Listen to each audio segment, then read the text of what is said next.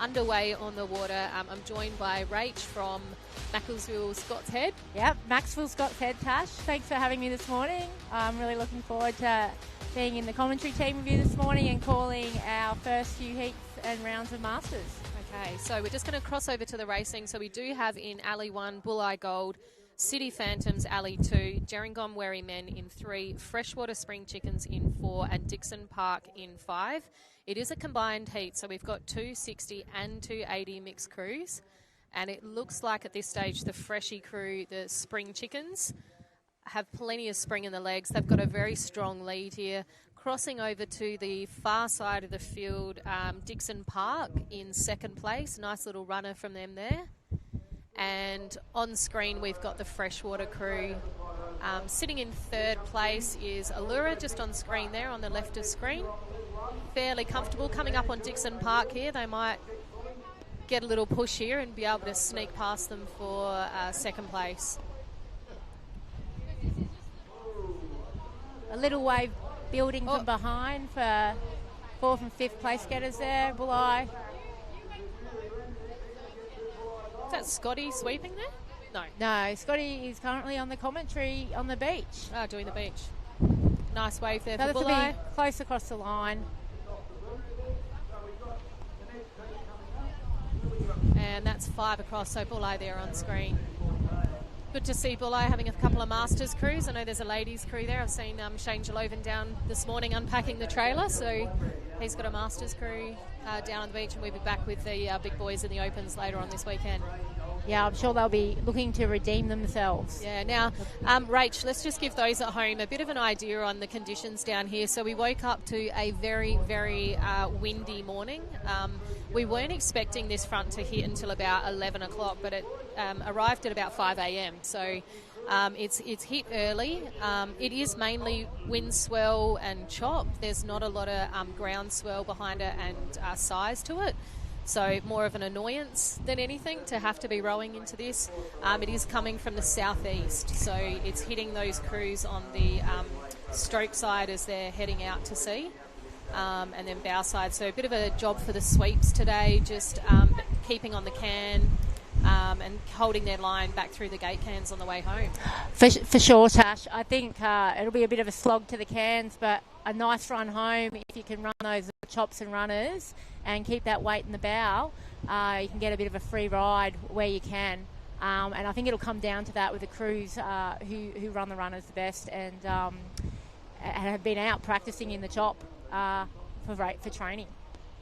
Yeah, so we are moving on to round 1, heat 1 for our 240 years mixed crews. So in Alley 1, we will have South Kelkel White Bread. In Alley 2, North Cronulla Coffee and Donuts. Alley 3, Grange Team, Old Bulls, they've come up from South Australia. In 4, we've got Noosa Head Concords. And in 5, Alexandra Headlands Brass Monkeys. And rounding out the field in Alley 6 is North Narrabeen Fogs. And I think we just saw results come through there. Underway.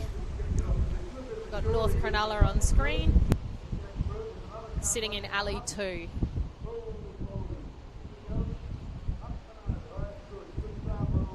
Frankie's in the bow on the North Cronulla team, sitting in the Frank Schroeder.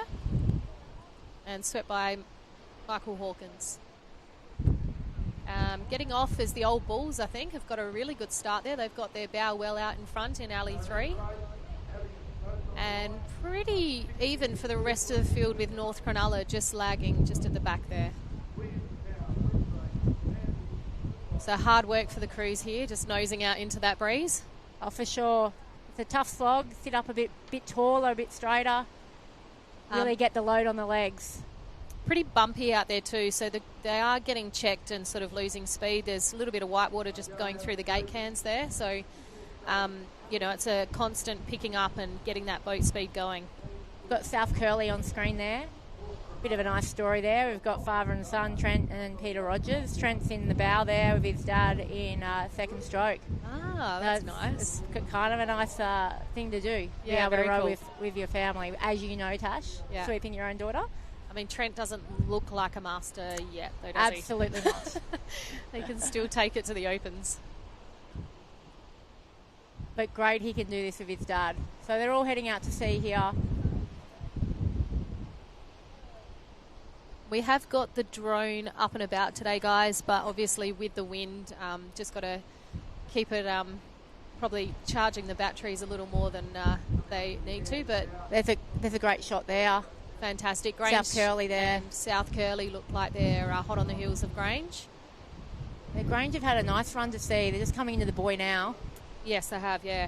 The Grange crew from South Australia, bit of a mix. Like a couple of the boys have come over from Somerton Surf Club to join in with a couple of the Grange guys, and they're actually swept by Hocko from Kyneton Surf Club. Their sweep has had some health challenges leading into this, and it's turned there from South Curly. Very fast, and you can see there on screen they are really running those little chops. They're on one now. Yep. Into the bow. Gaining a little bit of free speed there. Still pretty even, just looking, the drone can be a little... It can skew sometimes. So I can, just looking out to the sea myself, I can see that South Curly have got their nose in front, but not by much. Now that run's going to let them go. We'll see if Grange can catch them. Nothing coming through for Grange. There's a little bubble behind them now. They'll go for this one. Oh, just dead water. Dead water in the middle there. South Curly. So it's not very often, but it looks like Ali 1 is running well. It's usually death by Ali 1. 100%. Might be change the luck this carnival. Here we go, Grange on a little run. I think South Curly should be comfortable here. They look like they're clear. They're just pulling onto a little wave coming into the finish line now. A wave ahead of Grange. Lovely. And we'll cross back to the minor placings in a moment and give you a view of the rest of the field. On the outside, we have a nice little run there from North Narrabeen. No, not North Narrabeen. I think it's, is it Alex Headlands? The Noosa coming across the line now. Noosa across in third. Yeah, that is Alex. They're just in a different boat. Yeah, Alex down the far end. Yeah. Back to North Cronulla down this end, alley 2, and North Narrabeen down the far end, just crossing the line now. So that one's done and dusted. So just running through the program for the weekend, we've got our Masters on today, which we anticipated finishing about 12:31. Might push a little bit longer than that with this wind. I think it's going to slow the turnaround down. And then we'll move into medal presentations for them this afternoon, and then we'll be over to the Interstate Championship tomorrow morning, Friday morning. Into our ASRL Open again on Friday after the Interstates with our Resis and 23s, and then the 19s Opens and Trans-Tasman Tests on Saturday and final Sunday. So a big couple of days ahead. Nothing we can't get through, though. The wind is supposed to drop. As always, the Masters program has a box of chocolates in terms of conditions. We never know what we're going to get. Alrighty, so final results through for our 240 mix. So we've got South Curl White Bread in 1, Grange Old Bulls in 2, Noosa Heads Concords 3, North Cronulla Coffee and Donuts 4, just Monkeys in 5, and then over to Noosa in 6. All hands on today. They've had some... You know, it's been not easy getting the boats down this morning because we didn't anticipate this wind hitting so early. We had the crews unloading and rowing around from Don Lucas Reserve at Wanda, but when we got here, some of the crews weren't so keen on rowing into that headwind, so we've had to open up down at Allura a single track to carry boats down. So it was all hands on deck to get those boats off, but it worked well, worked quickly. Everyone got in. Yeah, it was pretty smooth. So we've got... on the line, or that race is just on its way, is a combined 160s male and 220 female. Alrighty, so alley 1, Williamstown Windbreakers in 2, Manly Moonlighters, Wanda Thumpers in 3, And that is it. So we've got the Wanda Thumpers, who are the 160 males, so just the single crew. And then we've got the two 220 crews, so Williamstown and Manly going head-to-head. Actually, Tash, that Williamstown crew is a male crew, so they must be 160 males. Oh, they are? Yep. Yes, they are. So we've got 2 160 males and 1 220 female in the Manly crew.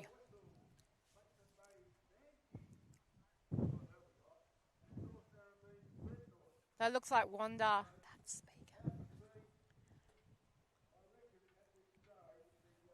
Wanda is out in front at the moment. Pretty bouncy out there. You can see the conditions, especially in the bow. Bow's going up and down. Hard to get some rhythm. Up the audio. No. The Carnival Beach commentary? Yeah. It's getting picked up. So we're just picking up a bit of the beach commentary there that you can hear in the background over the top of us as well. So I'll have to tune it out. The dulcet tones of Scotty Edwards, Rachel's partner. And Frank. What a combination. Yeah. Nice little lead for the Wanda Thumpers there. Pretty comfortable. But we did see Ali won fast in the last race, so Williamstown might turn it on and bring it home with some runners. So I think today, rowing in these conditions, timing is really important. So I think if you can go in the water together and exit the water together, try and keep the stroke as long as possible. Not always easy in the Masters. Sometimes there's a bit of a belly that gets in the way and shortens the stroke for you. But, the longer the stroke, the more time in water. And I think having good timing in these sort of challenging conditions helps keep that pace on the boat. 100%. I think with the Masters, though, a lot of these crews have pulled a lot of strokes together. So they have that advantage, got a lot of experience. Wind, as soon as you start to turn, that nose is being held up. So very tough. Yeah, you don't want to be rowing the can today, that's for sure. So here we go. Let's see if we can get Williamstown home on the outside. Do you want me to go? We've lost. Wanda making the most there of those little runs. I think they're looking relatively comfortable at this stage. Then you can see Williamstown in the middle there on screen with the Manly girls behind, just out of shot. Quick trip home. Quick trip home. If you can get that bow down, you can get some boat speed happening. Just passing the gate cans now. You can see there, Williamstown were on that little run there. Oh, just dropped off. Yeah. Good chase there. Wanda might grab this one. It might see them home. So really crucial to keep the stroke long here and really wait in the bow. Wait in the bow. There's Wanda. Nice smooth slide. And Williamstown just chasing this little run. I think they're going to slip under the bow though, but it'll give them enough of a lift to help get them home. Wanda are host club here this year as well. They've been fantastic with their work party and, they've been here with us since Tuesday helping us set up the venue, and they've just been amazing to work with, so really good host club. Looking forward to the weekend, see what we can do together. Absolutely. It's always a big effort for a club to host a carnival this size. So Williamstown, second place there in the 160 males, and bringing up the rear of the field will be that 220 female crew from Manly. We'll just see them on screen in a minute as they come into interview on the left-hand side. There they are. So just filling up a little as you're coming into shore there. These girls have been at it for a long time, so they have got some newbies, but then some very experienced girls. So Manly just crossing the line now.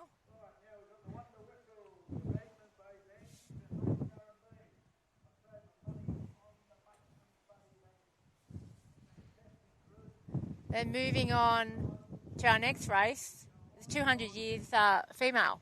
Yes. With some very quality crews in here. Yes. Bateman's Bay Banshees. Yes. Well, what can we say? They speak for themselves. 200s. They're in the same age as my crew. I don't want to race them. Goodness. Very, very good quality crew there. Wanda Wessels, they're a lot of fun, that crew. North Narrabeen Dreadnought. So it's a 3-boat race. So we've got Wanda in Alley 1 and North Narrabeen Dreadnoughts in Alley 3. The ladies just coming down onto the line. There we are on screen. Wanda Wessels, Bateman's Bay Banshees, North Narrabeen Dreadnoughts. How's that graphic, Rach? You like that? I like that graphic. It's fancy, wasn't it? Very fancy, Tash. The boys at Big Voice Media are doing all of our live stream this weekend, and they get a little bit fancier every year. Very high tech. There we go. So we can see we've got a handler here just on the bow. So the officials allowing that to happen just to help hold that nose into the wind. They'll either let go before the race starts, or sometimes they will wait and hold until the race starts and then duck under the oars and try to avoid them as they go over them. Can see our water safety team out there in the background. So on screen, our jet ski driver. So I'm pretty sure that's Matt. He's come up from South Australia. He did Swansea as well. So he's had some very good experience. He's done a lot with surf boats. He was involved in locating the plane that ditched into the ocean at the Murray last Friday. He was first on scene. It was, I think, 3-4 metre swells. So challenging rescue, yeah. Unfortunately didn't get them in, but here we are underway. We've got 200 years minimum female surf boat, round 1, heat 1, 3-boat race. My tip is Bay Banshees, Bateman's Bay, yep. You can see the girls there are just starting to edge out in front. And just looking at that crew, just you can see the quality. They're moving together. So that's what you're looking for with your rowing, is that synchronicity. So the body's moving together, arms doing the same thing, legs moving together. They've got that lovely swing happening. Yeah. It's nice and long. Yeah. Nice strong finish. Beautiful strong finish. Get a jinx on that, Tash. We love a strong finish. No, they look really nice. They're a really good. Very measured and controlled. A nice long stroke. You can see at the catch, they're getting like really good angle on that blade. Dropping them in nice and early, not wasting any stroke at all.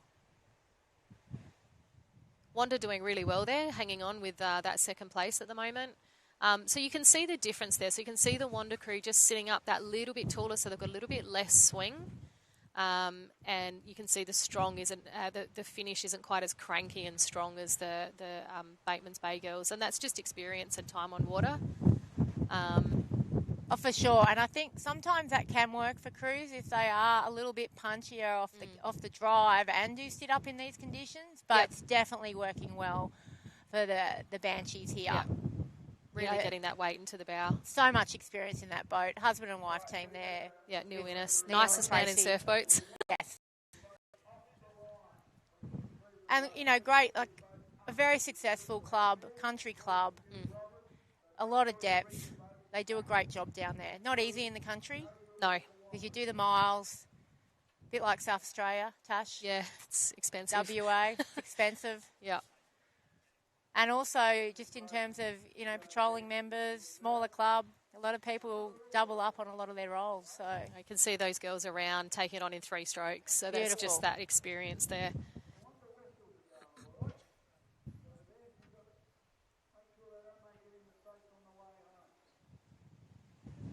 They've got a nice controlled stroke rate here. And they're staying super relaxed coming home. Ali in the 2 seat for the Bateman's Bay crew. She had a bit of an injury in the off-season, come off a horse, broke her back, broke her neck.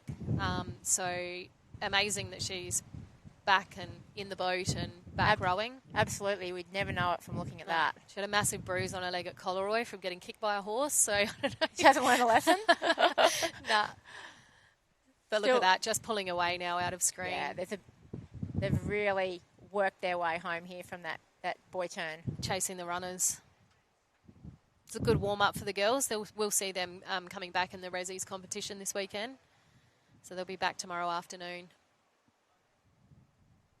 Here we go. Little lift for them. You can see the back of the boat just lifting. Nice run there. Beautiful.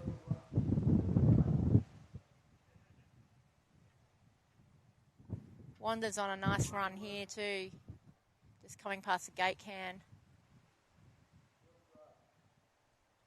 Yeah, great stuff for these ladies. It's not easy in this wind, and they're pushing around the same size boat, the same oars as the men. So they've got a lot less weight in the boat in most instances, and they're still moving the same amount. So they're doing a great job.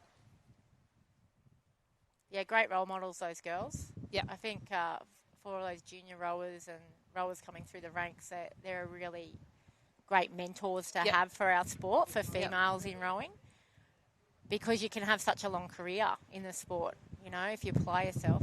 Yeah, definitely. We have North Narrabeen Dreadnoughts.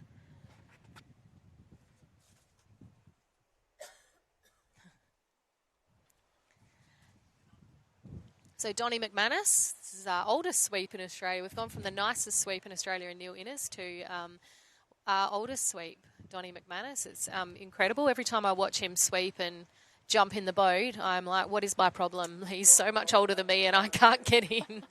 So can totally empathise there, Tash. I know, there's no excuse, is there? No. Now, there's a lot of experience right there. You can see, like, still agile. Beautiful. Something to aspire Super calm. I'd be, you'll see tomorrow. I'm sure you're going to do really well. I don't know. It's a work in progress. It is, it is. Well, I've got my L plates on. Rightio, so moving on, we've got our 5th race of the round, going back to the males, so it will be the 220 males coming in after this round. Wait for those results to come through. We've got a really nice opening ceremony planned for Saturday too. So Dean Kelly, Uncle Dean Kelly did our opening ceremony a few years ago when we were here at Allura. He's back again, so he did a great job. So looking forward to that on Saturday. Okay, so we have our 220 males. We have Williamstown Water Rats in 1. That's who we're with on screen at the moment. In Alley 2, it will be Kempsey Crescent Head.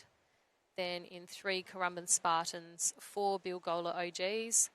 5, North Cronulla Kouros.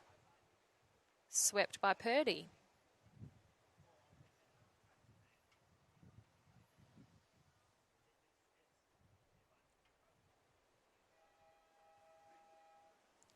And we've got a start here. So you can see some of the sweeps use the wave under the bow, wait for it to hit the bow and then jump in. So that tucks drop down, the boat's a bit lower for them. A tactic I'm still trying to master. Others like to run with it and push it, like Scotty. Yeah, no, I'm too short for that. Yeah, I think I'd face plant. I take one step and I can't get in, so... So Williamstown on our little screen on the right here that we're zooming in on, but we can see the full field across here. And it looks like Bilgola have got the early lead there at this stage, but looking like it could be a tight race here. I think so. There's some quality crews in here. Don't discount Crezo in Alley 2 as well. There's a lot of experience in that boat. Those boys have not necessarily done a lot of work, but they can move a boat together because they've pulled a lot of strokes. And they've got a different combination here. This was last minute, this crew from Crescent Head. And who is the sweep? Can you say his full name, please? It's Mick. Mick Megaloconomus. There we go. Megaloconomus. Megaloconomus. Yeah. Yeah, so Mick, great sweep. Been around Crezo for a long time.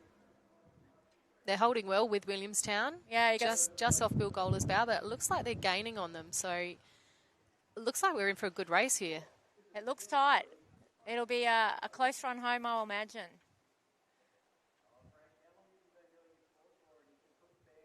So Marcus Stacey sweeping the Williamstown crew just on screen now.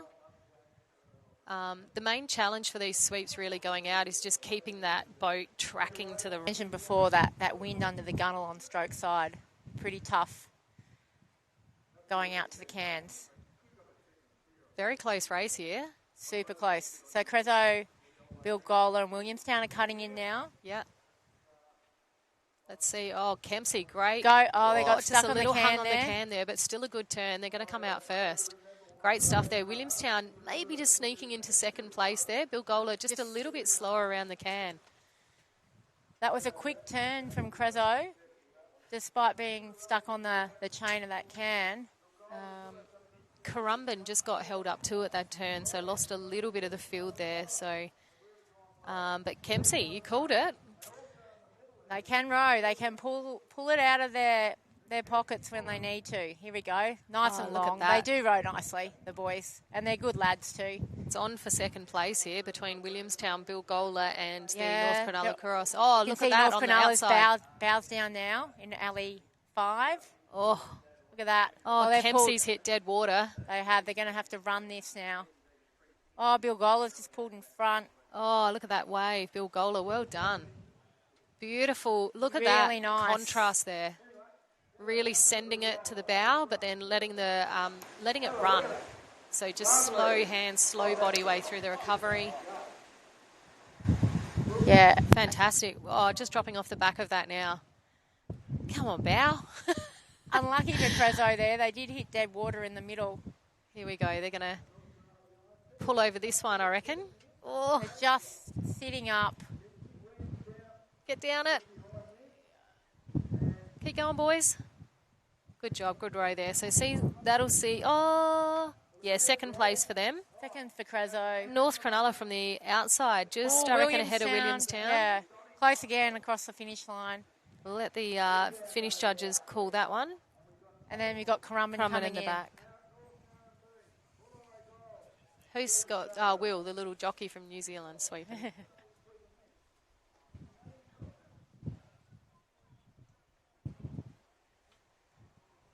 So that was heat 1 of the 220s. We've got heat 2 coming up.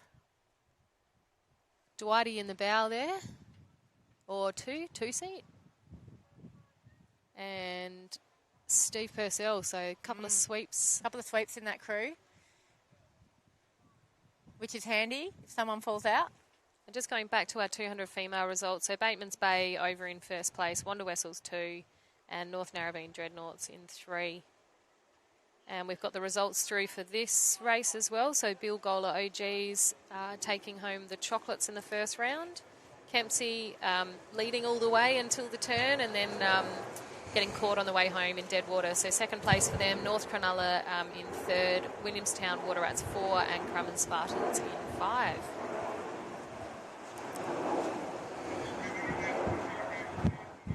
Alrighty, who have we got now?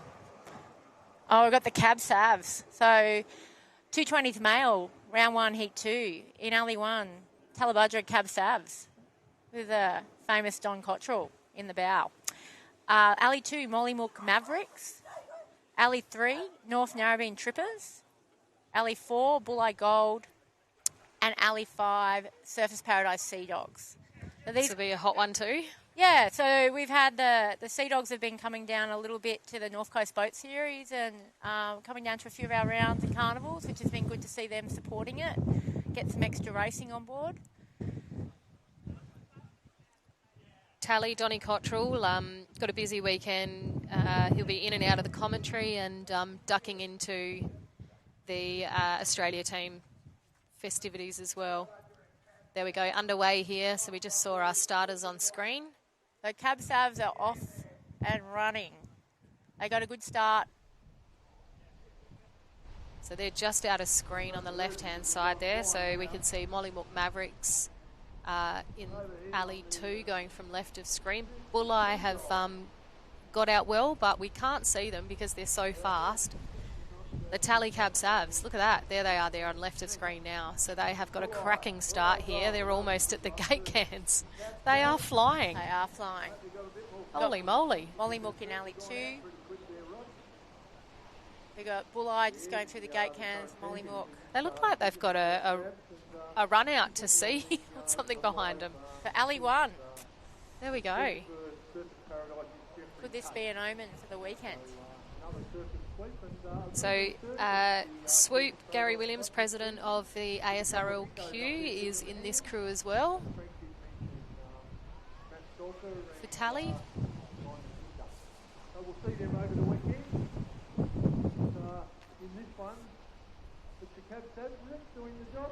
Just see the boys, nice long stroke there. You can see the timing, the outside arms finishing together, legs going down together, swinging those bodies away together.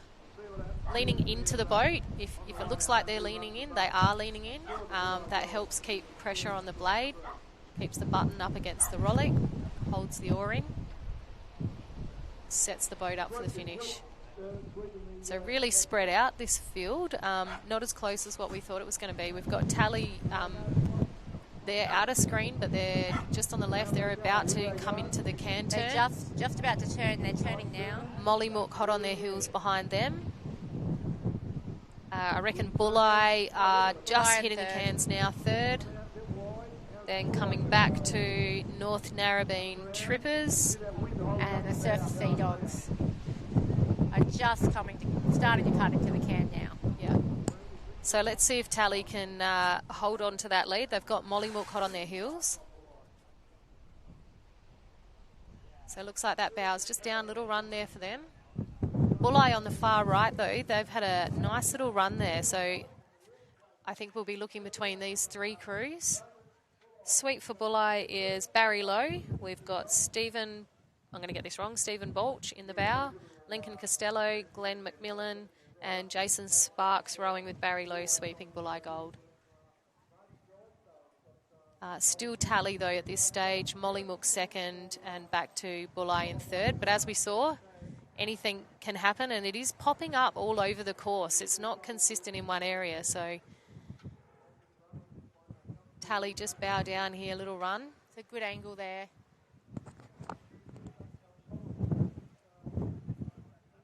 Nice little chase from Narrabeen at the back there.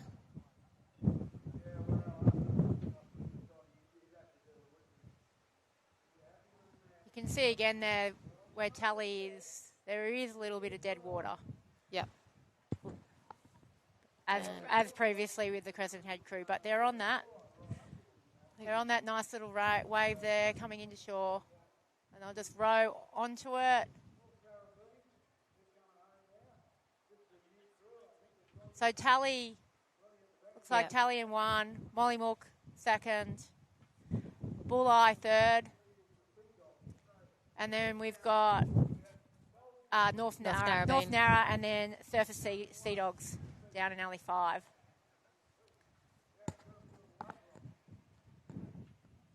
He's a busy boy, isn't he, Donnie? Very busy.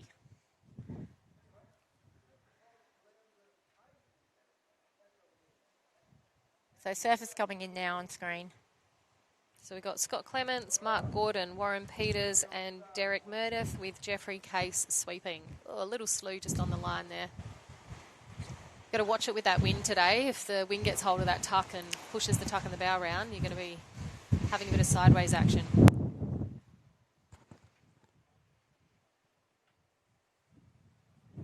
Okay, so that concludes the 220 males, heat 1 and 2. Next up will be the 200 males. So we have 2 heats here. Two heats as well, yeah. So they will be going through to finals, these ones. So anyone who's, I think there's a couple, will be going out of the rounds and having a couple of finals. I think there's about 4 or 5 today. Might be 3. So we'd have the 220s male and the 200s male. It might just be that one division, yeah, actually. Those two divisions, yeah. Yep. By the looks of things. Those two, so there'll be 2 finals for them. The rest will do 3 rounds, and then it will be determined by point score. So places count. It's not a matter of just doing enough to get through to the finals. For these guys, every race is a final. You have to treat them like a final because your points will count for that final medal. So there we are, Tally Cab Savs in first, Mollymook second, Bulleye Gold third, North Narrabeen Trippers 4 and Surfers Paradise Sea Dogs 5th. So behind the tents there you can see Allura Surf Club. So we have pushed down to the south today just to try and get out of that wind a little bit, get as much protection as we can for these Masters crews. Yeah, if you get a wide shot down towards North Cronulla, and Cronulla you can see right in the corner it's quite protected down there, yeah. out of the southerly wind. All right, so in Alley 1 we have Soldiers Beach, Dicky Beach in 2, South Kilkeel, Love Rocket. Who's sweeping that? Oh my goodness. That's in Alley 3. Met Caloundra in 4. Jace Bean sweeping there, and then South Kilkeel Juice. Mark Spiteri. They always have interesting names, the South Curly guys. So Mark Spiteri, otherwise known as Gus. That's right.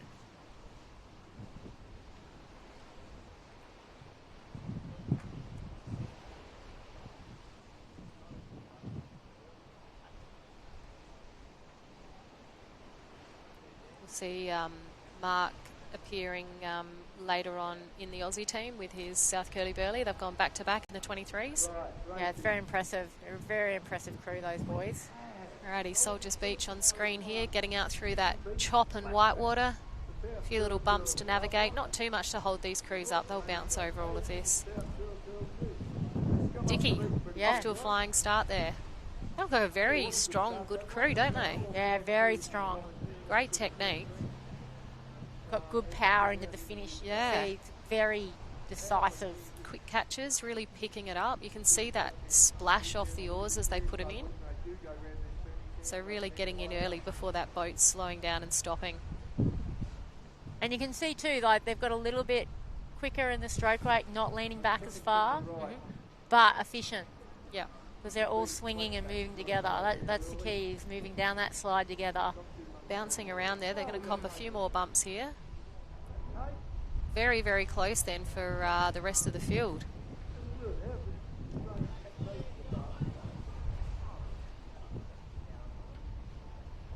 Everyone's opting for the longer sleeves today. Yeah, it's not that cold. It's weird because out of the wind it's quite humid. It is buggy, isn't it? Yeah, it is very humid.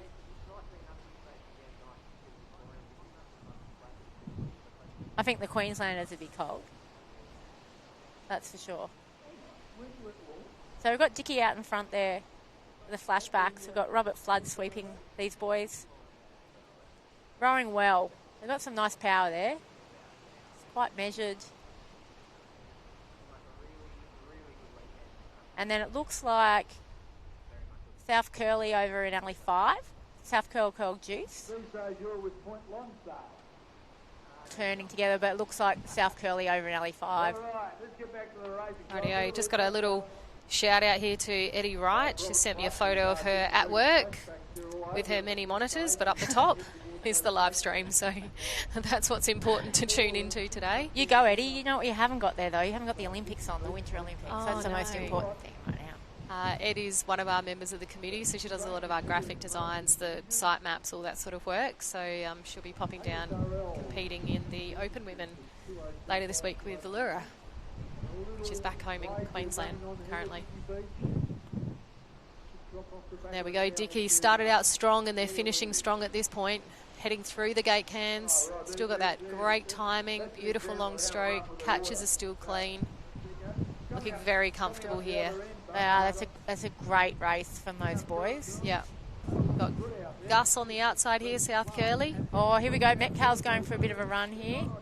In the middle, that's a beautiful little runner. Jace Bean worked his magic here, chasing that one. They're still on that. Just starting to fill up. Oh, just dropping off here. Dicky Beach, home and hose. They'll see that'll see them home in first place. And South Curly, Gus is on one now behind him, so he might shoot past Jace here. Jace has just got the dead water. They may get the benefit of the shoot off this wave. South Curly out, looking like it from where we're sitting. Yeah, so that'll see probably South Curly second, Jace with Met Caloundra third, and our other South Curly crew coming across in fourth. And heading back out to sea, we've still got one more crew coming. So that's Soldiers Beach coming Soldiers Beach. They'll be coming into camera shot just on the left of screen now. Rightio, so that's the first heat of the 200 males, and we've got the second heat to go, and I've got Filthy Phil Stevano here. Is going to take over from me. I'm going to go and check on things and see if we're all still running smooth downstairs and see if anything needs doing. And I'll maybe pop back a little bit later on. Thanks, Tash. Love your work, Tash. Yes, we do love your work, We Tash. do. What a job you've put on for us today. It's wonderful to be racing. Great leadership and I'm sure great commentary. Just jumped in from the work seat. Half dressed for the beach. Oh, Phil's dressed for work in his Bisley gear. Always looking good and safe in Bisley. Get a plug in early. Yeah, I've got the Hong Kong safety shoes on today. So where are we at, ladies? We're up to the 200s male heat 2. So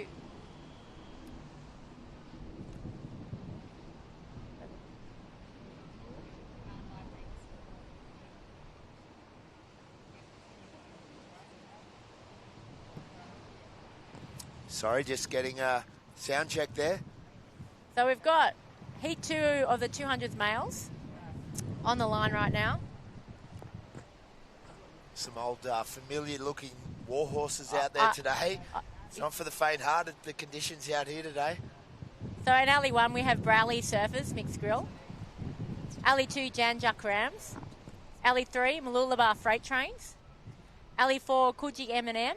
And in Alley 5 we have Maxwell Scott's Head Deckies. Oh, who do you like? Oh, I don't know. I can't be biased, Yeah, Phil. you can. You have to be biased. I've put a bit of work into those boys You as have well. to be biased. It's been a 50-50 scenario there. Shout out to the Maxwell Scott's Head Deckies here then. As we see on screen the Jan Juck boys. No, Browley. Beg your pardon.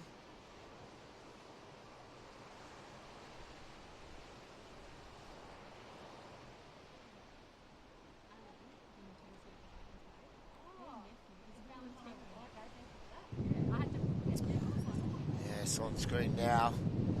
The Mooloolaba freight trains with Mark, Lincoln, Scott, Brent and my friend Nicholas. Shout out to the freight trains all the way down here in sunny Sydney. The beautiful Wanda Beach. 40 to 45 kilometre southerly just kicked in this morning. Beautiful weather. It was Turned it on, Phil. It was great. We had training off the beach at Bondi this morning. Southerly wasn't expected till a bit later, but it banged right in at 20 to 6, I think. Yeah, about 5 o'clock. Yeah. Yeah, we were staying at South Maroubra Surf Club. Shout out to them for putting us up My for a old couple of friends nights. in South Maroubra. Here we Here we go. So away in the 200 miles. Heat 2. Getting away nicely there, the Coogee boys. It's with Tezza, Smithy.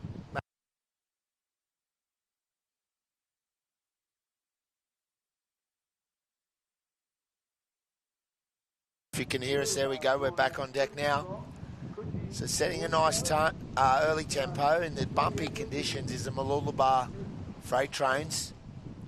They're in Alley 3. Just half a length off those is the Coogee boys, Coogee M&M. Great Rod Termite Coleman sweeping them. And then up in Alley 5, our friends from Maxville. Our little friends from Did Maxwell. they get up early today, the boys? What time? Yeah, we were up early, up at 5. They've actually got a sub in there right now. One of the boys in Toddy, shout out to Toddy, he's our second bowman. He got a staph infection in his knee on Tuesday. He's a plumber. Dear. So we got our super sub, Wishing Simon, well. Simon O'Rourke. He's in there. He put his hand up for the boys.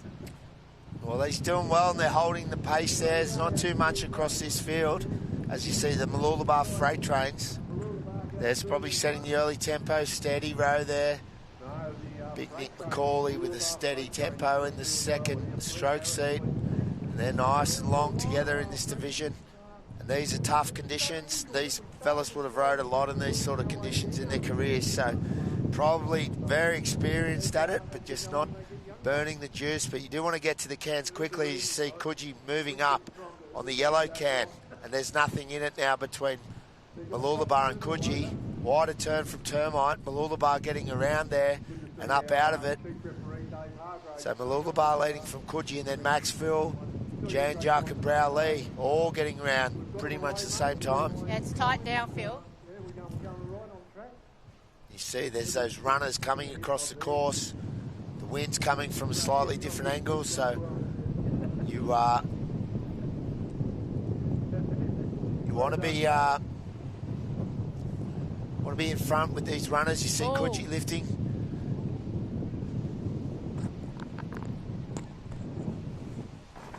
Okay, trying to avoid the wind here. So we see Mooloolaba going stroke for stroke, and might be Smithy sweeping that crew and Termite rowing. So that's a good effort there. So we see Mooloolaba and Coogee, and a little lift here for Coogee in alley 4. Going stroke for stroke with the boys from Mooloolaba, the freight trains. Growley are pulling on to a little run here too. They've pulled up, actually. Boys from Scott's got some work to do out there. They do, and now the rates come up for Coogee on a little bubble, as is Mooloolaba chasing the same wave. So there's nothing in it going through the gate cans with the leading 2 crews.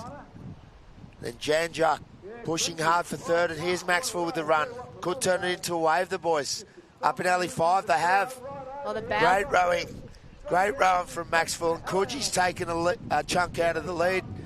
And they're probably going to get across the line first, looking at this. And then Maxwell. Wow, what a close finish. We'll leave it to the judges. Very close finish, but just goes to show you can't give up until you're over that line. Maxwell looked out of it then. They've pulled a nice runner. Mooloolaba led nearly all the way. Exactly. So that'll be a hot division coming into the final. Yeah, a lot of experience in the division. You see Matt Leary there. There's Tezza. Right, we've got the next race. We've got the 180 male. And we've got the Allura. All familiar faces. You see the Janjuk team there doing well. It was Peter James. 2 Jameses, Anthony and Brett, sweeping. So if we're moving now into the 180 years, round 1, heat 1, and here we go. This is my generation. The Allura Great Men in alley 1, Port Kembla Blues in alley 2, North Cronulla Purds Masters in alley 3, the Mollymook Madmen in alley 4, North Cronulla Lorries in alley 5, and alley 6, the South Maroubra Weapon Vets, and it's a 7-boater. We've got the Maruya Magnums in alley 7. So this will be a ding-dong race. It will. We've got all across the field there. You see 7 boats. Got Steve Bryan in the Allura Great Men looking extremely fit right now. He looks like he's been hitting the gym and hitting the nutrition, dialing it in.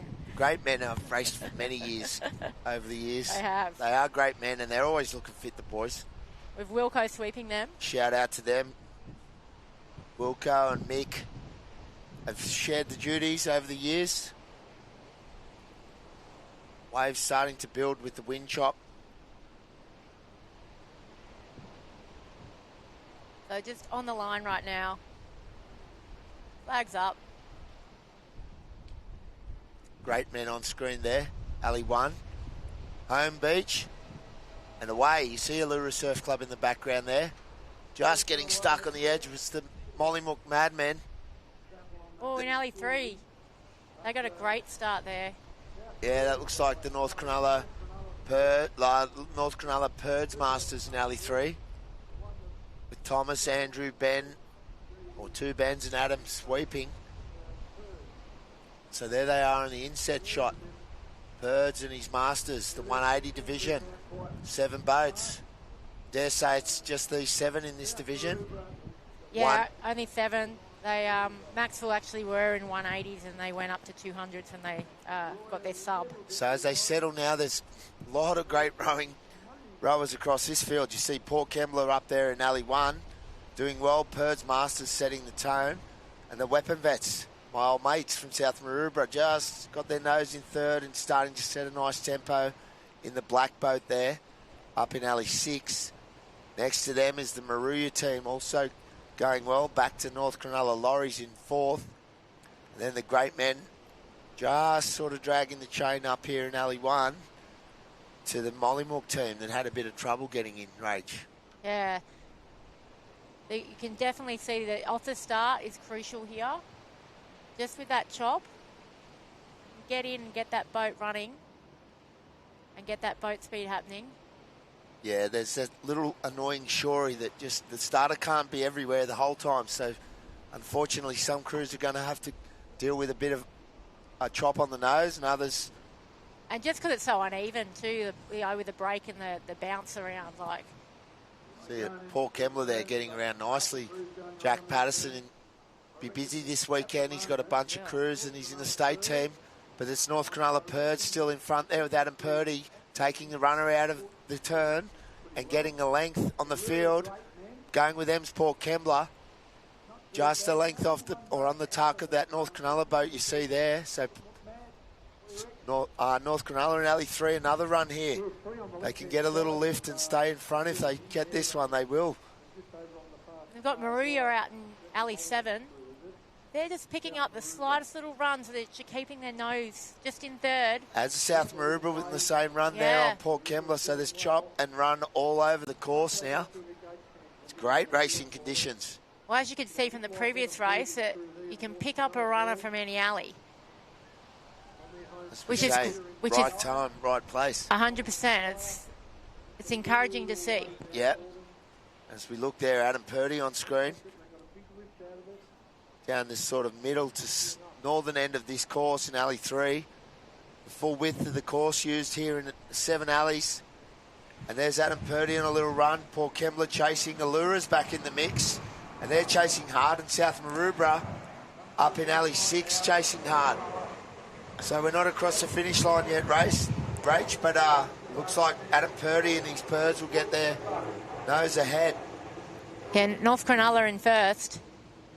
Port Kembler and Allura. And South Maroubra up the other end. And South Maroubra. Wow. Yeah, the angle on the camera doesn't do it justice.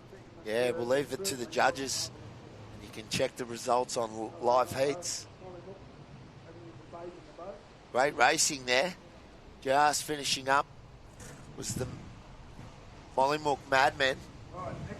I don't know what happened there. Mollymook seemed to slew or go sideways. I don't know what. Maybe they just haven't done a lot together. These are trying conditions. It is tricky to be a sweep out there today. I respect it. Yeah. You've got a lot going on. I respect it 100%.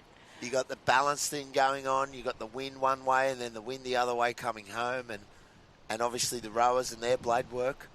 Well, and that's crucial, isn't it? Well, that helps, and it's harder on a day like this for a rower. But then the wind hits the tuck, and the wind wants to push the tuck around, so the back of the boat, and that sort of steers you. So you have to counteract on that. And some sweeps stand left-handed, some stand right-handed. So yeah, it's a sweeps day because then you pick the runner and you've got to chase it, and then it's off. The runner's at a 45-degree angle to the finish line, so you have to stay in your lane. Well, Scotty did say to me this morning, he said, I'm going to be sore this afternoon. Yeah. Oh, wait till Sunday. Just from the wind. Yeah, I know that myself if I've been sweeping out in the river at Maxwell and it's howling. It is very surprising how many muscles. There's the results, Rach. You see? So 180 is male. That was the results there. The Purds in first. South Maroubra got their nose into second. Well done, boys. Paul Kembler in third. Maruya into fourth. Allura fifth. The North Cronulla Lorries, the second team there from North Cronulla, sixth. As we said, Mollymook making up the rear there in seventh. But they'll get another go at it later in the race. And we're moving up to the 180s years female Masters, I believe, Rach. And we've got 6 crews in this. We've got in Alley 1, we've got Dicky Beach Streamers. Alley 2, Wombrel Wasabi Warriors. Alley 3, Altona Western Bells. Alley 4, Allura Salties. Alley 5, Browley Surfers, Griffin Braves. And in Alley 6, Queenscliff Shipfaced. It's great to see some of these crews travelling. Dicky Beach and Altona. Yeah, it's no easy feat, is it? Browley's not next door either, so they've come up the coast. Wombrel through the city traffic from the Central Coast. So good luck to all the ladies in this weekend racing. Starting today with the Masters. Moving on to the main course tomorrow. Shout out to the ASRL and the work party getting this carnival up and running a touch earlier with the conditions expected to deteriorate today. So we're expecting wind to intensify. If that's possible. Well, it hasn't. I think it hasn't got any stronger in the last half hour. Just sitting up here at the front of Wanda Surf Club, was pretty blowy before. Yep. Well, hopefully, if you can hold it this sort of This pace. intensity, will yeah. manage. Yep. But it is tricky. Windy conditions always challenge rowers, and I guess separate the ones that have been rowing out in that nor'easter in the afternoons on the east coast. Yeah, on the west coast, the sou'wester. Yeah, that's right. Same sort of direction on the bow. Yep. They get a bit more intense, but to be fair, the prevailing wind on the east coast, the nor'easter, we get it in Sydney pretty hardcore, so it's good for our crews to train. And well, I think the key to that is if you train in it, it's just familiar, so you just know nothing different, do you, when it comes to race day? Yeah, and that's what sweeps try and do. I try and find the worst conditions possible. Tell them how good it is. Absolutely. We love it. And that way you sort of don't worry when it does get ugly, because inevitably as a surf boat rower you're going to face all conditions, and they don't stop racing because it's windy. Especially at the pointy end, because when you get to finals it's usually in the afternoons, and that's when the wind gets up. Yeah, they're right. The conditions can change throughout the day too. So always seems to be the Masters get a proper test though, doesn't it, eh? I was saying that to Tash. They get a box of chocolates every time, don't they?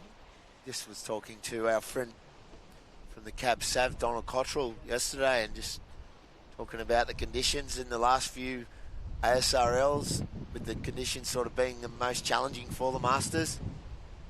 Well, back in 2022 when it was a Allura here, they were great. That was a great big surf. Yeah. It was big. Yeah. A nice wave, good boat wave. Yeah. And previously too, in 2018, it was big here too. Hopefully it can bring a little bit of swell tomorrow, Phil. Well, I think you'll get your wish, Rach. I think the swell's coming up. We'll see what happens. Hard to know with these forecasts. They change so readily. Yeah, and it's expected to come from the south. So we might further up the north of beach, it'll be bigger, I'd imagine. We've got two racing areas. I think this is the southern area. Is that right? Yep. Yeah, that's correct. Where the Masters are rowing today is the southern area. So for crews coming later, and obviously racing in the north and the south, there was a team list gone out, so people know what north or south area your club's in. See the ladies on the screen there. Just waiting at the start. No flag up for the gun yet. Potentially, who we got in that South Narrabeen boat? Because not South Narrabeen. It looks, what's it?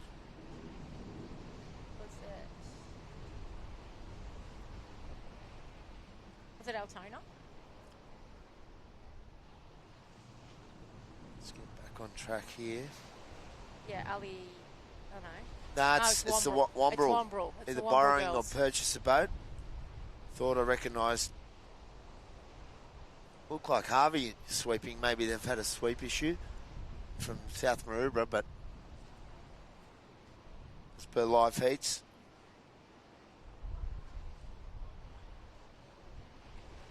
So you see the starters trying to give everyone an even start, but when it breaks on the bow up in alley 6, it's pretty green in front of alley 1. Yeah, hard conditions for that because they're so short and close together, these little wind chops. Oh, his flag's gone up. The gun's up there, you see. Indicates be ready and away. You hear the hooter. They're away. So again, we've got Dicky Beach Streamers in alley 1. Alley 2, Wombrel, Wasabi Warriors. They're in the South Narrabeen boat. Alley 3, Altona, Western Bells. Alley 4, Allura Salties. Alley 5, Raleigh, Surfers Griffin Waves. And then Alley 6, we've got Queen's Clip Ship-Faced. Well, the Ship-Face you see there with Dicky Beach, I was going to say the Ship-Face won't be far away from the lead. They're own reserve women as well, and they're doing very well in that division, been together for several years. Some of them coming back to make a new crew. Again, they're all experienced ladies, and they've got the great Matthew Sheridan on the back, and he's a good sweep. So it pretty much looks to be a two-horse race at the moment, just across the field, and there is Queenscliff Ship-Faced. So that's Nikki at stroke, Alex in the second stroke, Tizza, as she's known to her friends, rowing there, and Sophie in the bow. So the girls are looking composed and long. Shero at the back, nice and calm and steady. And they're just going about their work at the moment.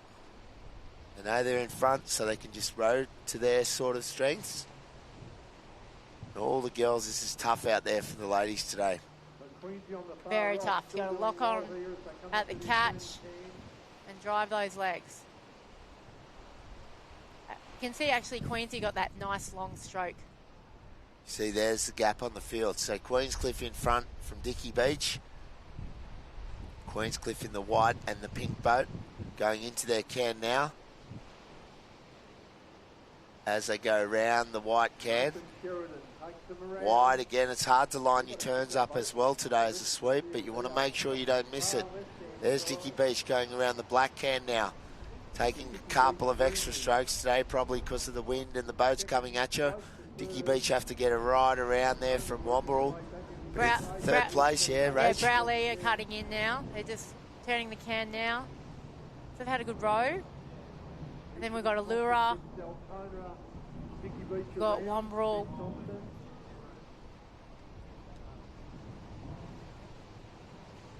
There's the Queensy girls now running the boat nicely with the wind and with the chop and the run. They do a lot of training and they get out to fishers and different spots where it's real windy, so they don't shy away from the tough conditions, these girls, and they're proving that, yeah, they've got a healthy lead at the moment, looking down the beach, Rach. But as we said, the runners at the death, they're the ones that are you've got to worry about from these crews getting good run from behind. But I think this gap now, you'll see there, is pretty... They've got a great lead there. They've got a really nice finish there too, Phil. You can see they're really cracking into the chest, finish that stroke off. Staying right back, letting the boat run. Dickie's just coming through the gate can now. They're on a nice run, look at that. Beautiful. There it is. So, as I said, he's sitting easy. So there's Queensy getting a little lift at the death, but... Anything can happen out there today. Sure can.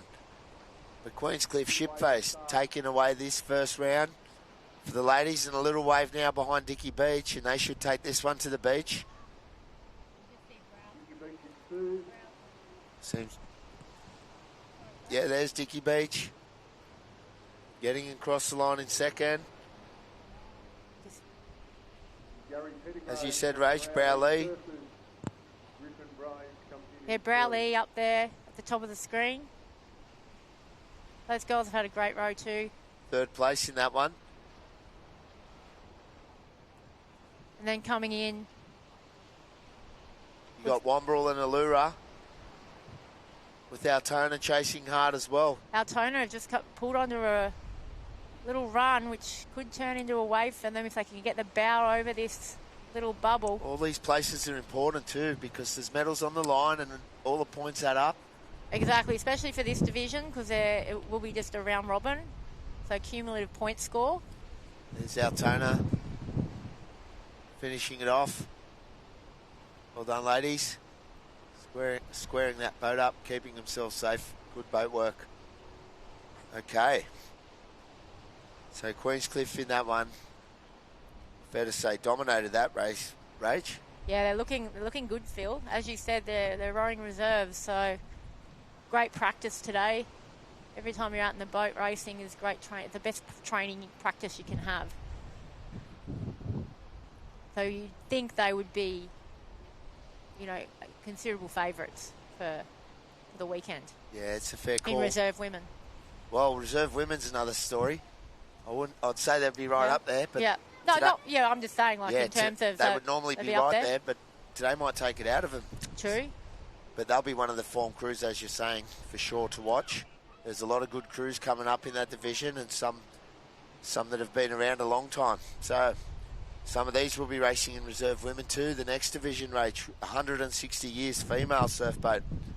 And it looks like we're going to have in Alley 1, Bulleye Gold, familiar name there with a familiar sweep.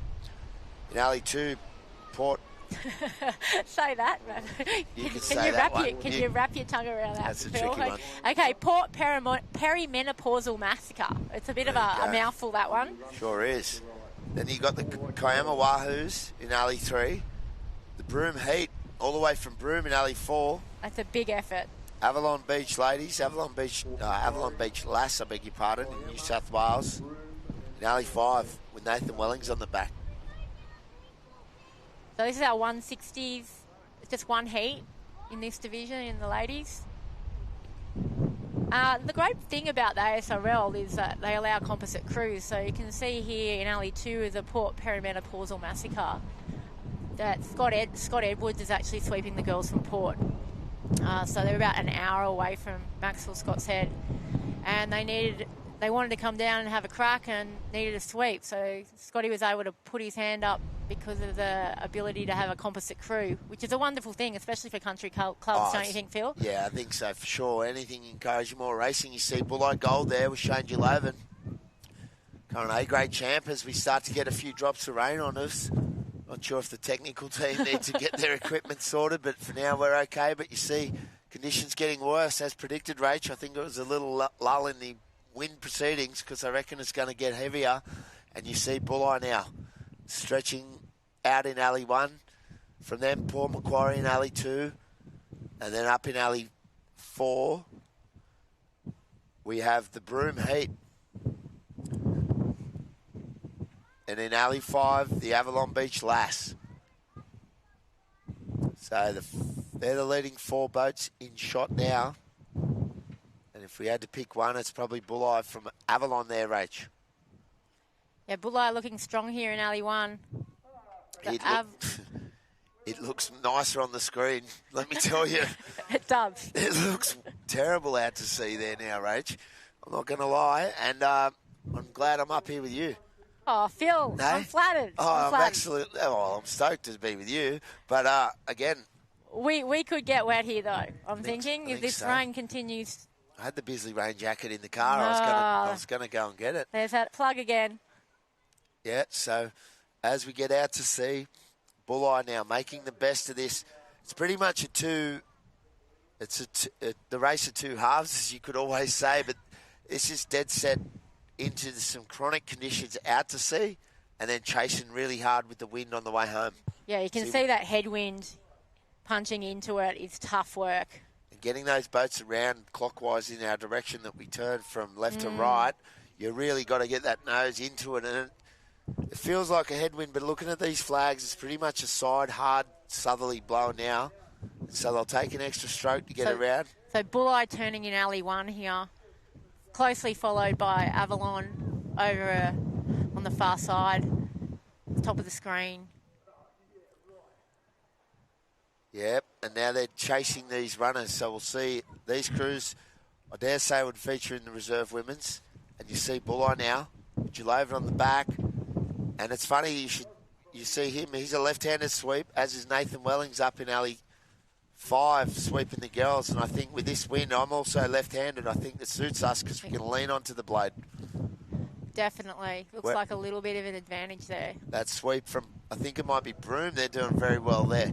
Right up to third place now, but he's a right-handed sweep, so he's got to keep pulling on the blade to keep the nose straight, whereas you see Gillovan there and Wellings leaning on that blade. It's a little bit more comfortable rowing in home in a southerly as a left-handed sweep.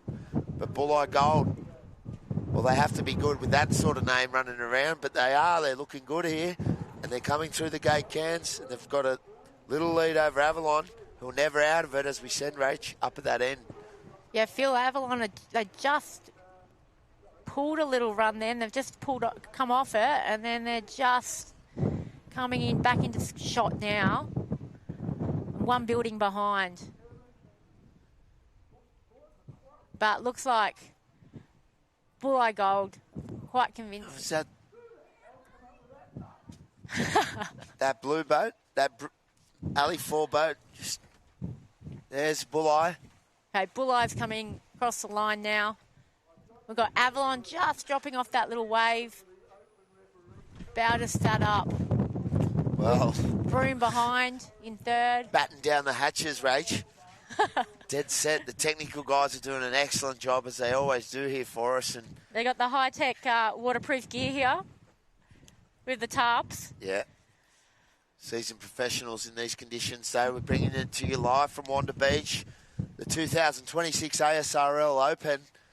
And we're on the Masters Day 1 of competition, and we've brought it forward because of expected conditions to get worse. And well, they've joined us early too because they didn't want to miss the party, the bad conditions. And no, as always. yeah, they're cobbing it. And there's the Kiama team now finishing off. Well done to those girls. Good to see Kiama back in the water. Shout out to our friends in Kiama, Steve Swain in particular. Oh, absolutely. Hope you're doing What a well, legend. Swaney. What a legend. Yep. So the Kiama girls just coming across the line now. As Phil said, the conditions are starting to creep up. Well, shout out to our tech guys. This is a great thing to be out here, covering the greatest sport of all, the ASRL Open at Wanda Beach. And there's two areas. You see that's the Allura Surf Club in the background. So that was the conclusion of round 1, the 160 females. Now we move on to round 2, back to the 260s and 280s male mixed. Oh, that's going well. What time did we start? Bang, around 9? Yeah. So hour 20 to get through. One round, that's pretty good. Pretty good.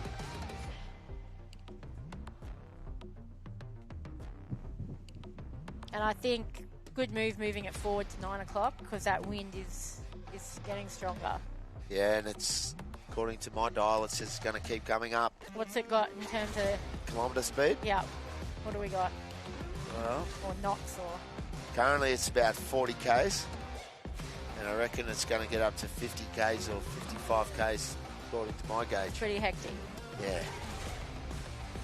Some of these lighter, less experienced crews, and you know, with all due respect, some of the girls, it's going to be real tough out there. Oh, it is tough, So- you know, with lighter crews. Yep. Get bounced around a bit. And I don't know, can you remember that? We were at that state champs at Umina when that squall came in? Oh, yeah. In the finals. Wasn't that pleasant? Yeah. That was a shocker. Been some great. There we go. Here we go. We see the radar coming across, and there's rain headed our way. Rach, and yeah, that looks like a little bit of rain. So, coming from the southwest, bringing the temperature down. But you can't bring the temperature down when the ASRL opens on. It's hot. We love boat racing, and we're ready to go here. So, round 2. We got, in Alley 1, we got Dixon Park. In Alley 2, Bulleye Gold is out there again.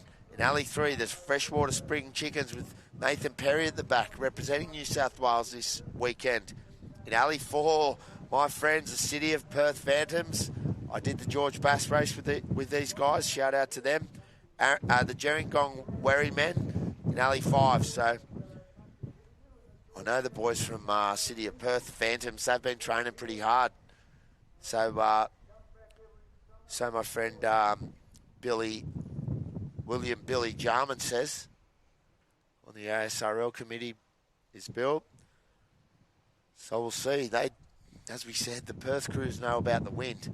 Oh, absolutely. There's Dixon Park, one of the senior vets there. He's getting to start in the boat, so he's got to keep balance, wait for his mates to get in and then get going. Can't get trigger finger, so starters flags up, guns up. You can see the wind there, that starter's flag, just how strong it is. And there we go. So, all crews navigating this tricky start edge with waves coming across the bows and the shallow water. One crew getting stuck on the beach at the background there. But up in Alley 2 and 3, you've probably got Bulleye going well there with Freshwater. And then in the Allura boat, next to them is the City of Perth Phantoms. So, not Allura racing in that boat. The Phantoms borrowing the Allura boat. And then Dixon Park down here in the red boat in Alley 1. So there's Nathan Perry and the Freshwater boys. Staying long, you see the experience and the length. He's got such a distinctive style, hasn't he, NR? How he stands in the boat. You can't miss him. No, you can't. And he's built built that boat. He's built my boat. He's built our boat. There you go. So we love him. We love all our boat builders. But there they go.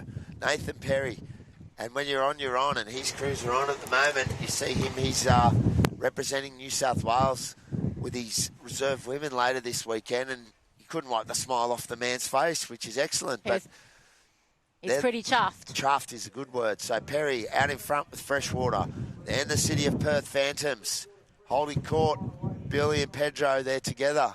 Garbo's there too. So some of the life members there from City of Perth.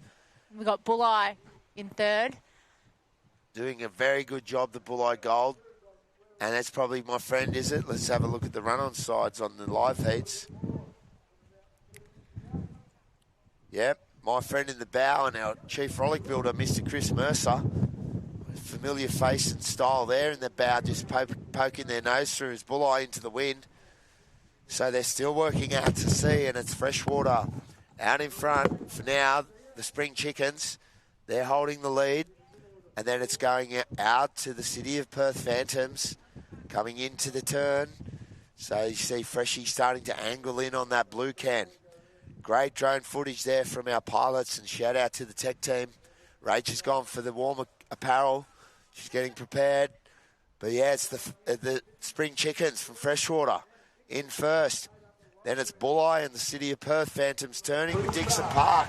So Dixon Park's made a bit of ground up.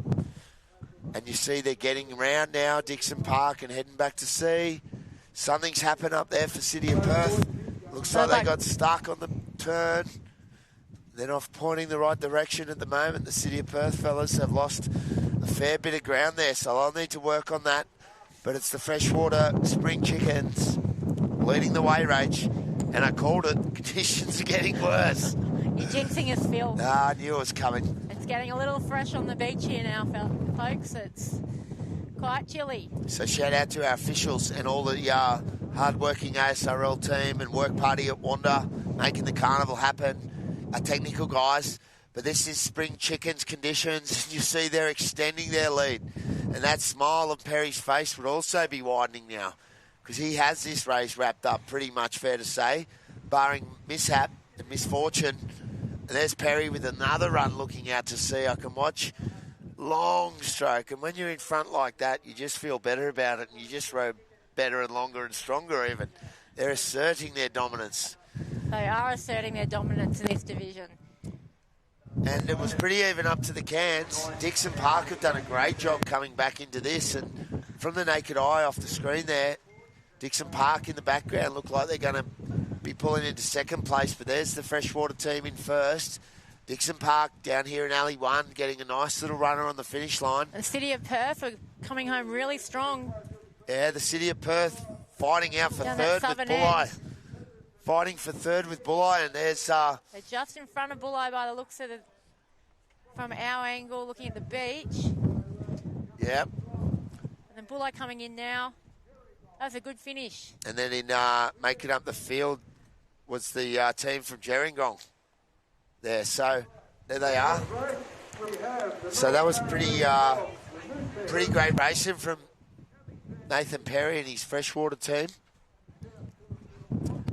Yeah, that was a very convincing Very race convincing from race. NR. Very convincing race. I'm just going to go back to our 160s female results, Phil, just to highlight those from round one. So in first we had Bulleye Gold, second Avalon Beach Lass, third Broome Heat, fourth Port Perimenopausal Massacre. They've worked hard on that name. They have. Look, you know what? There's a lot in that name. And in fifth, Kiama Wahoos. Okay, well done, ladies. As the conditions just become a bit more bleak, I'm going to give Rach, you're going to have a little sit out, rest. get your breath back after these conditions. Go talk to our lads. And our great friend Tate from Victoria has joined us all the way from the south, and we look forward to Tate joining us, Tate Copeland, shortly. So, conditions here are getting, dare I say it, more miserable.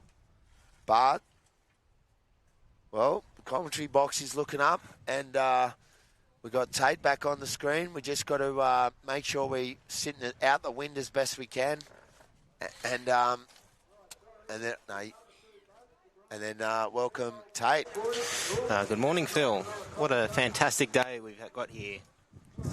Yeah, we're back in the 240s. We'll catch up here with the gun up in Alley 1, the North Narrabeen Fogs. In Alley 2, the Noosa Heads Concords. In Alley 3, the Alexandra Headland Brass Monkeys. In Alley 4, South Curl Whitebread. In Alley 5, the Grange team, the Old Bulls.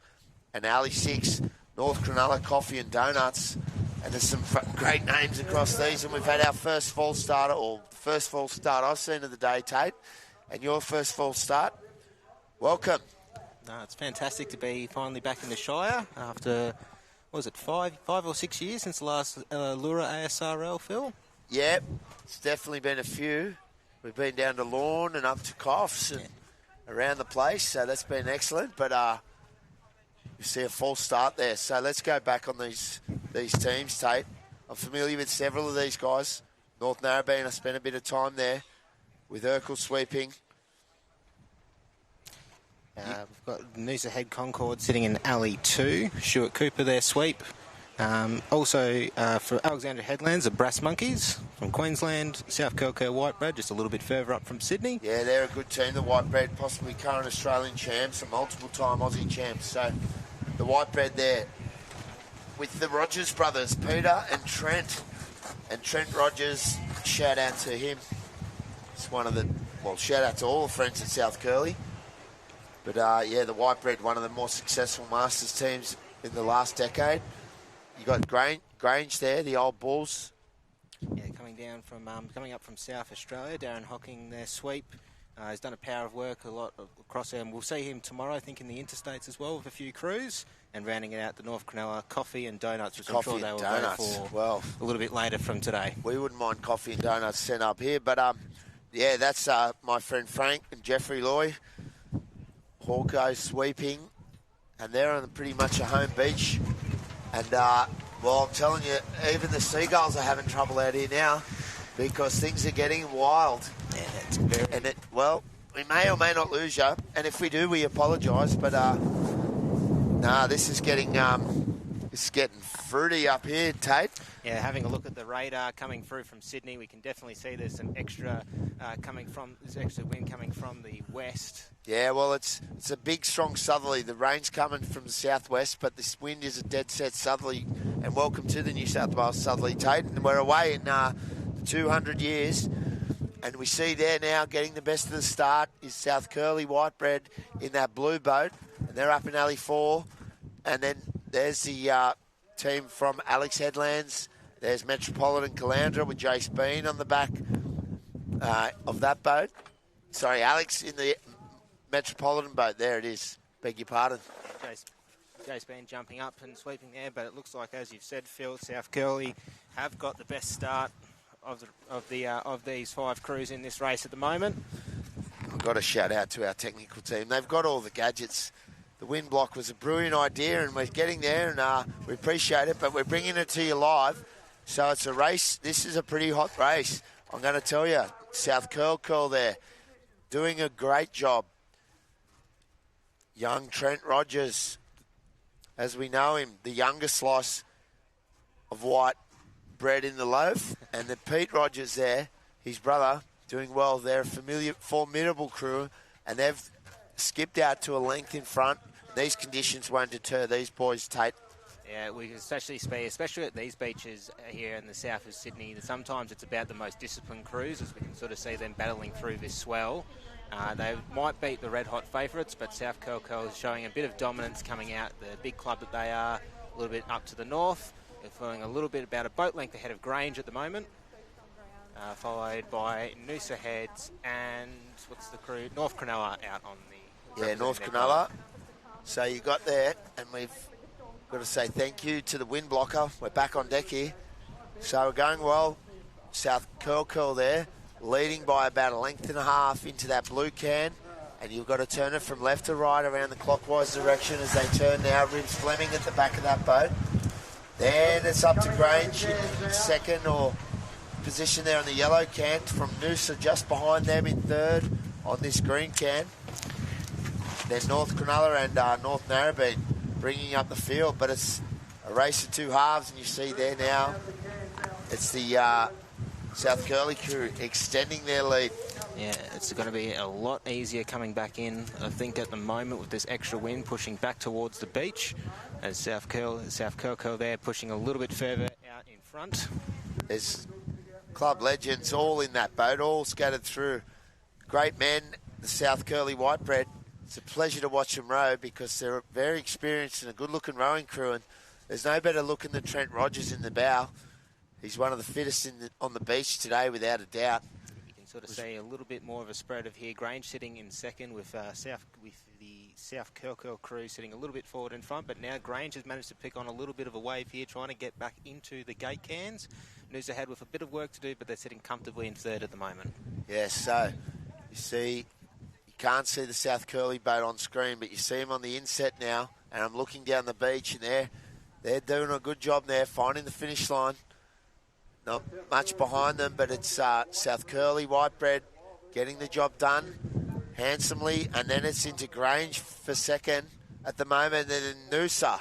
If Noosa can turn this into a little wave, there's a few bubbles behind them, and they'll need to catch one because the crews are coming behind from Alex Headland. The Noosa sweep's lost his way a bit. He needs to straighten it up, and he has. So he's running that boat back to shore, but it's not done yet. Unfortunately, North Cronulla managed to catch a little bit of the wave there in front, but they just got off it as now the Jace Beam with the Alexandra Headlands Brass Monkeys coming in, trying to get that fourth position, but another good wave as well from North Cronulla. They're sitting on it quite pretty. Jace is stuck in a little bit of dead water. They might just pip them on the line here. This finish line, Tate, is coming up fast on both these crews, and we won't call it from here. They've got finish line technology, the judges, so again, great racing there, but it was South Curly Whitebread at the front, and then North Narrabeen bringing up the rear, the Fogs. Sure, it stands for funny old guys. I would hope so. Anyway, are they funny? You'd probably they are funny. Absolutely, they're funny. They're also a couple other words beginning with F. I'll leave it to your imagination. Top blokes. Funny old guys. But as we get along now, racing into round two, we have the 160 male and 220 female. I think there's only the one crew rowing in for the 220 female, which is the Manly Moonlighters, and the Wanda Thumpers and Williamstown Windbreakers will take up the 160 male. Okay, so there's two crews rowing for gold in the next division.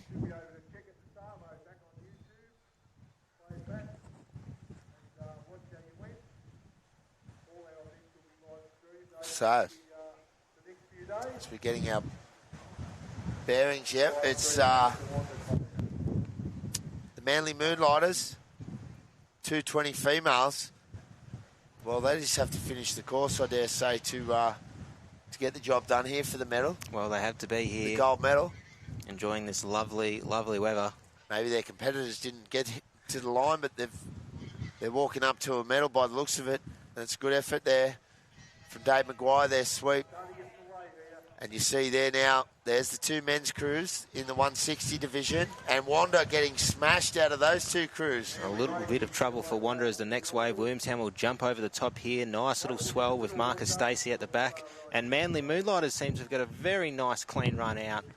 Yeah, they got in the boat and got moving, and Wanda sort of struggled to get in and then got hit. So you see across the course, and you see all those wind chops and swells now starting to build, and the period between those is not very much. So it's a real controlled race you need today, and you need to keep the nose flat and carving along, hold the finishes, and all locking on together. The timing's very important as we're looking out to sea. So, and speaking of that timing, Wanda has managed to kind of come up a little bit more up to Williamstown, considering they're a little bit of a lacklustre start. Yeah. They're probably very used. They might be a bit used to these conditions, making use of the home field advantage. Home beach. Down just, 200 metres up from their regular club? Yeah, no, well, we're racing at their beach today. This is we're sitting in Wanda Surf Club right now, and we're looking down towards the south, racing in front of Allura Surf Club, and this is the southern area of the two areas. So we'll be racing up here in front of us from tomorrow, but you see Wanda now rode through the field, and that will give them some confidence because for one moment there it was the Manly Moonlighters cruising straight past Wanda, the 220s ladies, and well, that might have been tough. And the windbreakers as well, trying to push through a little bit. And this is probably used to their conditions out of the 4 Victorian crews rowing in Masters today. But Wanda have just managed to pull out a little bit further ahead here. Jason Ardler at the back of the Wanda boat with Garth, Dean, Andrew and Matthew rounding out the 4. As it now starts to pick up a little bit, it's going to get a little bit heavier on the beach. Wind's died down just a fraction, but it will start to pick up a little bit later throughout the day as Wanda start making their turn into the can now. There's Wanda. Shout out to my friend Daniel Wiseman just checking in. He's a big fan of the Manly Moonlighters and their sweep. And they're going to pick up a medal, Danny, and it's a shame you're not rowing, big guy. But we'll see you later over the weekend tomorrow. So it's Wanda now, getting out of that turn and putting a length or two on the Williamstown crew who's got stuck out there, Tate. And they've really butchered that turn for what it's worth. And Wanda have picked up 5 lengths. Yeah, Wanda had a little bit of trouble where they weren't quite in the turn, but it didn't really matter as Williamstown had a little bit of that extra wide turn just to make sure that Marcus could bring us around as they start to pick up a little bit of runs here. But Wanda, that 5 length will be very hard for Williamstown to chase down. As the starter, you can see a little bit of the swells picking up from Williamstown, and they'll drop off the back, and now Wanda will start picking them up as they're coming through to the gate can. They sure will, so they'll get through the rounds. Dare say it'll be just 3 rounds or a point score on this one, no final. And Wanda, they're sitting long and strong, and for one moment they were in 3rd place, but they've sorted that out and they've come through the field, and they're not going to be disappointed today for that finish. Have to go through that gate can as we're doing there. The Wanda sweep. Yeah, Marcus on the back.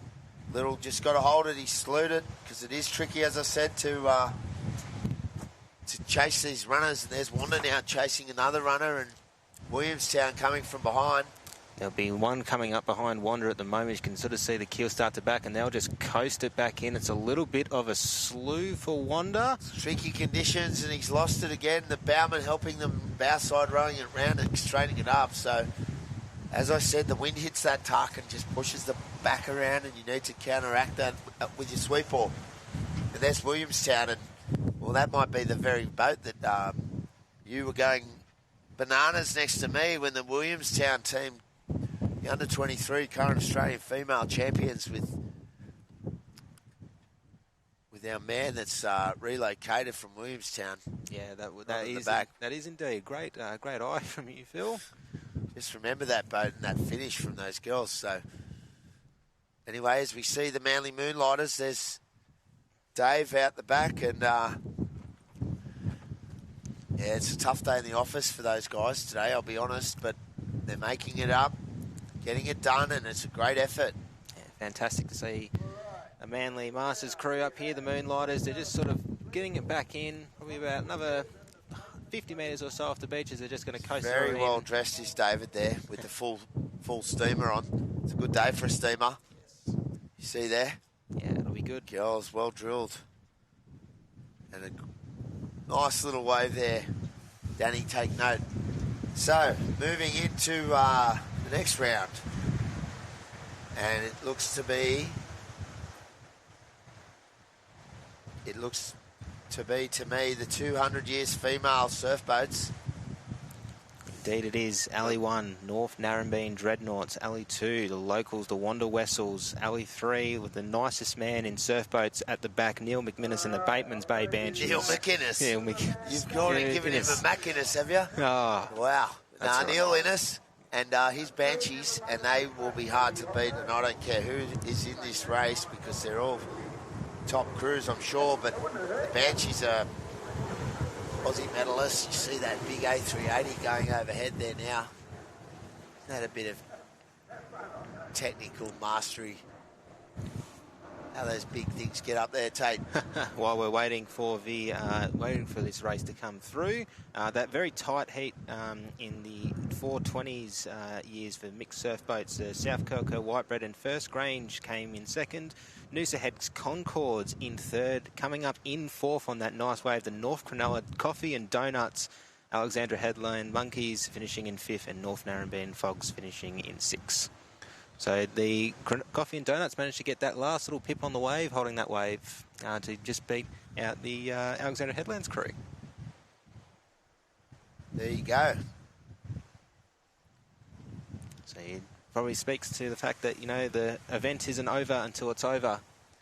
Oh, not at Keep all. trying pushing to that finish line, because you never know, you might be able to steal a place or two. So we're moving into the 200 females, and it's the Dreadnoughts with the great man Don McManus in the boat. You see Wanda getting stuck on the edge there, as are the Dreadnoughts and the Banshees. So the Dreadnoughts, the Wanda Wessels and the Batemans Bay Banshees. There's the Dreadnoughts on screen. Don with his daughter there rowing. Also with,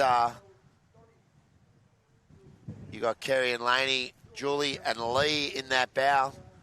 So Wanda team on screen there now, and in the background, the Batemans Bay Banshees. Banshees are a length ahead, and, well, it's going to be a tough day in the office for these other two crews. I've got to say, there's Neil McInnes, as you've called him, but he's Neil Innes. He'll be representing New South Wales this weekend too. Great achievement for their junior boys. So, Neil Innes and his Banshees there, and it looks to be pretty clear in that order, as you can see, looking from the beach across the screen there. The Dreadnoughts doing it tough in these conditions with Don at the back. Shout out to Don McManus. Nudging into his 80s now, and he's still powering on. Truly a stalwart of our sport, especially for North Narrabeen, not only for North Narrabeen, but for Sydney, New South Wales, and surf boats as a whole. Yeah, pushing Gilgola, Australia. And there's the gap now. So that's the real deal. You see, the Banshees. And they're a solid reserve women's crew. So much so they wouldn't be out of place in A grade. But the girls are, as we know, 200 years here to combined age. So that's got to make them at least, I'm going to say at least 40 each. I'm not going to go north of that. But it's Bateman's, the Banshees, with Donna, Ali, Megan, and behind the great man, there's an even greater woman, Tracy Innes, stroking that boat. And they are so fit, these girls, and strong in these conditions. They're eating them up. And again, you see how composed they are. You see how long they are. Neil's heading into that can. And he's cut it nice and turned it perfect as they get around there. Husband and wife, a little touch, stroke and sweep, and then back in business. Come on, Dale, he says, let's get it moving. It's a perfect turn, and just a little bit before as well, I want to point out, to try and keep the boat as stable in these conditions as one, trying to keep it anchored in by having the blades in a little bit longer in the water, really helps with the stability of the boat, as we can sort of see now, Batemans Bay picking up a little run. There. They're a great rowing crew, and you'll watch the mastery here. These girls, as I said, will be right at the pointy end of their division later in the weekend. And so you see there coming into the gap, there's Don and the North Narra Dreadnoughts. And it's not a day anyone wants to get out of bed and go rowing, but they're doing a great job there. The Dreadnoughts working up into the can, and there's the Batemans Bay Banshees on screen. And there's Neil Innes with another little run there. You see that nose dropping down, Tate. Yeah, he's looking as calm as you like dealing in these conditions. He knows he's got a little bit of an extra length ahead from the other crews as they're sort of coming through the gate cans now. They're finding those little runners, few, and there's, I'll probably say, more in between, but there are few in between. As Batemans Bay just sort of coasting it back in, a convincing win here. Well done to all these crews, though, to be out here racing as well. You see, comfortable for Batemans, but second and third, we've got to shout them and do their praises. They're out here racing, and they're going to pick up medals today. So you see Bateman's crossing the line, probably just dropping it off now. They only know one way, and that's fast. Getting a nice little Wanda's managed to pick out a little bit of the wave as well. Just watching from the behind the TV screen, managed to just coast along here, and they'll be sitting on another runner as well, just to try and get that. You start to see that nose going down now. Just trying to find it. I've read out the Batemans Bay Banshees a list of achievements once before. I don't know if we've got that long today to keep reading those out. It's phenomenal. They'll need another blazer for all their accolades, but well done to the girls in that heat. It's not job done yet, but they're looking good in this division for the ASRL Open in the Masters. There's North Narrabeen with Mr. Don McManus, the great man, in that boat. It's a new climber build. named after the great Steve Maxwell, who's in the Fogs. So there's Donnie and the girls. Nice tempo, nice and long. Doing their best out here in these trying conditions as Don will get you home. And you can sort of see as well, they're rolling the oars probably the other way than what you usually expect. Yeah, they got round rollicks. Round rollicks, yeah. So there's a bit of the push is starting from Maroochydore. Everyone loves the Maroochydore round rollicks. There's North Narrabeen finding it. It works out for many, many crews. Yeah, they've been rounds their whole time. To be fair, I had a couple of years there and they were gracious and got our crew some square blades and oars and rollicks. I've since learnt they've made those oars back to rounds. So, again, that's fair enough. And Don and the girls there doing a good job. So, that's the North Narrabeen Dreadnoughts. So, we're moving along into the Masters. 220 male surfboat. Oh, this is absolute this division is the creme de la creme. This is the real deal, the Masters now. So, getting ready to get in this next race. We're going to see in Alley 1, Bulleye Gold. In Alley 2, the North Cronulla Corros. In Alley 3, Kempsey Crescent Head. In Alley 4, the Currumbin Spartans. And Alley 5, their stablemates from the George Bass, the Danger Man crew that was formed by the Tallabudger and Cab Savs, the current Australian champions. And this is mouthwatering. I've come to see this. I'm not going to be biased about any of these crews who can win, because they all can win. Let's see who's done the training. Want a group chat with a couple of these guys. And the Spartans have been working harder than they have in the past. They've come off an injury. Sydney just getting his shoulder sorted. And you can't argue with the current Aussie champs, the Cab Savs. They've got Donny, Sticks, Chalk, Swoop. And down is Millsy, but I think Millsy got an injury. I'm not sure. We'll wait till the camera picks that up. But you see, there's the line. You see, there's that uneven edge on that finish line tape. Yeah. With those waves just bouncing, and they're gonna go. They're off here and getting a nice Bulleye Gold, getting a good start, as well as the crew in the middle, the Kempsey Crescent Head. Oh, the Spart. Oh. No. False start. False start. So, I will say it is a very, very difficult beach to try and, especially in these conditions at the moment, try and find that perfect start. yeah, one boat's tucks on the sand and the other one's up in the air or underwater. So, a couple getting stuck on the sand. The Spartans were one of those. I thought they got a crook start or was slow to get in, but there was a reason for it. But it's tough there. The Spartans with Will on the back. Getting in as a sweep is tricky when it fills up and it's deep. But the Cab Savs, the current Aussie champs, they're up in Alley 5. In the inset at the moment, we've got the Czech starters sitting a little bit behind the beach, just trying to find that even spread across the course as best they can. But sometimes it's a little bit more of an art form than it is a science. But those two on the back there, I can't quite tell the exact names of those officials, but they'll be looking across the course, across the 6 or 7 lanes, just to try and find whenever all the boats' noses are down for that great start, so an even start. Yeah, one looks left, one looks right. They cross-check each other, trying to get everyone underwater. In the water, there's the Corros from North Cronulla. 30 on the back there. Michael Megalokonomos at the back of the Kempsey Crescent Head boat. We're just going to call him Mega because that'll do him. There we go. Czech starter's happy with that now, Tate. Says they're all in the line. It looks a bit of a fractured line to me from here, some deeper than others. But as you said, we've got to get it going, and you hear the hooter in the background. So they're now getting away.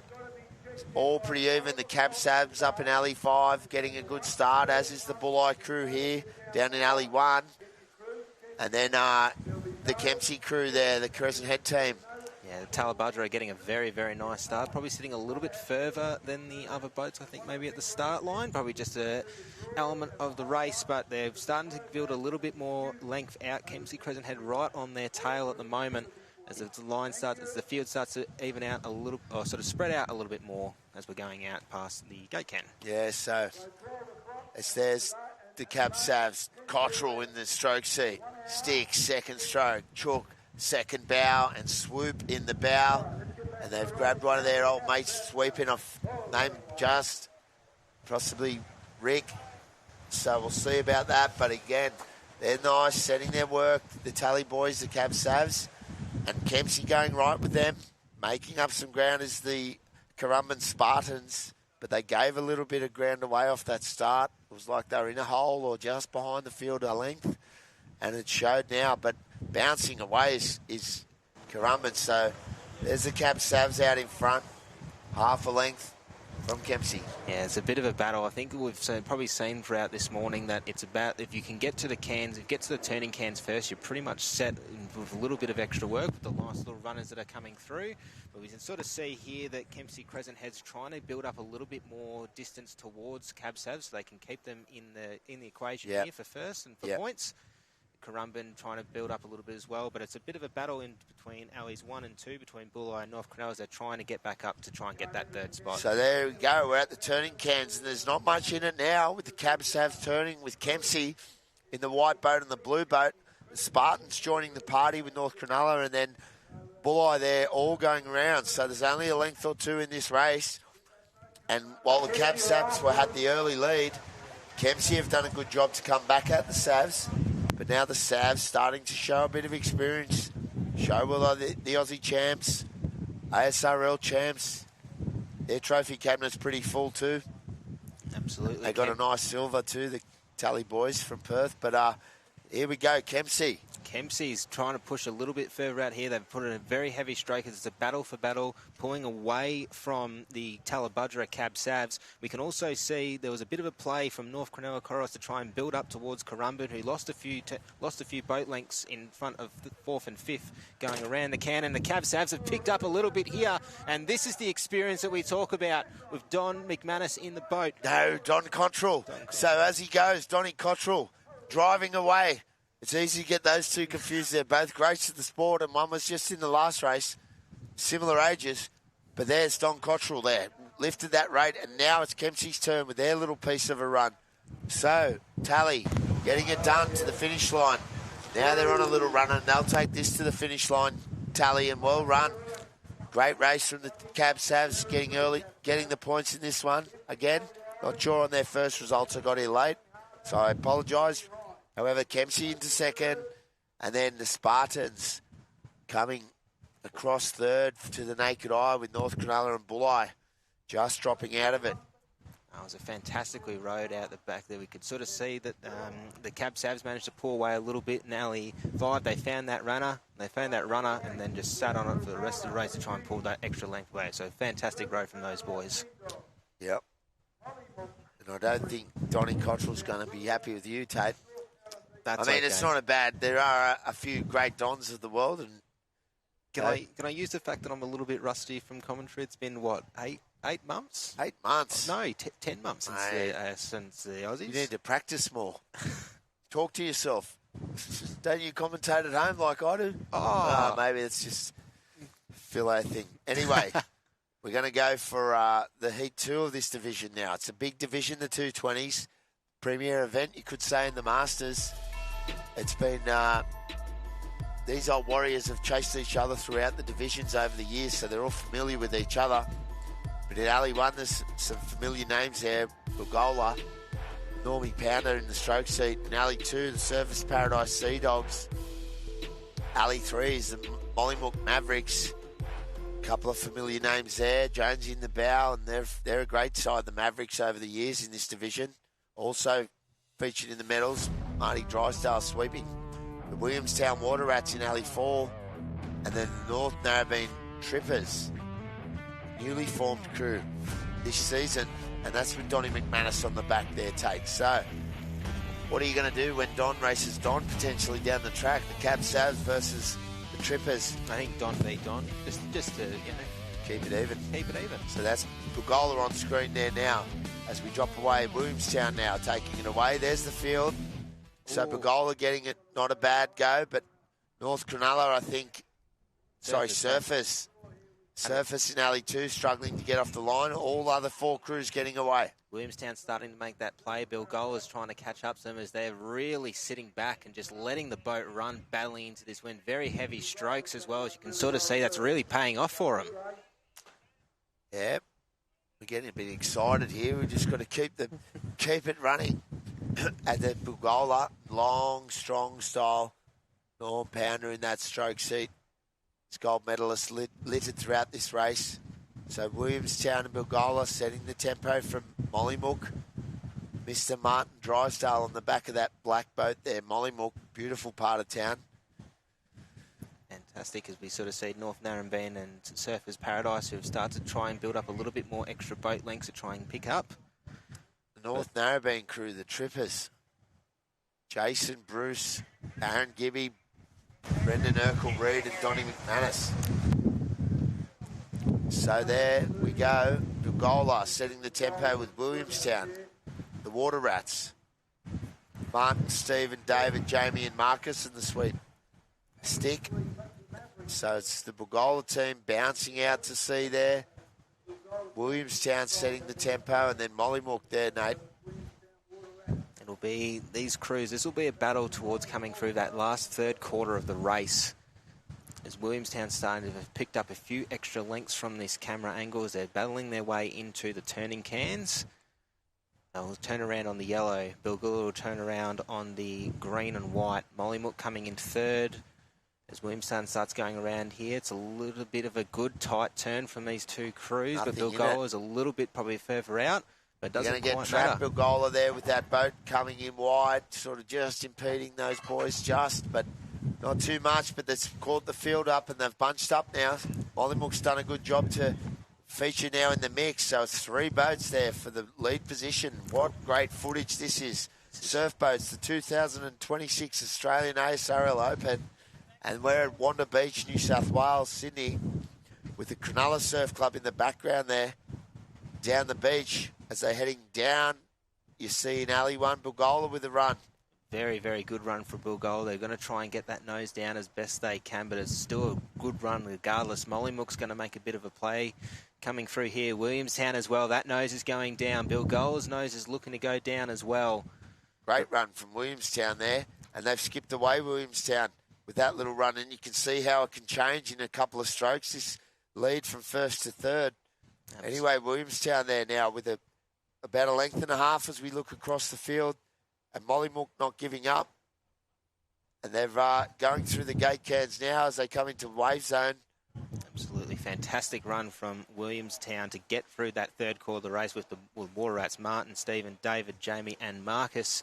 Bilgola's pushing a little bit further here now. Mollymook's trying to make a little bit more of a play. There's going to be a wave building underneath them, but Bilgola's going to be sitting on this one to try and get for second here, which they will do with about a boat length in front. Mollymook's trying to make a little bit more of a play just to sort of say, yeah, we can catch these points up on the line, and they've got to push to the finish line. And well, it looks like Bilgola got that one just from Mollymook in second and third there.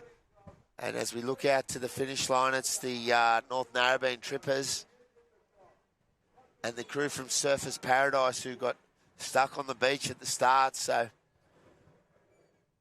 field starting to sort itself out there in Heat 2, but that's a hot division, the 220s, and we'll be interested to see what happens in the later races as the rain starts to find us now.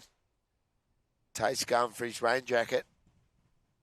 So moving along, round 2, Heat 1, 200 years male surf boats. Okay, so we've got the Coogee M&Ms with Smithy, Tezza, Matty Leary, Greg, and listed is Termite, but it might be another sweep there on the back. South Curl Juice. The Juice with a couple of Johns there, great men, Michael, Elton, the great Mark Spiteri starting to get a bit more wet there. Mark Spiteri, Gus, as he's known to his friends, sweeping in his own boat, named after him. It's a beautiful vessel and it's very fast. Alley 3, the Dicky Beach Flashbacks. In Alley 4, another crew from South Kilcool, the Love Rockets. Swept by Zulu, it looks like here. And then in Alley 5, Browley, Surfers, Mixed Grill. So as we get a bit more technical assistance from our team, we're looking out to sea. You see the field there, the conditions coming in again now. The rain that was predicted just on time. And, yeah, Tate, it's miserable out there. Let's be real. Oh, well, you know. You're from Victoria. Well, yeah, this is very much like home. But, you know, the weather might be miserable, the conditions might be miserable, but with 4 of your great mates rowing in boats, what more could you want? Sitting next to you talking about surf boats and watching the ASRL Open Masters conditions. The crew's coming, looks like another false start. They're just really struggling to get them away evenly there. Couple of hooter blows, whether or not it was a falsie or a technical mishap with the hooter, but it started to buzz a few times. And the crew's out to sea now, just getting the message.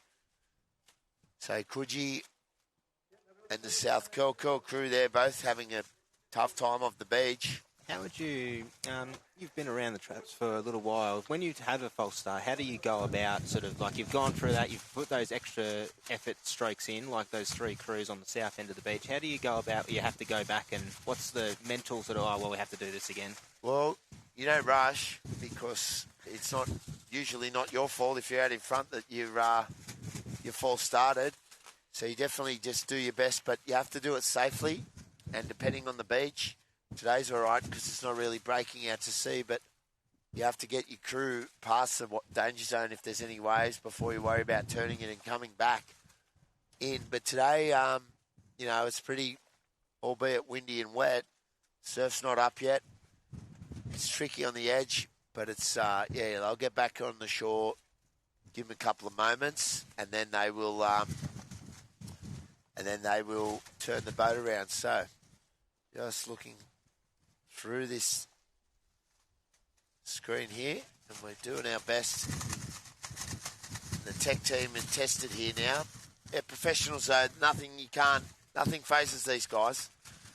So we're just trying to get our vision back to see what you see. And we are trying. I'll get out of the way just for now while we've got a false start. And yeah, wow. Yeah, that's all right. Keep it off.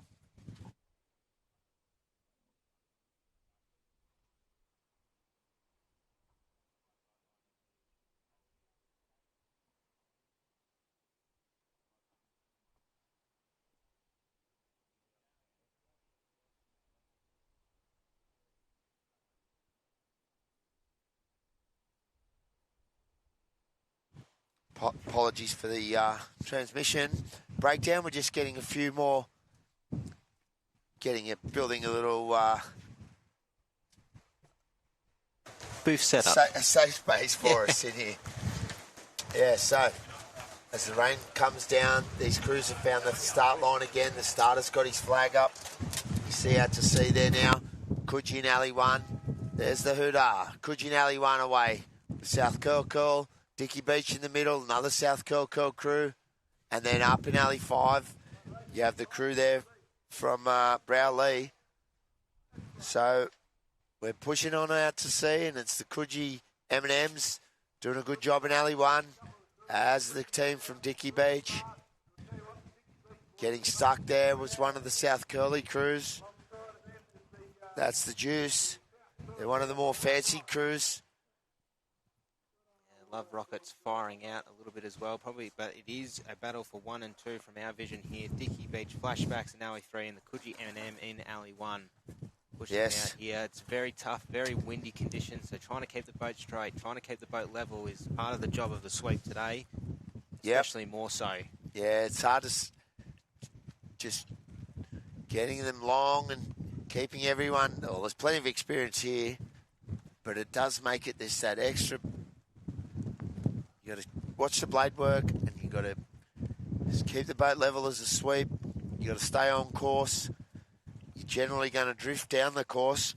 As we're looking at it, the wind is howling from the right to left, and you see the runners and the wind swells on the ocean now. The whitecap's starting to join us today, but it's looking out to sea. It's probably not ideal drone conditions either, so we're probably using the long cam, and we've got an eye on the course as it gets a bit. Starts to get a little bit more area as this wind's starting to pick up and that change comes through. Yeah. And it looks like Coogee and Dicky Beach starting to angle towards up into their can there. And as they start turning, it's neck and neck with Coogee and Dicky Beach. Nellie's 1 and 3. Then it's back to South Curly and Browley in 4 and 5. And the Juice now in Alley 2 turning it around. So the Juice with Spiteri in the back, Zulu in the back of the other South Curl boat. Bit of bragging rights between these two crews, I dare say. But Coogee, Tezza and Smithy, Leary and Co. Bike chain might be in there, so now they're really ripping home, as you said. You see the rate comes up in with the wind. And it's Dicky Beach and Coogee there, Tate, looking through a little gap in our vision and on the screen. Browley have done a really good effort as well, trying to pick up as well as getting a little bit of bits and bobs between Aaron Tannehill. Yes, great Aaron Tannehill. Just coming to check his seat out shortly. But we see now it's Dicky Beach and Coogee. There's Coogee on the inset shot. Doing a great job. But it looks like it's a bit of a battle for 1 and 2, and battle for third is now they're both Browley. Working on this runner, Tate. Coogee working hard. Browley trying to chase the same wave as Dicky Beach. Coogee just falling off. 3 in the line for this race here. Browley picking up a little bit more as well. They're getting a nice little run, but it might just be enough for Dicky Beach and Coogee for 1 and 2. It's a heavy stroke from Dicky Beach as they're sitting in dead water. And the real Love Rockets water. as well. Wow, real dead water there for Dicky Beach. They fell into a real hole. Tight finish here. It is going to be very, very tight as Dicky Beach goes around in front of South Curl. And a little T-bone love tap for the finish there at the end. So, winding your blades there.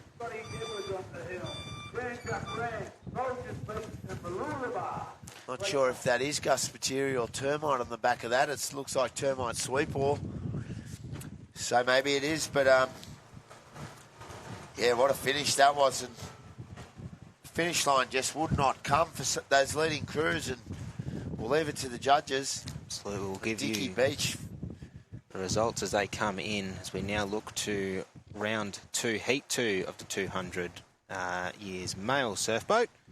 The Metropolitan Caloundra Caveman in Alley 1, Maxville Scott's Head Deckies in Alley 2, the Janjuk Rams in Alley 3, Soldiers Beach Team A in Alley 4, and the Mooloolaba Freight Trains rounding us out in Alley 5.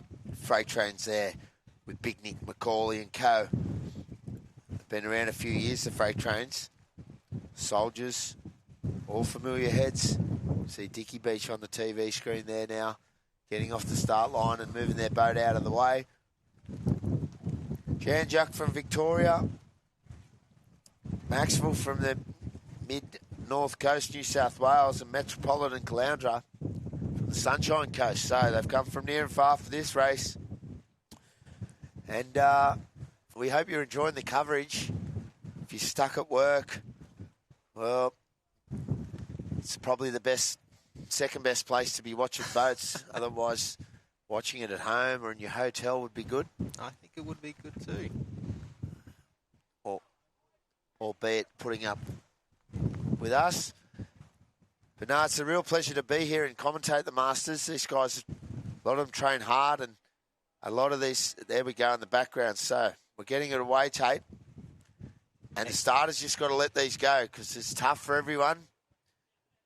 It's extremely tough for everyone here. Metcalf getting a nice little start out with Jace Bean at the back. Janjuk pushing it through, but Scotty Edwards and the Maxville Head crew sitting in alley 2, pushing a little bit further away. It'll be a very, very tight race, I'm guessing, from these conditions and these crews, knowing these crews and the amount of effort they put in. So watch this space. Yeah, no, it's the wind hasn't really dropped off. It's held steady now, maybe just a little pause in between entree and main course in this weather for the day. But you see there looking out to sea, it's the blue boat. Put my teeth back in from Jan Juck, setting a long tempo there. They're your state mates there, Tate. Yeah. Proud Victorian. You'd be cheering on the boys. Oh, well, I'm allowed to be a little bit biased towards Victorian crews. Please, they need all the support they can get, brother. No, great effort from Jan Juck to come out here. They'll have a state team represented as well, and the reserve men, as well as the under-19 women. The power of work that the Jets and the Fennel Helmet have put in. They're sitting looking like to sitting quite comfortably in first, but Jace with Metcalf and Scotty with Maxfield Head sitting in second and third, respectively. But it is a bit of a battle, but very similar conditions for the Victorian crews. They're a bit used to this. There was a bit extra swell at Jan Juck Beach 2 weekends ago. Yep. Provided some fantastic spectating. Well, we can't forget the freight trains here up in Alley 5. They're a solid crew in this division, and they're doing well, sneaking just out to sea. It's, as we said, drone out of action at the moment in the conditions, but the team bringing it to us, and there's Jan Juck. So there's Jan Juck, just from the freight trains in Alley 5. Then around is Maxwell Scott's Head, and then coming up to that would be the Met Caloundra team turning with soldiers making up the field. And as they're coming back now, it's Jan Juck there skipping away. There's the Mooloolaba freight trains. Macaulay there. He likes a nice steady rate. What's the rush, boys, he's saying? Certainly see here as well, and pushing through. And Mooloolaba now found they've had that steady run. hate. Wow, great run from the freight trains. They are coming home like a freight train. They've got the right name. And it's Mooloolaba and Jan Juck now working hard. There's Jan Juck having a piece of it again now. They have to come back towards their gate cans, Tate. Yeah, it's going to be very, very tight. But Jan Juck have now sit on another one as Brett gets on the back there. You can see the nose go down as well, holding it very, very strong. Powerful strokes coming down this wave here. Going through the gate cans in first. Yeah. And Brett will be taking them home, so that's the effort. But then it looks like Mooloolaba as well, sitting on the same way, on the next way behind. Wave behind for Mooloolaba to see if they can pull down this one. And it looks like they're going to, the freight trains, they need it. Because Jan Juck's fallen into that hole that Dickie's had in the middle of the course. Maybe a big rip right there.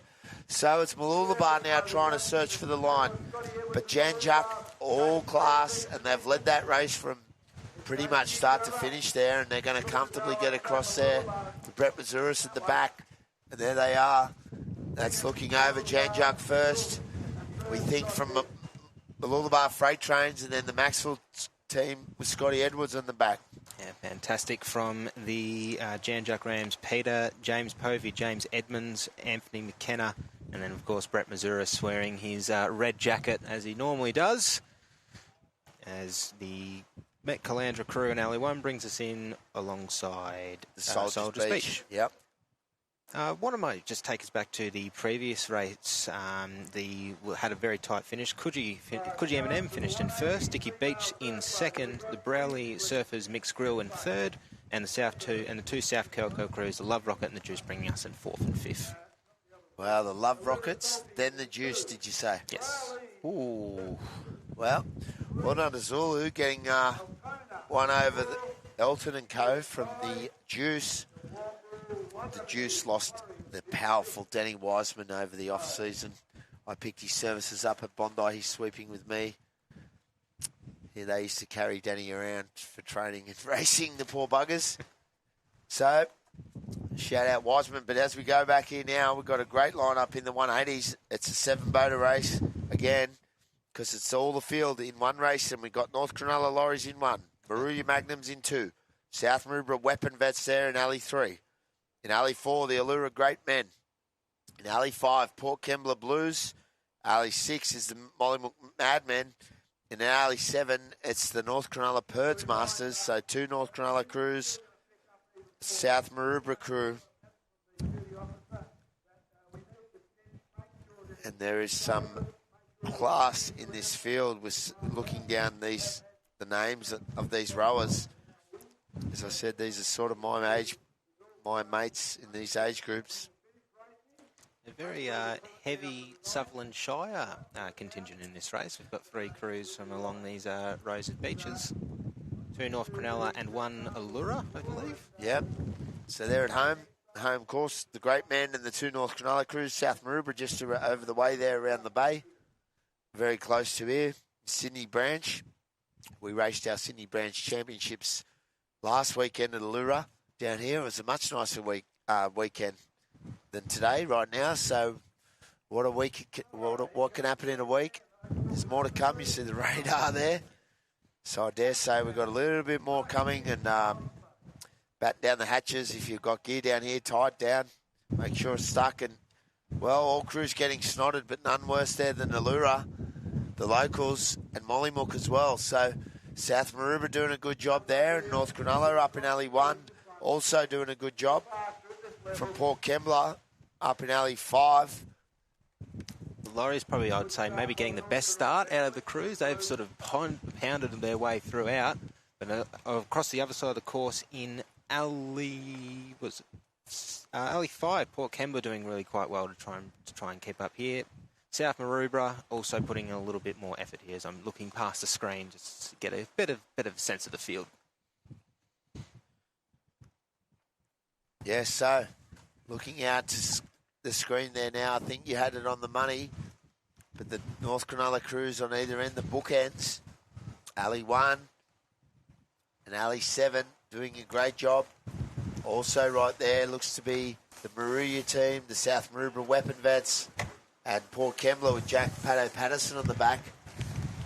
As we go now, we're rejoined by Tash, and I might, well, you're looking for your keys. Pray to St. Anthony. There was a bit of movement around earlier, so if we find them, we'll shout. But looking out to see there now, it's North Cronulla, in Alley 1, and Alley 7. These conditions are getting worse. They may have to go and get the rain jacket. That'll be my next stop. Sounds like a very typical Victorian thing to bring rain jackets to the carnival as the 2 Cronulla crews go around, but it's also a very, very even field. Yeah, there's nothing in this now as you see out to see those turns. Pretty much 6 boats in a line, and now they're all angling back to their left-hand side so they can come back through the gate cans chasing this runner. So they have to come out and they have to come through their gate cans. Now the rate is on and the heat is on in this race in the 180s. And it's a 7-boat race.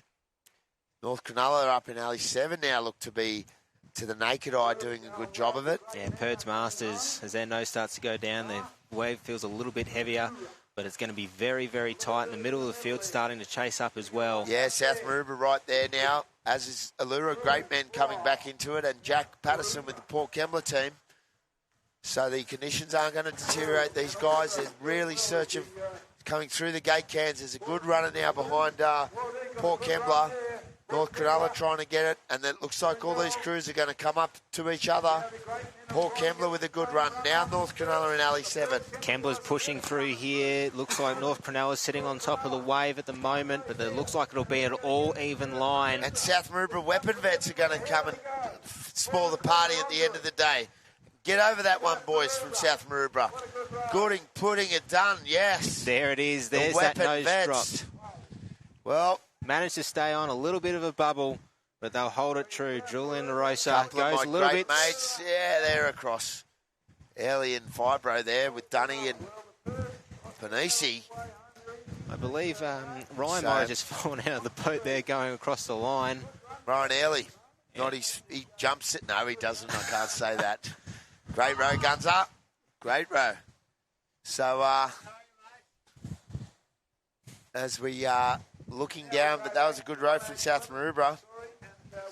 Might just have to go and take a short moment, Tate. I'm going to have to leave you with it. Oh, goodness gracious. But I will be back. Mollymook coming in through here. We will say as well, just for a bit of reminding, once the surf gets a little bit further up, to cross the finish line in a surf boat race, you need to have at least 3 rowers in the boat and at least 3 oars. So, you know, what happens if, sweep falls out, as is sometimes happens from time to time. You just need to have the 3 crossing over the line to finish off the race, especially when we're talking about in the heats, where points are also important so you can get through to the extra rounds. It's very important. As we see here, South Maroubra Weaponwets with that final little finish to get over the line. Port Kembla Blues coming in second. The Allura Great Men finishing in third. North Cronulla after holding it, both North Cronulla crews after holding it for so long, couldn't quite finish it off in fourth and fifth. The Maruya Magnums in sixth, and the Mollymook Madmen finishing out in seventh for the 180 males.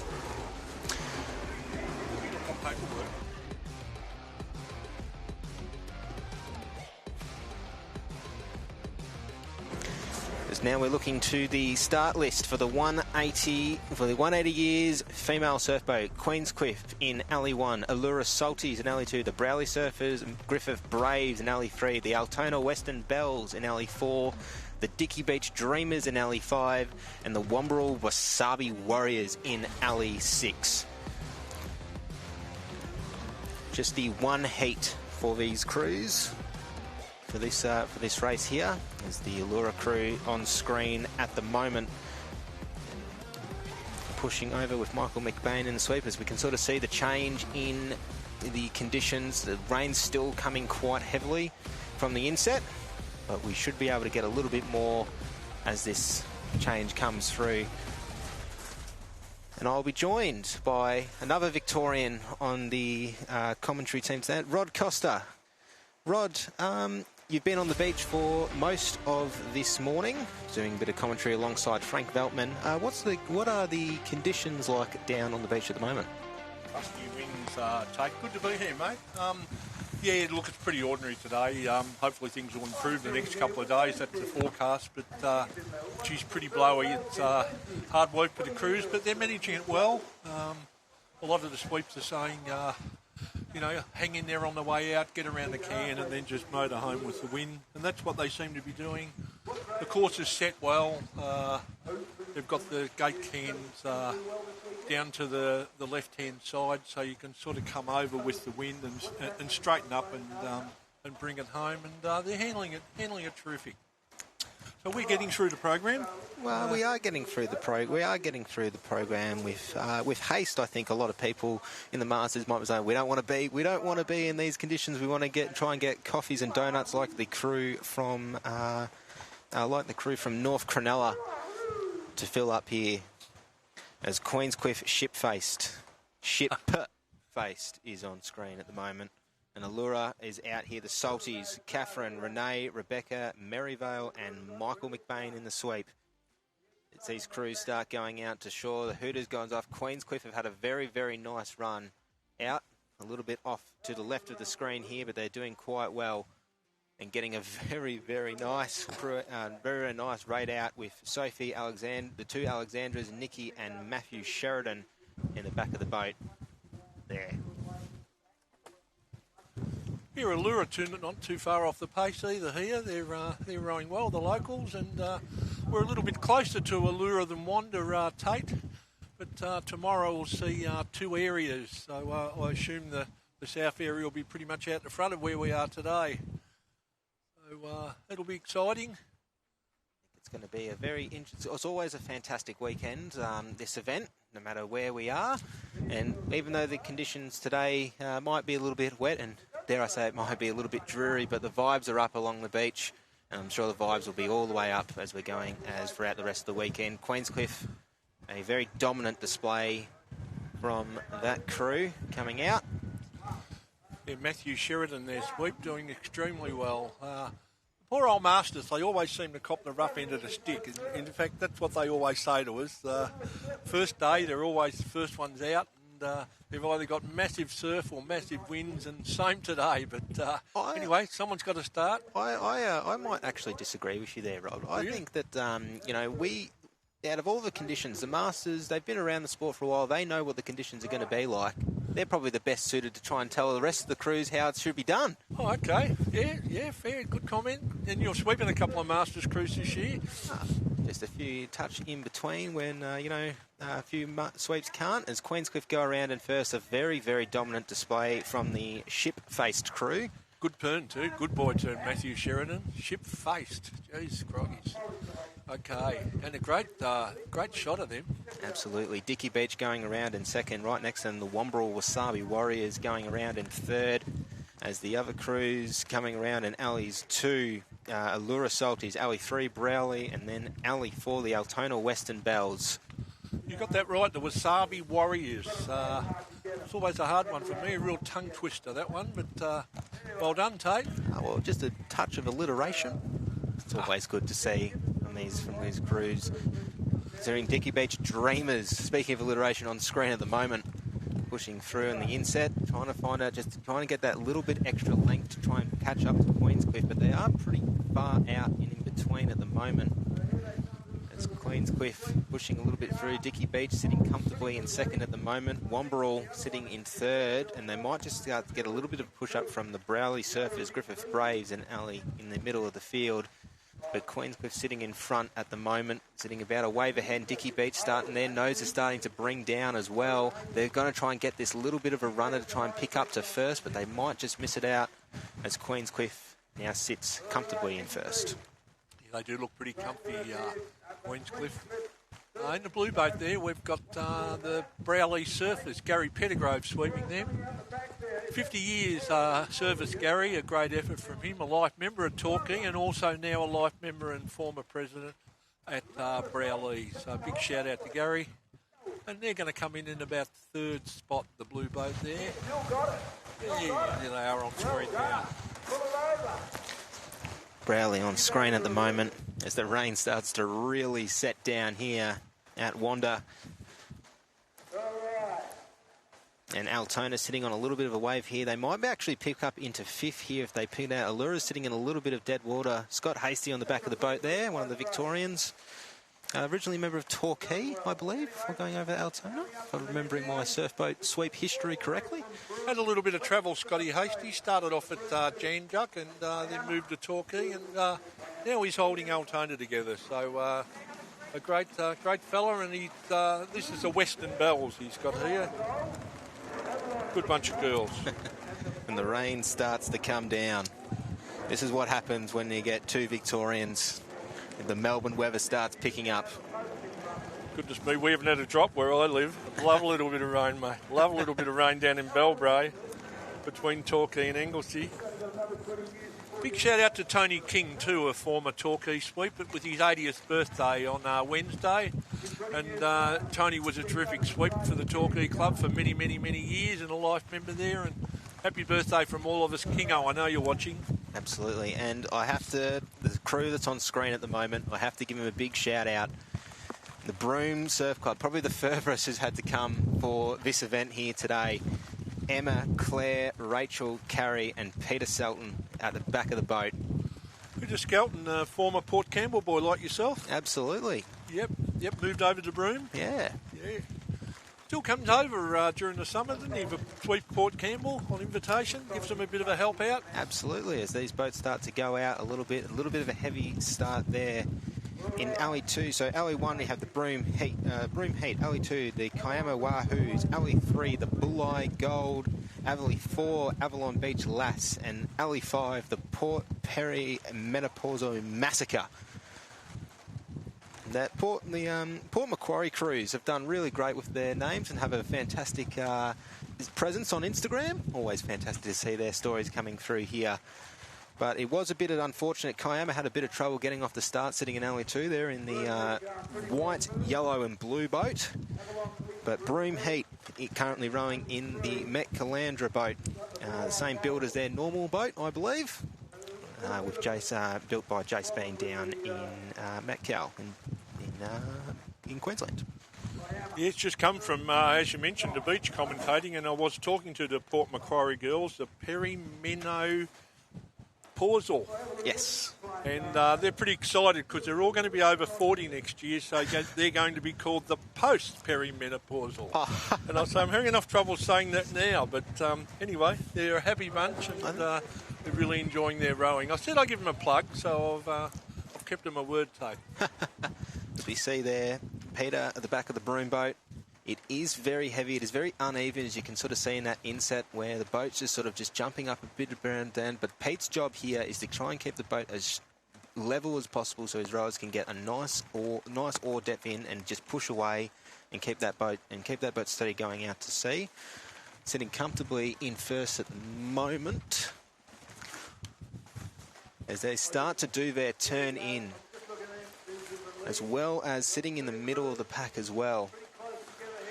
Here we go. Bulleye Gold coming around.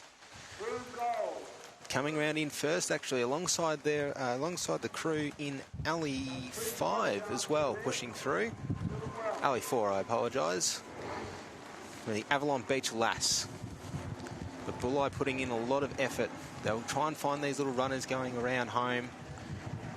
But it is tough conditions as the rain starts to set up. The wind has touched down and died just a little bit, but it's still being quite a hassle for these crews here.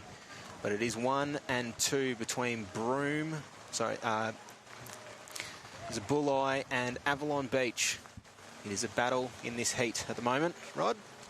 Yeah, well, a great shot just before there is Shane Gallivan on the screen. The sweep of Bulleye Gold, and you can see Shane now in action. And Shane sweeps the open men Bulleye.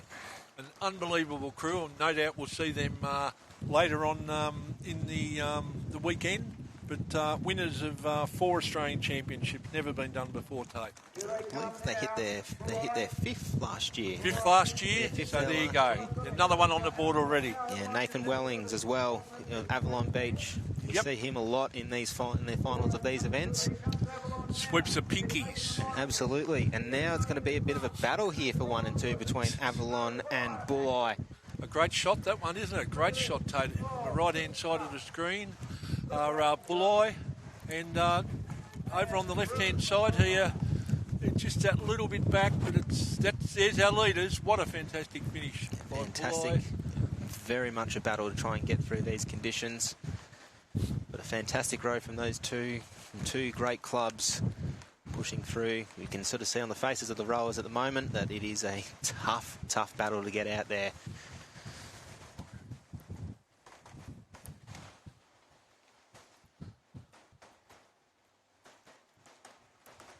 The rain, as you can sort of hear the rain on the sound of the tin roof. You certainly can. Back in the background. Like the old days, mate. I think the Cush up here, she's pretty tired on the beach.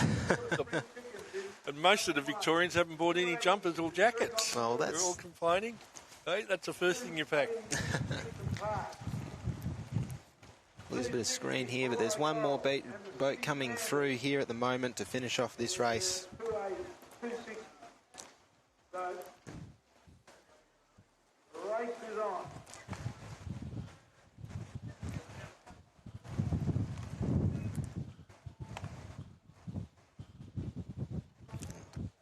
As we look now to we've now gone into round 3, so that concludes round 2 for the surf for this day, the Thursday of the ASRL Open here at the Masters. We've now gone to the 260 and 280 mixed race for round 3 and heat 1 and alley 1. As we sort of looking through here, having a look at that finish, Bulleye Gold managed to just pip the line against Avalon Beach Lass.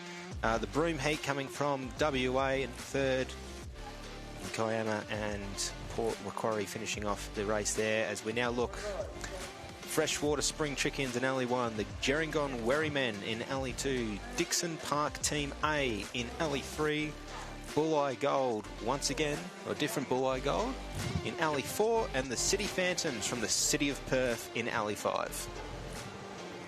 Yes, all New South Wales crews this time. And, I don't think Perth's in New South Wales. City of Perth? Or was it City Beach? No, City of Perth. City of Perth from Perth. Well done. Good pick up. We have a City Beach down at Wollongong. Yes, we do. Wollongong City, who are here also today. Oh, I thought it was that one. My mistake. That's right. My bad, you're good. So lining up here for round 3. I will say there's a bit of a story between Port Campbell crew. There was one rowers.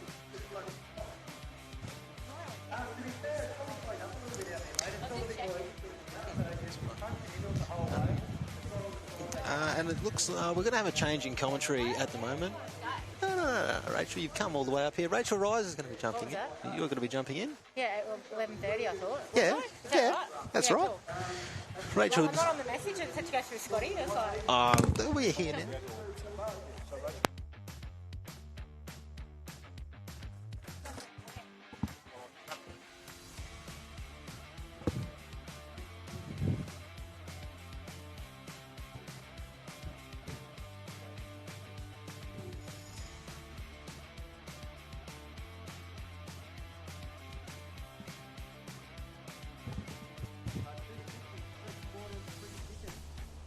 Gerringong, Weary Men, and Dixon Park, and we've got Bulleye down here in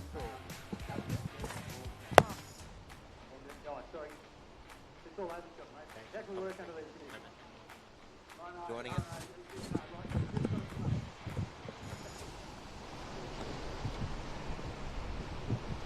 Yeah, City of Perth, Phantom. I'm back. So, back to the start of round 3. Yes. So, 260s and 280s. Final round for some of the crews. Some of the crews will just have a round, or some of the divisions rather, will have just a round robin. And I think there's 3 divisions with finals today. Yeah. 200s, 220s, and 180s men. Well, I'm going to take that as gospel. I don't know. I've just been looking at the live heats while I've been having a little break. Yeah, have a look. So, live heats, fantastic program for us. Okay, anyway, here, Frankie, Go looks out like the now spring for chickens this from Freshwater off the 280 beach mix, fast. round 3, heat 1. As is the Weary Men getting bounced a little bit now, though. Kiko Park here in the slipstream boat moving quite well there. Freshwater Spring Chickens, Alley 1, Gerringong Wherrymen in Alley 2, Dixon Park Team A in Alley 3, Bulleye Gold in Alley 4, and the City Phantoms of the City of Perth in Alley 5. Freshwater on screen at the moment. Nathan Perry at the back of their boat with Carl, Brian, Mark and Mark with a C. Here we are, Dixon Park Team A, Peter, Paul, Ian and Shane. The boat pushing out to sea. So Freshie have been impressive in the last 2 rounds. They've got another nice lead. Rowing really nicely under Nathan Perry there as a sweep. Yeah, they've pushed away a long way in front of the course at the moment. Looking over the screen to give you a bit of a sense, but it is a bit of a battle here between 2 to 5 at the moment. There's 4 crews sitting out. There's the drone pans out a little bit more. We can sort of see Freshwater sitting a little bit further in front. Gerringong, Dixon, Bulleye and City Phantoms rowing around the course.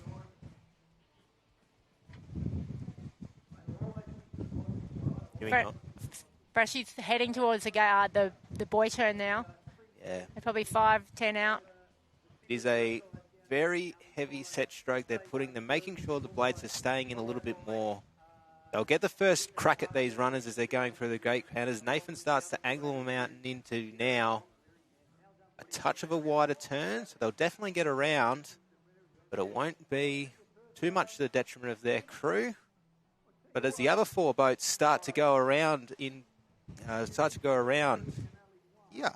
So we've got City Phantoms going around in second, followed by Bulleye Gold, Dixon Park and Gerringong. From lane 5 down to lane 2. City Phantoms pushing a little bit more in front. Bulleye Gold starting to get a little bit more of an extra run. But it is Freshies, the Freshwater Spring Chickens, who are certainly proving their namesakes to be true, sitting quite comfortably in first, Rachel. Yeah, they're very comfortable here. They've just backed off a nice runner there. Another one's building from behind. Rowing nicely, as we said before. The oars are in the water a little bit longer. Pulling the boat past the oar on every stroke. A lot of experience in this crew between Carl, Brian, Mark, and Nathan, showing that their experience, regardless of whatever age bracket this event appears to be in. We've got a mixed bag, so I'm pretty sure Dixon Park and the City of Perth boys are the 280s. Yes. Speaking of Dixon Park, they've pushed through a little bit here, putting a little bit more effort on here. Down in alley 5, though. Yeah, City Phantoms showing. Phantoms, yeah. They're not jet lagged at all from the flight over from WA. They're sitting in a little bit of a lull here, but still about a boat length and a half in front of Dixon Park. They've found that little runner and they'll push it back into the beach. They'll get the little push from behind as well as that wave builds behind the tuck. So Freshy's over the line in first. Nathan Perry will be very happy with that, I would imagine. The start of a good weekend for him. Absolutely. A very, very tight finish, maybe fourth, third here as Bulleye and Gerringong finish on the line, seemingly quite close together. We'll leave that one for the line judges. And that's the end of that round robin for that division. So we'll see where the points are totaled and tallied up.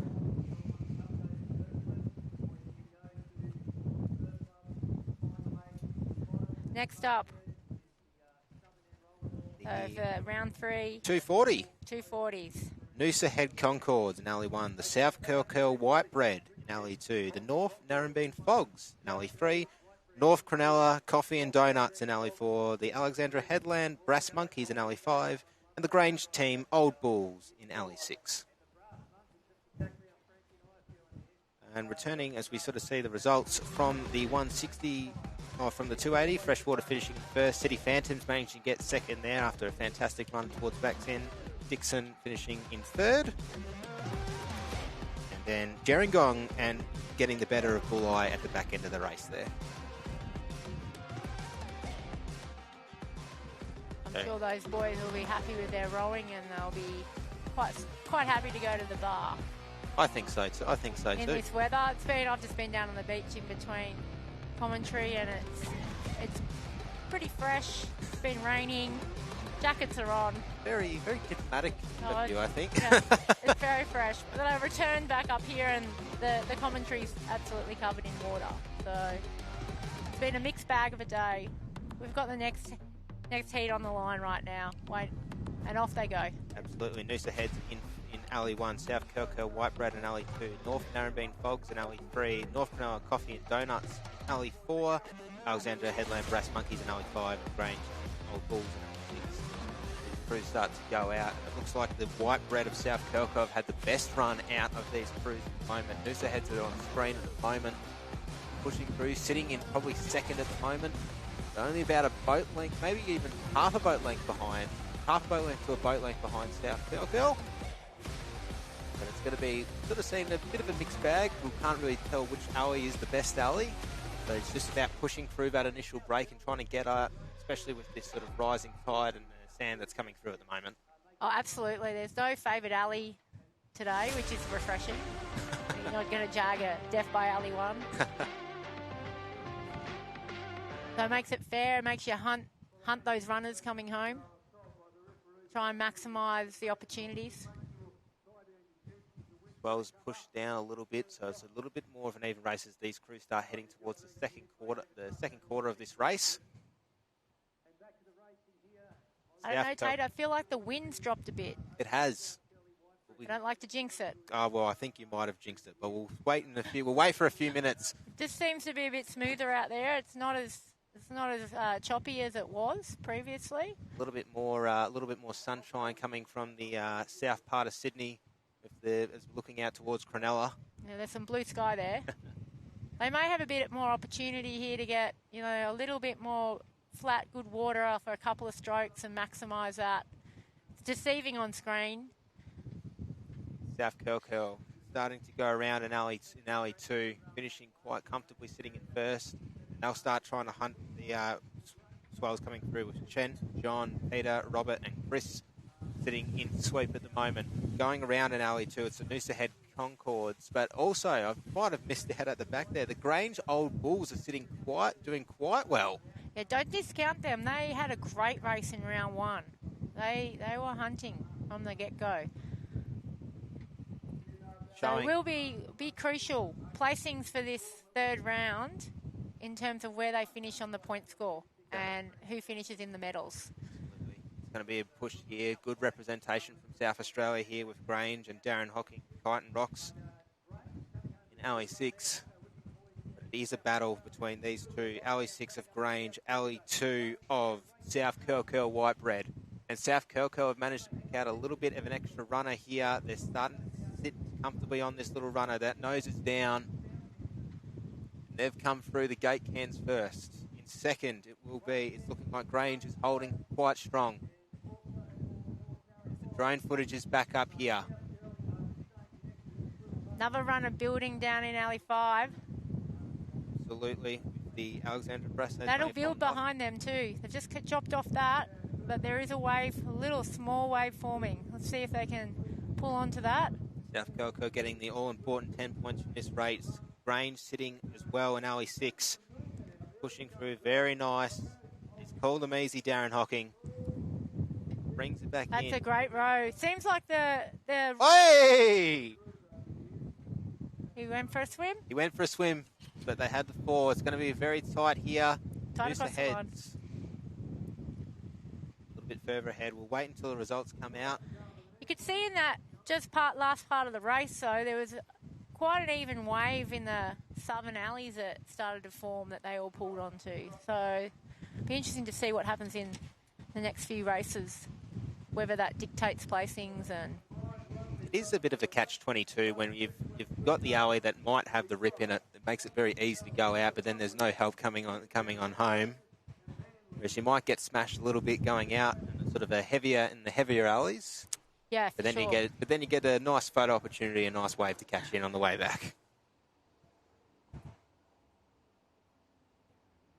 So round 3 completed for our 240s males. Just waiting on confirmation for final placings for that. Up next, we have the 160s male and 220 female combined. So in Alley 1, Manly Moonlighters. Alley 2, Wanda Thumpers. And in Alley 3, Williamstown Windbreakers.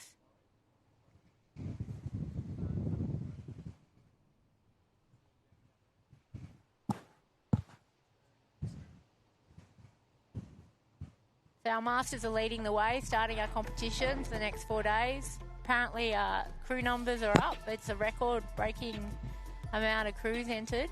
Coffs Harbour had it last year, but we've got more this year, which is fantastic. It's really healthy for the sport. Yeah. And apparently 23s is up. I think I read it was like 33 or 40%. I think it was... Something like that. 40... Oh, well, I was wrong there. 40%. I think it's 40% for the 23s as a whole. Which is great because it shows there's we're obviously retaining, but they're also building and the sport's viable and healthy. And it's not usually just the same crews, the same clubs that we've seen with. There are more new crews that are coming through and crack it rolling. Absolutely. And that's what we want. I'm a firm believer that our bookends are really important for the sport, our juniors and our masters, because the masters really are the backbone of most clubs and do a lot of the work, and we need them.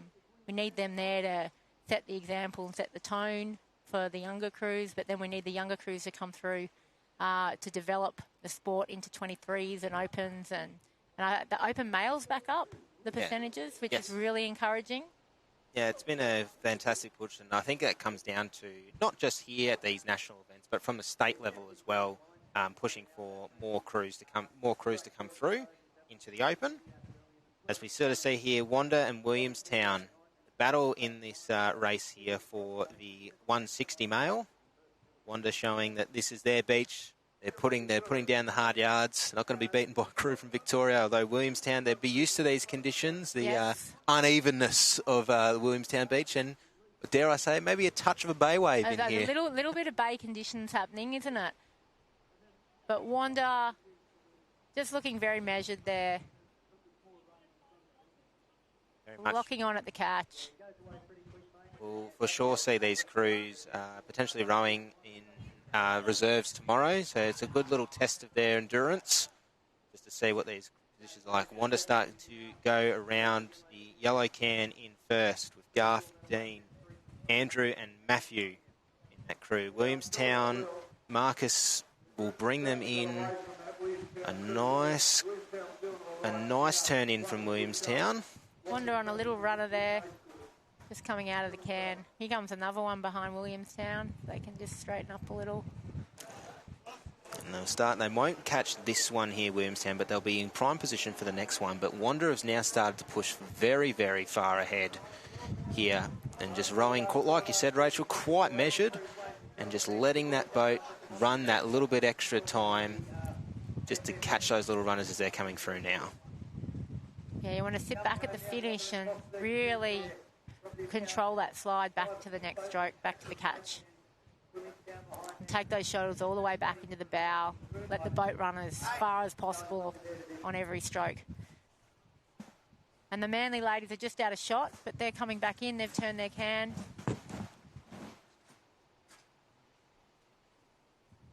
So Wanda just passing the gate can now. Just got a little one under the bow there.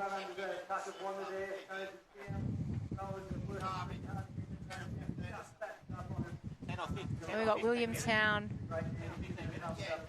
just passing the gate can as well. The Manly ladies are coming back in. Shout out to them. Need more ladies in this division. Let's do some recruiting.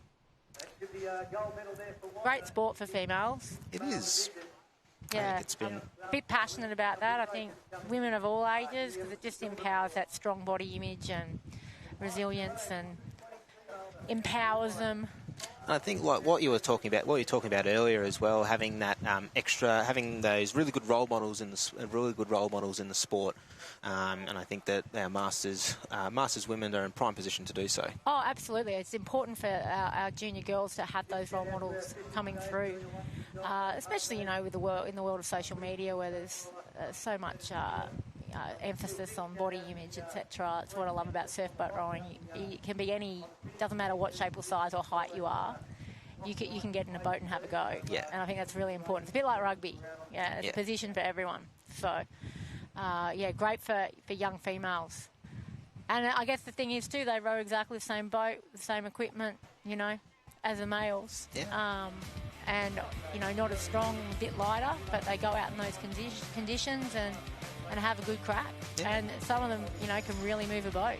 Yeah, it's been like seeing the growth, especially probably, I remember maybe the first year that I rode in was the first year that the under-19s maybe came in, the under-19, and that division, seeing that division grow from what it was 10 years ago to what it is now, where we're having some fantastic efforts from the 19 crews across the country, as well as like at state level, people who want to have a crack has been really encouraging to see. Yeah, absolutely. I think we've got 28 junior girls crews this weekend and 30 junior boys. Yeah. So that should be a really good hit out for all of them, especially leading into Aussies. Yes. So now look, speaking of powerful women that move the boat, and Alley 1 for the 200 years female surfboat race, the Bateman's Bay Banshees, North Narrabeen Dreadnoughts in Alley 2 and the Wanda Wessels in Alley 3. The Banshees, we'll talk about their achievements all day long, but a fantastic effort to see them, and we'll definitely see them in the finals for the reserve races a little bit later this weekend. Yeah, and fun fact about the Banshees, we found out this morning that one of the girls is actually her nephew is Valentino Gazzelli, who is competing in the Olympics in the snowboard in the half pipe and did the big air the other day. So obviously a sporting pedigree is in the family. Yeah, absolutely. Down the south coast there. Well, and the Banshees have got the power couple in that crew of Tracy and Neil. Yeah, they're a fantastic combination, aren't they? Absolutely.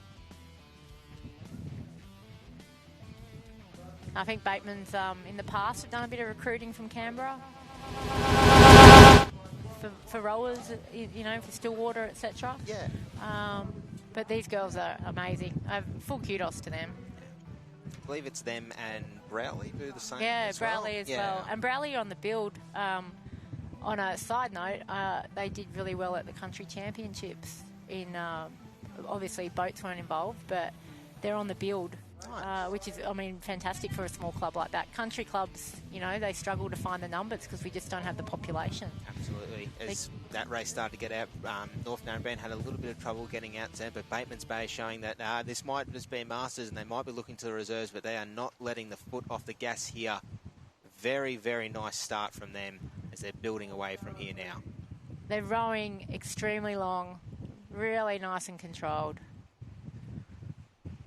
It's very nice to watch. Absolutely. They're not expending too much energy. I think they're probably conserving a bit for the days ahead. Yeah. But, just not spinning the wheels too much, just blowing out some cobwebs, getting some time out in the boat. Every race is a good training session. Absolutely, and you can sort of see, remembering back from the first round as well, when Bateman's Bay, sort of that first race I was watching earlier, as they're sort of having that little bit of extra time in the water just to get the boat settled and just let it run a little bit more, which is really helping in this first and second quarter. So they've got extra tickets for that to try and catch those runners as they're coming around the turning cans. Yeah, it's a really good point. I think it's really good. The footage is so beneficial for everyone, rowers and sweeps and coaches alike, just to really see great technique and how different clubs move boats in terms of, how they perform, how they let their rowing stroke from the catch all the way through to the finish and then back down the slide again, and what works for them. As long as everyone in the boat is rowing the same way, you're on a winner. Yeah, team synergy is a really important aspect of this sport, and it comes down to having 4 really good friends in the boat. If you can get all in time together and the boat runs well and you're having fun, that's the way to go. As Bateman's Bay go around in first there, followed by Wanda, who they're about 3 boat lengths in front of Wanda. Just turning now. Bateman's, very impressive. Nice, controlled, measured rowing from that crew. North Narrabeen as well, pushing through. They're super relaxed as well. They're hanging off their catch. Blades are straight in. They're not hovering above the water. You got that lovely little backsplash happening. Just don't want to. There are times in this sport where you need to have a sense of urgency, but when you find that time where everything's calm and measured, you can just add that power through the legs. Everything just feels really, really good, and we can definitely see that here from watching Bateman's Bay, as well as Wanda as well, as they're starting to sit on a little bit of a runner here as that boat starts to pick up a little bit more speed. But Bateman's sitting very comfortably in first here at the moment, Rachel. Yeah, without a doubt, another little championship to their tally on their jackets, embroidered on their jackets. If anyone hasn't seen those, go have a look. They're pretty impressive. And well done to Neil too, up the back there, steering the girls. I remember one of the officials, chief official in Victoria, when I was chatting to her a few weeks ago about the sweeps, they're probably the easiest to talk to, and she said, Neil, he's the nicest man in surf boats, coming very comfortably in first there. Yeah, he is. I've had the pleasure of doing a couple of water safety shifts at State with him out in the Duck. Freezing. I wasn't prepared because I didn't know Neil was, but we froze for a few hours, but we had good chats, and yeah, he's a lovely person. Well, those good chats provided warmth to keep you warm while you were freezing. This is true. So that was our 200s. That was our 200s, as North Narrabeen there. With Don McManus in the back of the boat. They'll finish off with a bronze medal, but sometimes in these races and conditions, it's about getting out and just battling through these conditions, and you might come out with a medal. So fair play to the Dreadnoughts for rowing.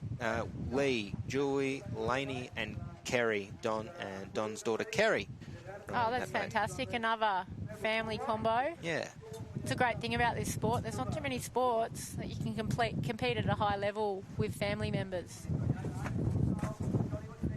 Yeah.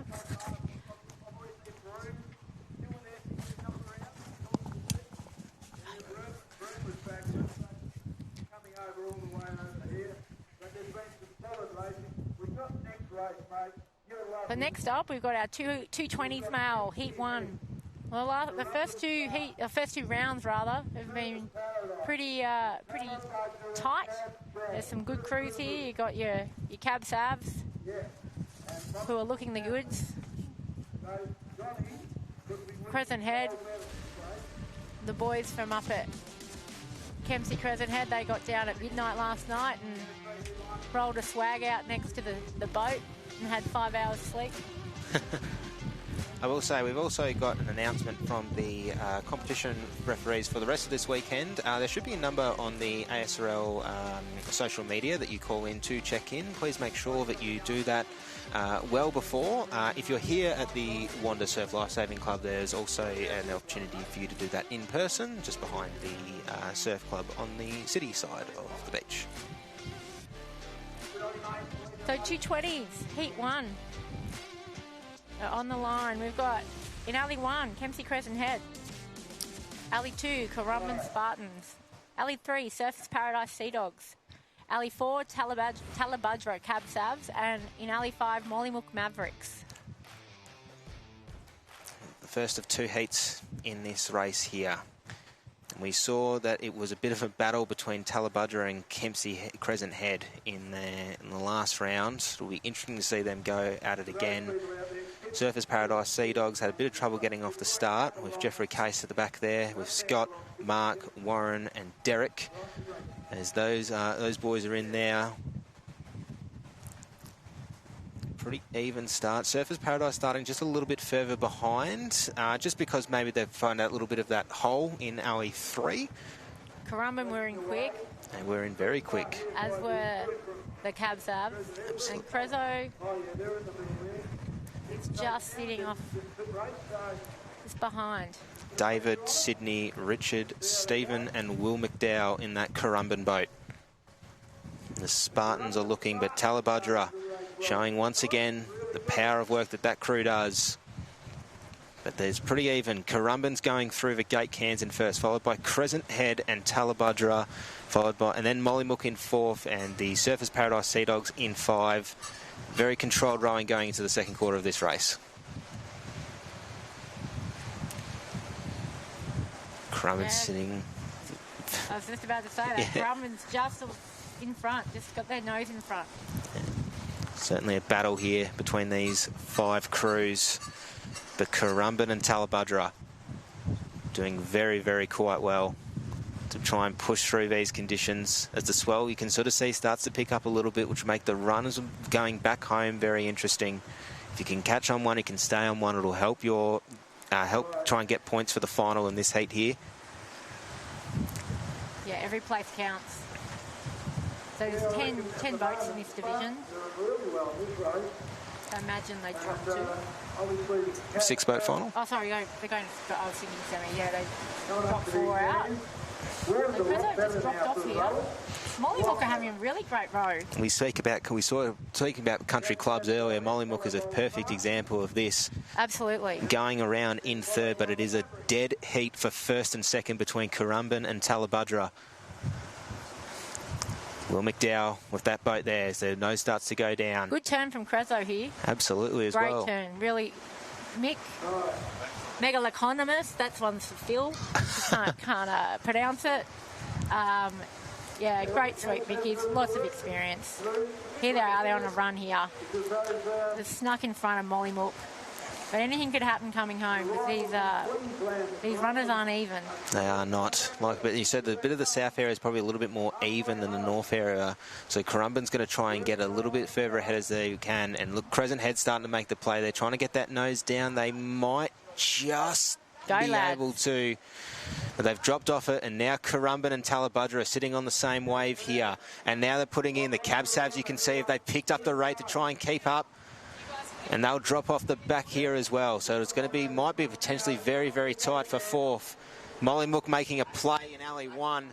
And look at them go. Mollymook are coming through. They might be able to kick here for third. They're coming right up to the Cab Savs. Currumbin sitting in dead water. Mollymook still making the play. They're still sitting on top. Mollymook have pulled out in front there. Amazing stuff.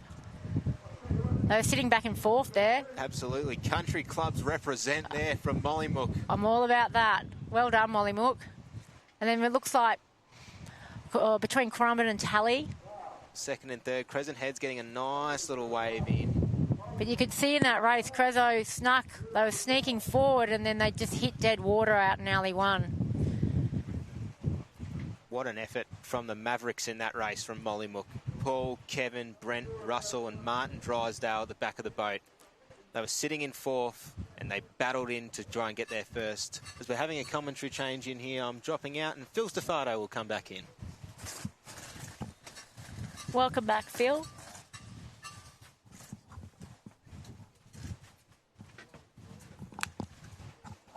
Thanks, Tate. Good afternoon, Rach. Good afternoon, Phil. And good afternoon, surfboat fans. Well, it's great to be back in the hot seat. Is it hot? I don't know about that. I just went and fetched my rain jacket, and all of a sudden it stopped raining, the wind got softer, and there's patches of blue sky. So I think in comparison to our first stint, we're going all right. There's the results of that last race, Rach. It was a real good race. Great race. So 220s. First place, Mollymook. Mavericks. Second place, Talabudra Cav Savs.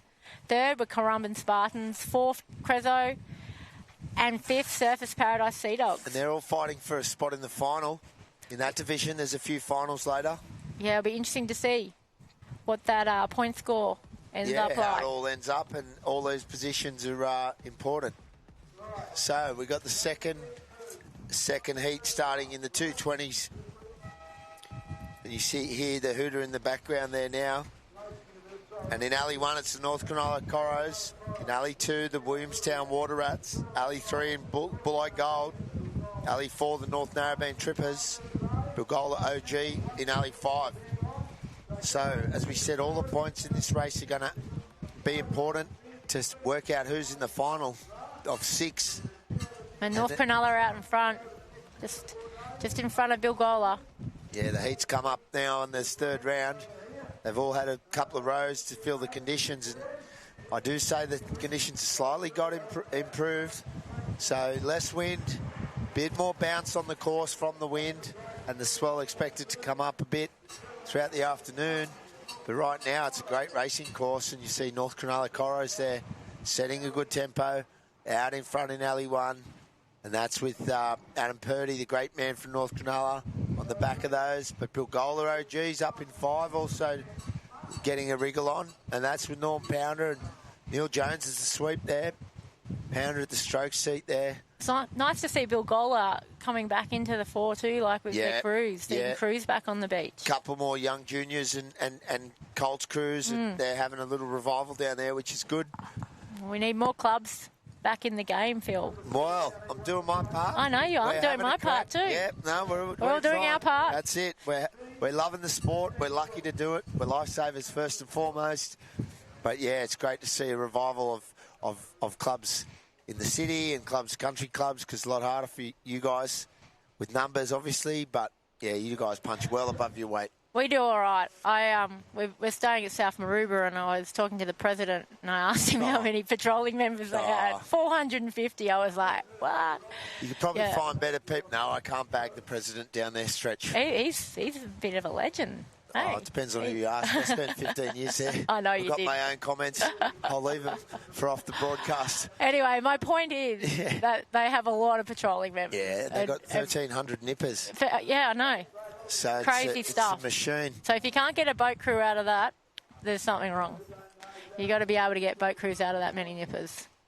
Yeah, no, it's tough because the kids are all busy and doing different things, and the commitment level for our sport, as you know, is pretty intense.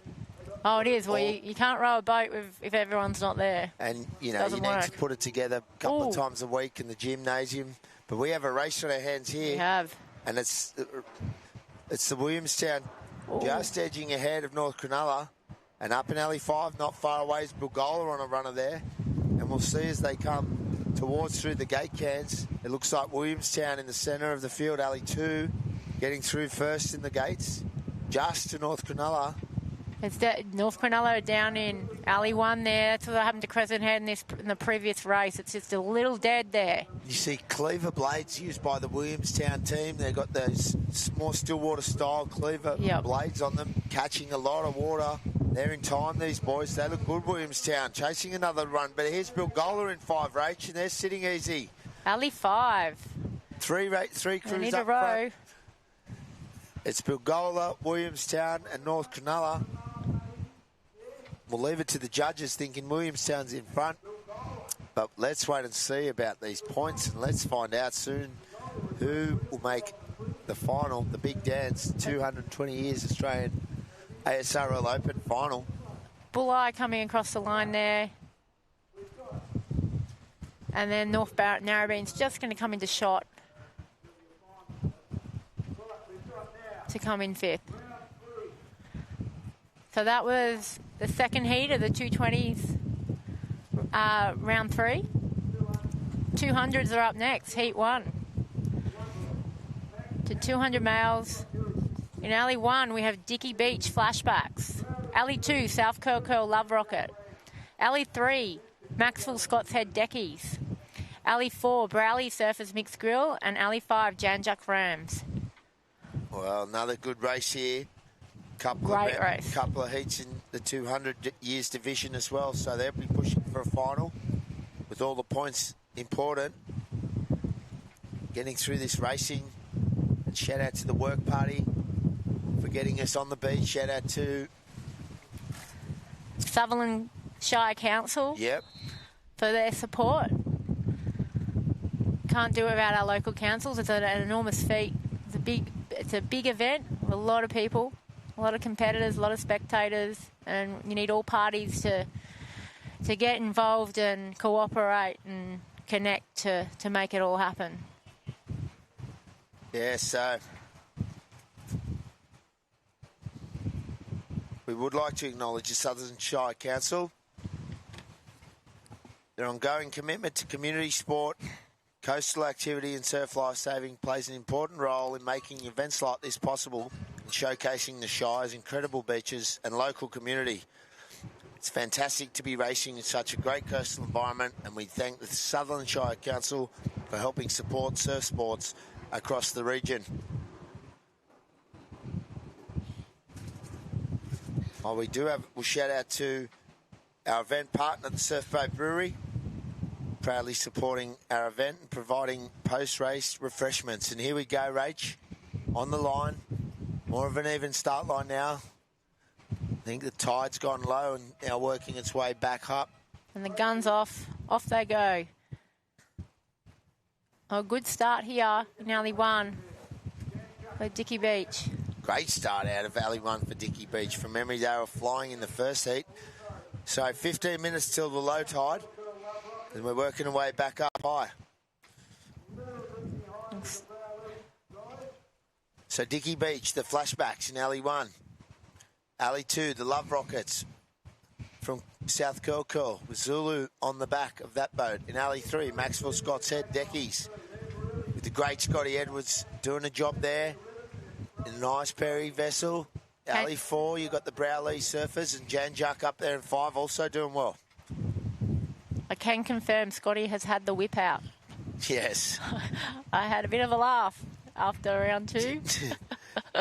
Yeah, He's got his competitive hat on today. These boys, 3 of them have never competed at this level, so it's all a big learning curve.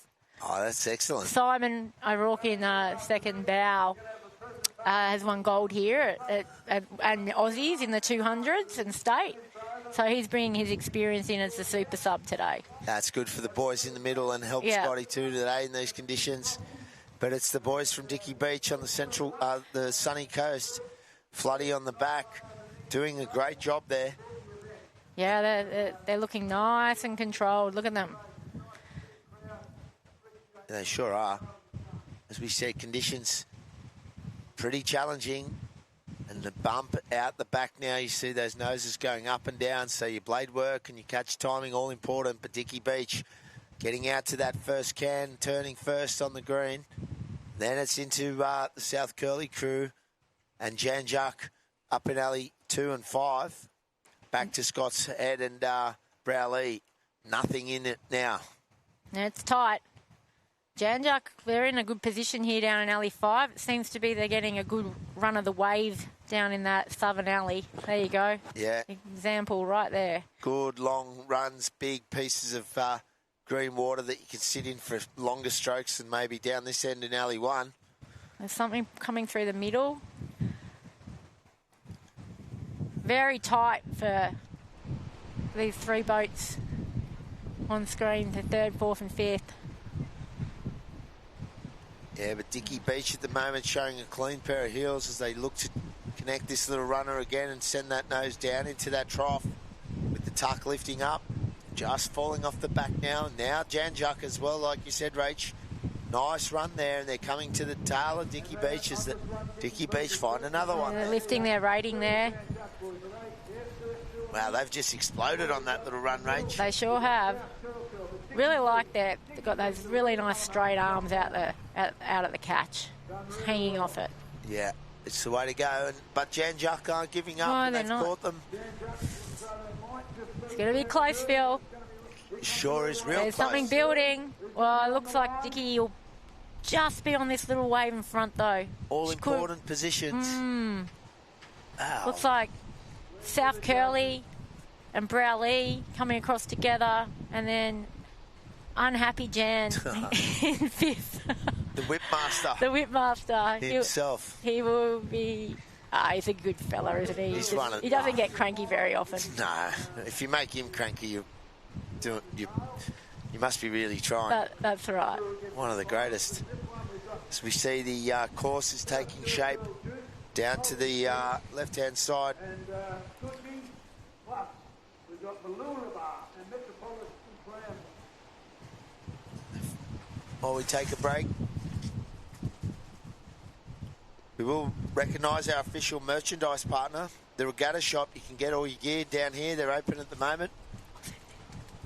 It's available for purchase on site today or through the online partner Regatta Shop. If you're looking to take home a memento or support the sport, come and check it out. It's always good to check out the merch shop at the start of the carnival too, because you can bet your bottom dollar that the key sizes, they'll be too popular. So you want to get in quick and get onto this gear. It is literally flying out the door. You can order online, though. Yeah, so get on. That's the go. If you're not here now, get online. It makes for great Christmas gifts, Father's Day gifts, Mother's Day gifts. It's a little bit far away for Christmas, isn't it, Phil? Stock up early. Get your merch. Thank you, Tash. Yes, we'd also like to acknowledge Surf Life Saving Australia. Their support's been instrumental in the development of surfboat sweeping and education of the surfboat safety officers. The ongoing commitment to training, safety and a pathway development strengthens our sport at all levels. Partnerships like that ensure the surfboat competition continues to evolve while maintaining the highest safety standards. And we're away in the second heat of the 200s. And as we look out to sea, it's the South Curl Juice in Alley 1, Soldiers Beach Team A in Alley 2, the Coogee M&Ms in Alley 3, in Alley 4, the Mooloolaba freight trains. They're going fast all day today, the freight trains. And then Alley 5, Metropolitan Caloundra, with Jace Bean on the back of that boat. So it's the South Curl Juice up in 1, setting the tempo. Mooloolaba freight trains probably just ahead of them. I beg your pardon. As we look out in Alley 4, it's that blue boat with the light blue gunnels. They just went up one then. Something bounced under them. Yeah, the course starting to come alive. Looking a little bit ominous to the south. Yeah, as the wind starts to pick up. So we've timed it perfect. But as we see, going out to sea, it looks to be pretty even between the Coogee team, Mooloolaba, and the South Curl Juice. Then just dropping off the back of them would be Soldiers Beach and the crew from Metropolitan Caloundra. And Oh, it looks stormy there, doesn't it, Phil? Look at the colour of the water. Yeah, it sure So does. South Curly out there in front. South Curly out in front. Coogee right there. Cutting into the can. Drone's just at a funny angle there. So again, it's pretty even. Mooloolaba from Coogee, then South Curly in that order. And Mooloolaba turning first. Then Coogee. South Curly. We've got Metcalf over in alley 5. Yeah, pointing it towards home's the Coogee team, the M&Ms. And they're looking to up the rate. They want to make this final and feature on this dais, which has been set up in front of us. It's a great looking place to be, the dais later today, around all your mates in the Masters. But that's not done yet. So Mooloolaba and Coogee, stroke for stroke. Here's Coogee now with the run, lifting. But we know there's runners left and right and left. Just got to be patient, take your opportunities when they come and stay strong throughout the course of the stroke. And now the Juice, they're coming through in alley 1, trying to get on the back of this Coogee crew. But look at Coogee go, Rach. Look at Metcalf over in alley 5. Big run from Metcalf going straight past South Curly now. Well, they're still on that. That's a real good run from Metcalf. And there's It's falling off the back of it now. But Coogee, boys have rode home very exceptionally well, lifting the rate when they needed to on the runs. They sure did. They got a little squeeze, 40 strokes from home, and they just took off. And they've won that race, it looks like, by a length from Mooloolaba. South Curly have come back again. So tight across the line between South Curly and Metcalf. Those points and places will be all important. And we'll see some of those crews back here today for the final as the field starts to thin out on the beach and we get towards the pointy end. Some of these divisions having rounds, 3 rounds of round robin for the medals, and the divisions with more teams having a cutting to the final, and then final racing for medals. So there'll be three finals, 200s, 220s and 180s male divisions. Thank you. Little glitch there. Lunch truck's just dropped off. Lunch truck. There you go. Thank you. Bon appetit. Thank you, Wanda. Thank you, Wanda, for having us. Thanks, Tash, for organising us. And yes, here we go. What are we looking at here? Is this the... So up to 180s. Here's the results for the 200s. Second heat of the 200s male. So first place, Coogee M&M. Second place, Mooloolaba Freight Trains. Third place, South Curl Juice. Fourth place, Metropolitan Caloundra Cavemen. And then fifth place, Soldiers Beach Team A. Well, great racing there from all of those crews. We've got the 180s up next. Yep, and so it's a 7-boater. It's round 3. And they'll cut a few to the final. And all the points are important. And so you got that wind coming up again now. But it's Mollymook Madmen in alley 1. South Maroubra Weapon Vets in alley 2 with Panisian, Fibro, Dunny, Moe sweeping those guys. The great Ryan Ellie. In alley 4, 3 the Allura Great Men. Alley 4, Maruya Magnums.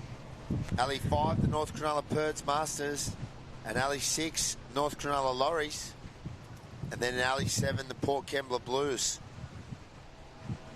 So, there's the hooter.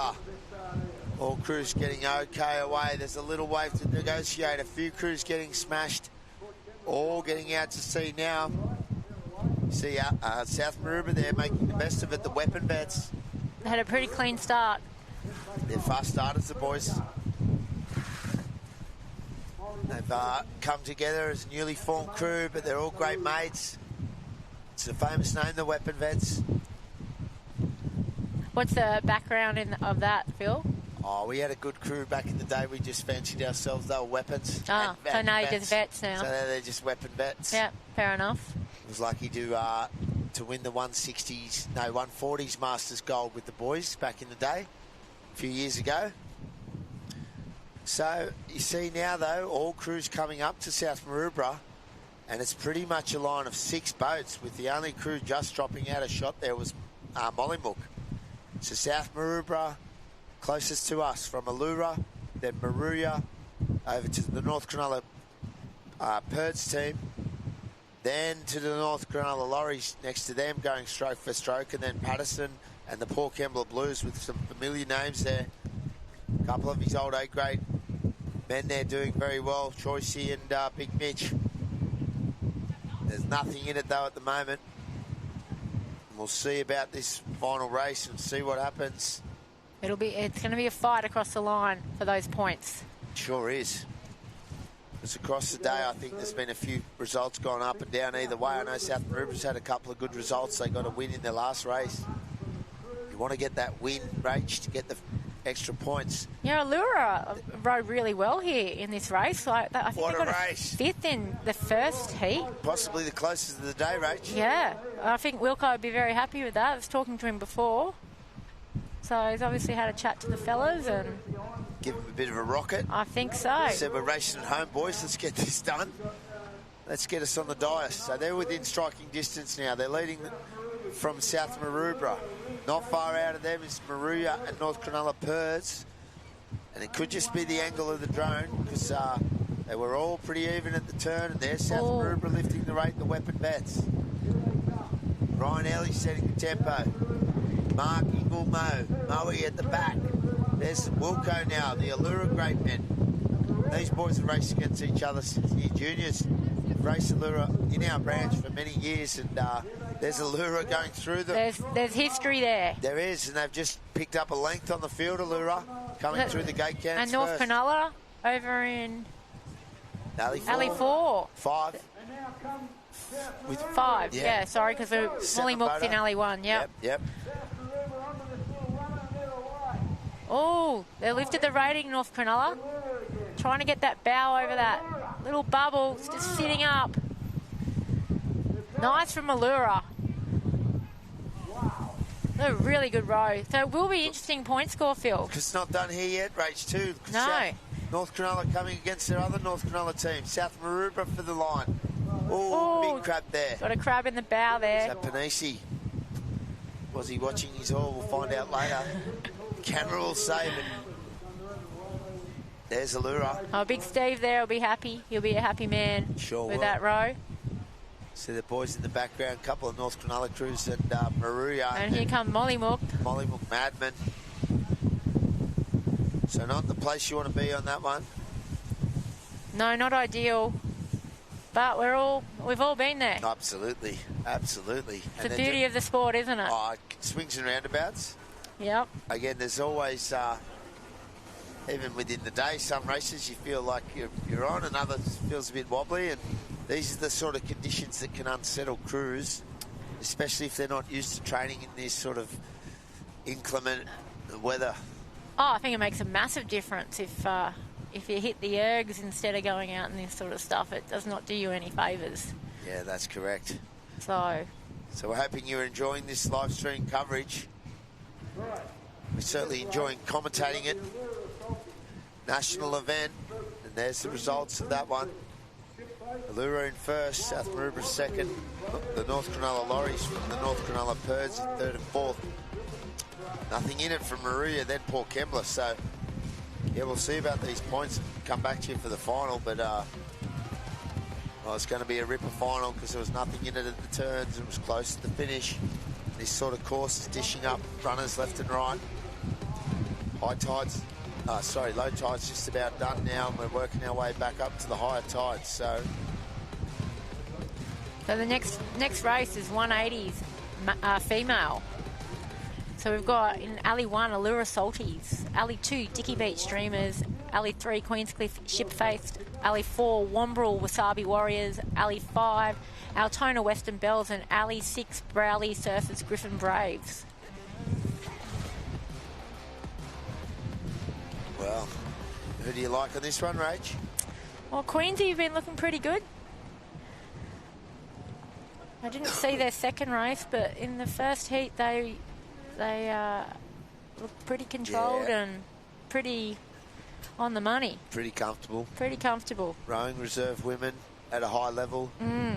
It's always a bit nerve-wracking if you're not doing the reserve races and you come into the women's Masters, race against crews that are racing more regularly. Yeah. You know, that extra race match practice. Well, it's the best practice you can get, isn't it? You can get in the boat as much as you want, training-wise, but if you're not racing, nothing mimics it. Pressure under the gun. Or the hooter. And also pressure having other crews rowing around you or rowing past you or you having to row them down. Yep. Because that's another mental head game, you know. If you are in front or someone rows you down trying to stay in that position. It's all... You're basically at the peril of the ocean at the end of the day. But as a rower, Mother Nature has control. We've put a tax in. There we go. So we go away for the 180s as the IRB's testing the motor in the background. And it's the 180s third heat. So we've got a lure in alley 1. Dicky Beach in 2. Sorry, I just That's lost all my right. thing then. Queenscliff Shipface in 3. The Wombrel Wasabi Warriors in 4. Alley 5 is the Altona Western Bells. And then alley 6, the Browley Surfers Griffin Braids. So as you said there, H, the Queensy Ship-based. And they're competent crew. Say that quickly, Phil. It's Queensy Ship-based. So Tizza, Alex, Nikki and Shero as a sweep. Very relaxed in that camp. They're very relaxed. I've seen Soph earlier getting a coffee in between races. Should be perked up. Caffeine up. And wrong stimulant. No, that's the other one. That's your stimulant. The important one, the caffeine. So we see the ship face there, Dicky Beach. Just look at the bow on that Queenscliff boat, the nose of that boat. It just, you know, a crew's rowing well when it's just steady. Yeah. Carving through. And it's like stuff. Cutting through butter, isn't it? Yeah. A little bit bouncy there coming out towards the turning can. Yeah. Obviously the wind is coming into play there. Hitting from the side, and sometimes it does just hollow out. So we apologise to you for the IRB noise. Those guys have to, the most important job for IRBs is rescues, and then the second job setting up the racing cans, as we know. So Queensy just hitting a few chops as the speed comes off, and he has to line up that turn, Cheryl, on the red can. And Dicky Beach going in around the green there now. Getting stuck a little bit on the turn. Interesting too, the Queensy stroke stood up then on that turn. See that? You don't often see that. No, he's standing up and digging in. Yeah, no, I've been pulled up already about some of those stimulants. Shout out to my fans listening. Mr. La Rosa. Good check. So, the Queensy girls, the ship face, they're away. And they've got a length on the Dicky Beach team. And they're working hard to this finish line. And I think it'll be a 3-round point score to the medals. And I would dare say that it'll be Queenscliff, the ship-based team here now. And Browley. Getting away with it. Looks like Browley over in alley 5 in third.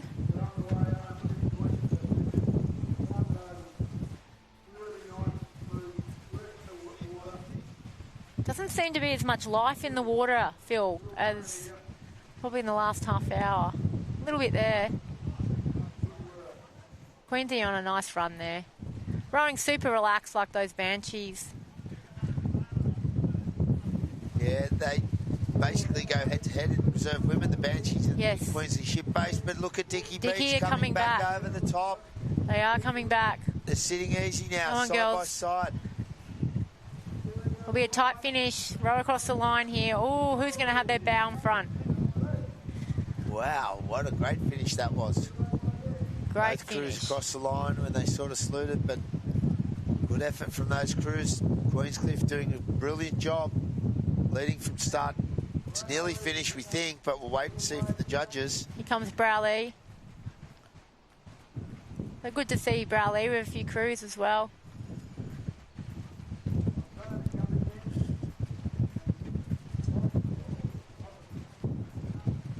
a great thing, this live heats, to stay on track with the racing.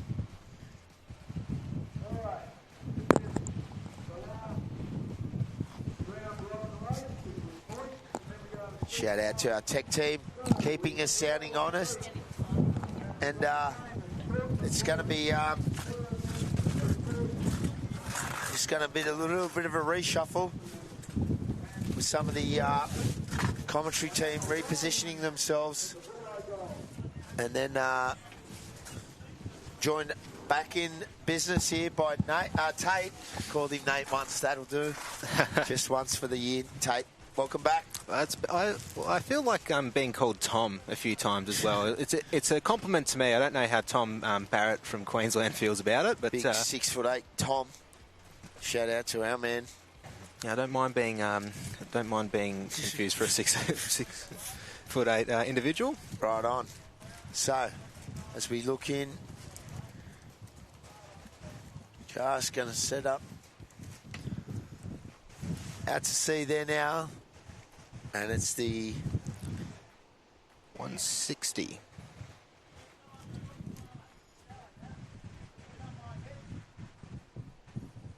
Avalon Beach. That's it. An alley one. Good call. Read him out. Once I get it, you might be... Oh, I've got him here. Here we go. Avalon Beach Lass in alley one. The Port Macquarie's Port Mary Penmenopausal Massacre in alley two. Broome Heat in alley three. Kiama Wahoo's in alley four. And the Bulleye Gold in alley five. Shout out to Broome. Coming all that way. It's a huge effort for the team making it down here, as it is for all these girls making the start line on a Thursday. A miserable day. And we've had another false start, Tate. It has been a day for false starts. The starters have done their best. It's been very, very, very, very challenging. As someone who's done a little bit of check starting before, sometimes you just got to try and push through, but they're trying to give these crews the best start that they possibly can. It is very uneven at this end of the beach at the moment. Yeah, wind on the nose, left and right. You see Avalon there, the Lass.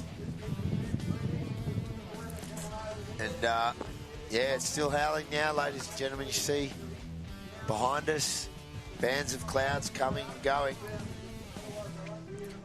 Still only, but we should be able to finish just before that change comes through. But it is looking quite ominously coming from Cronulla. And the results from the last race are coming through. Dicky Beach Dreamers in first. Queenscliff Ship-Faced in second. Browley Surfers Griffith Brave in third. The Womble Wasabi Warriors in fourth. Altona Western Bells in fifth. And rounding us out is the Allura Salties in sixth. Okay. So as we get this 160s female race started, round three, taking it from the top as we're looking on screen. Alley 1 is on the right of your screen there. That's Avalon Beach, the Lass, Port Perimenopausal Massacre 2. Great view from looking from Oceanside here. Looks like the crew, Port Macquarie, having a little bit of trouble getting off the start here. There's a few hands raised. Oh, it's a bit unfortunate for them. They've started to slow a little bit off the way, so they're far way back now as the other four crews are looking out. And it looks like the Bulleye, it's a battle here. Bulleye Gold seems to be a little bit further in front of the other crews, sitting in Alley 5. Yeah, Alley 5's doing well, but Alley 1 also doing well. There's Avalon Beach. And the Lass. Nathan Wellings with his Lass crew. And so Alley 1 and 5 setting an early tempo. There's the girls. And a bit of an extra layback, would you say? Just getting that little bit extra length through the water. Yeah, it's within the region. It's not super layback. It's pretty good though. I don't mind laying back with the bodies, finishing off nice and strong. You see Shane Gillova, Bulleye Gold sweep. He sticks with that name. And that boat's fast. You see there now. Rowing back up to them in Alley 3 is the crew from Broome. Yes, so they've done a brilliant job there. There's Avalon now. Getting long and strong. Also using those round Rolex there, Tate. Yeah, Sarah, Lindsay, Alexandra and Simone with Nathan Wellings sweeping that crew. We'll see him time and time again at these events. As these crews starting to make up speed, it's starting to get a little bit lumpier. It's been it's been a bit of a mixed bag in terms of the conditions today, especially as the wind starts to pick up. We get a little bit more white caps. The boat's sort of moving around a little bit extra, which is really important just to try and keep that balance in the boat when the oars are in the water as well as the oars being out of it. As we now look, Bulleye Gold in alley 5 to the left of your screen. Going to be turning around the white can first, about a boat length ahead of the crew in alley 1. The Avalon Beach Lass is turning around in second. Broome have made a very, very nice play, trying to keep up with Avalon sitting in third. Yep. And they're going to have a very good turns from those three crews as they go around, and they start going into this third quarter of the race and heading back home. You see there, Port Macquarie struggling on the start. It probably got a bit unlucky on a shallow water start, but it had already been restarted, that race, so they had a second bite at it. Sometimes the starter's hesitant to pull it back twice. Yeah. And away goes Bulleye now from Avalon. So Bulleye up in alley 5 as this wind intensifies once again. And I dare say there's more water on the way. Yeah, looks like as well. It's a bit of a dead heat at the moment between Avalon and Bulleye, but Bulleye starting to make a little bit more of a play in the Cronulla end of the beach. Broome have sit on a little bit of a runner here, and they're still trying to keep this going. That nose is up, which means that the noses of the next two crews, Avalon starts to go down. Very hard. You can sort of see Nathan giving a little bit more extra pull on that oar just to try and keep them in line as best they come as they're coming through the gate cans. Bulleye Gold go through the gate cans in first. Broome have come down into second. Broome there, Tate. Great row from Broome there, pushing through for second now. And still on a little runner, so Avalon trying to stay with Broome now. Bulleye lengthening out in front, stretching their lead. Jalovan, speaking of whips earlier, he has a long whip, and he'll be whipping them to the finish line, as they say. And they're striding away as Bulleye. So they've done a great job across that finish line. And then Broome, unfamiliar caps. You don't see the Broome cap too often. And look at the girls go. Huge effort, Broome. Fantastic. Well done to those girls on that finish. And then Avalon into third, so I'll wait for the official places. A really, really great race from those crews, especially Broome, who's pushed on. They've had a very long drive to get up here and a long flight. It's fantastic to see them, and fantastic to see how great the family is in surf boats with Jace Ben Linding and the Met Calandra boat. Yep, and it's good to see friends are listening and paying attention to us today, Tate, because texts are coming through thick and fast for some of the blooper reels, but we're just getting warmed up here at Wanda Beach, the ASRL Open 2026 Masters Championships, and we're getting right now to the pointy end.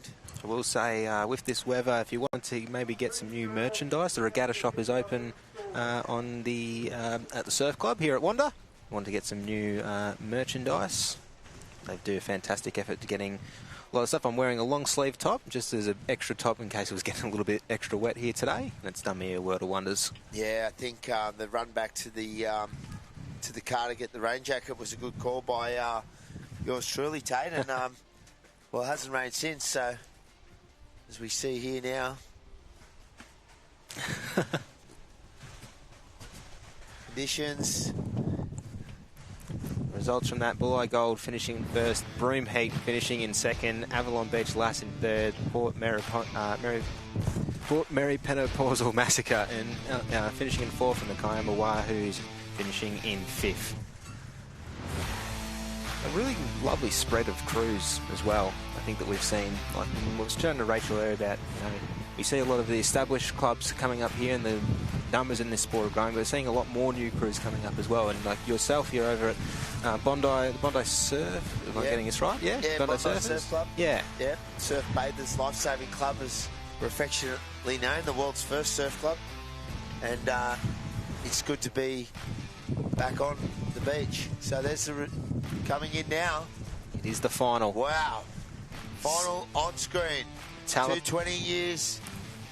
Talabudra. Masters. Let's go, Tate. Talabudra Cab Sabs in alley 1. Mollymook Mavericks in alley 2. Bilgoola Beach, Bilgola OG in alley 3, the North Cronulla Coros in alley 4, Williamstown Water Rats in 5, and the Kempsey Crescent Head Team A in alley 6. Wow, well, it's a 6-boater. Top 6 are in this field. Friends from the Spartans not making it up into the final. Current Australian champions on screen there now. The Talabudger, there's the Bilgola OG. Famous old cap there now. Good blokes, the Bilgola team. This is for medals, guys. Our first the finals. They're away now.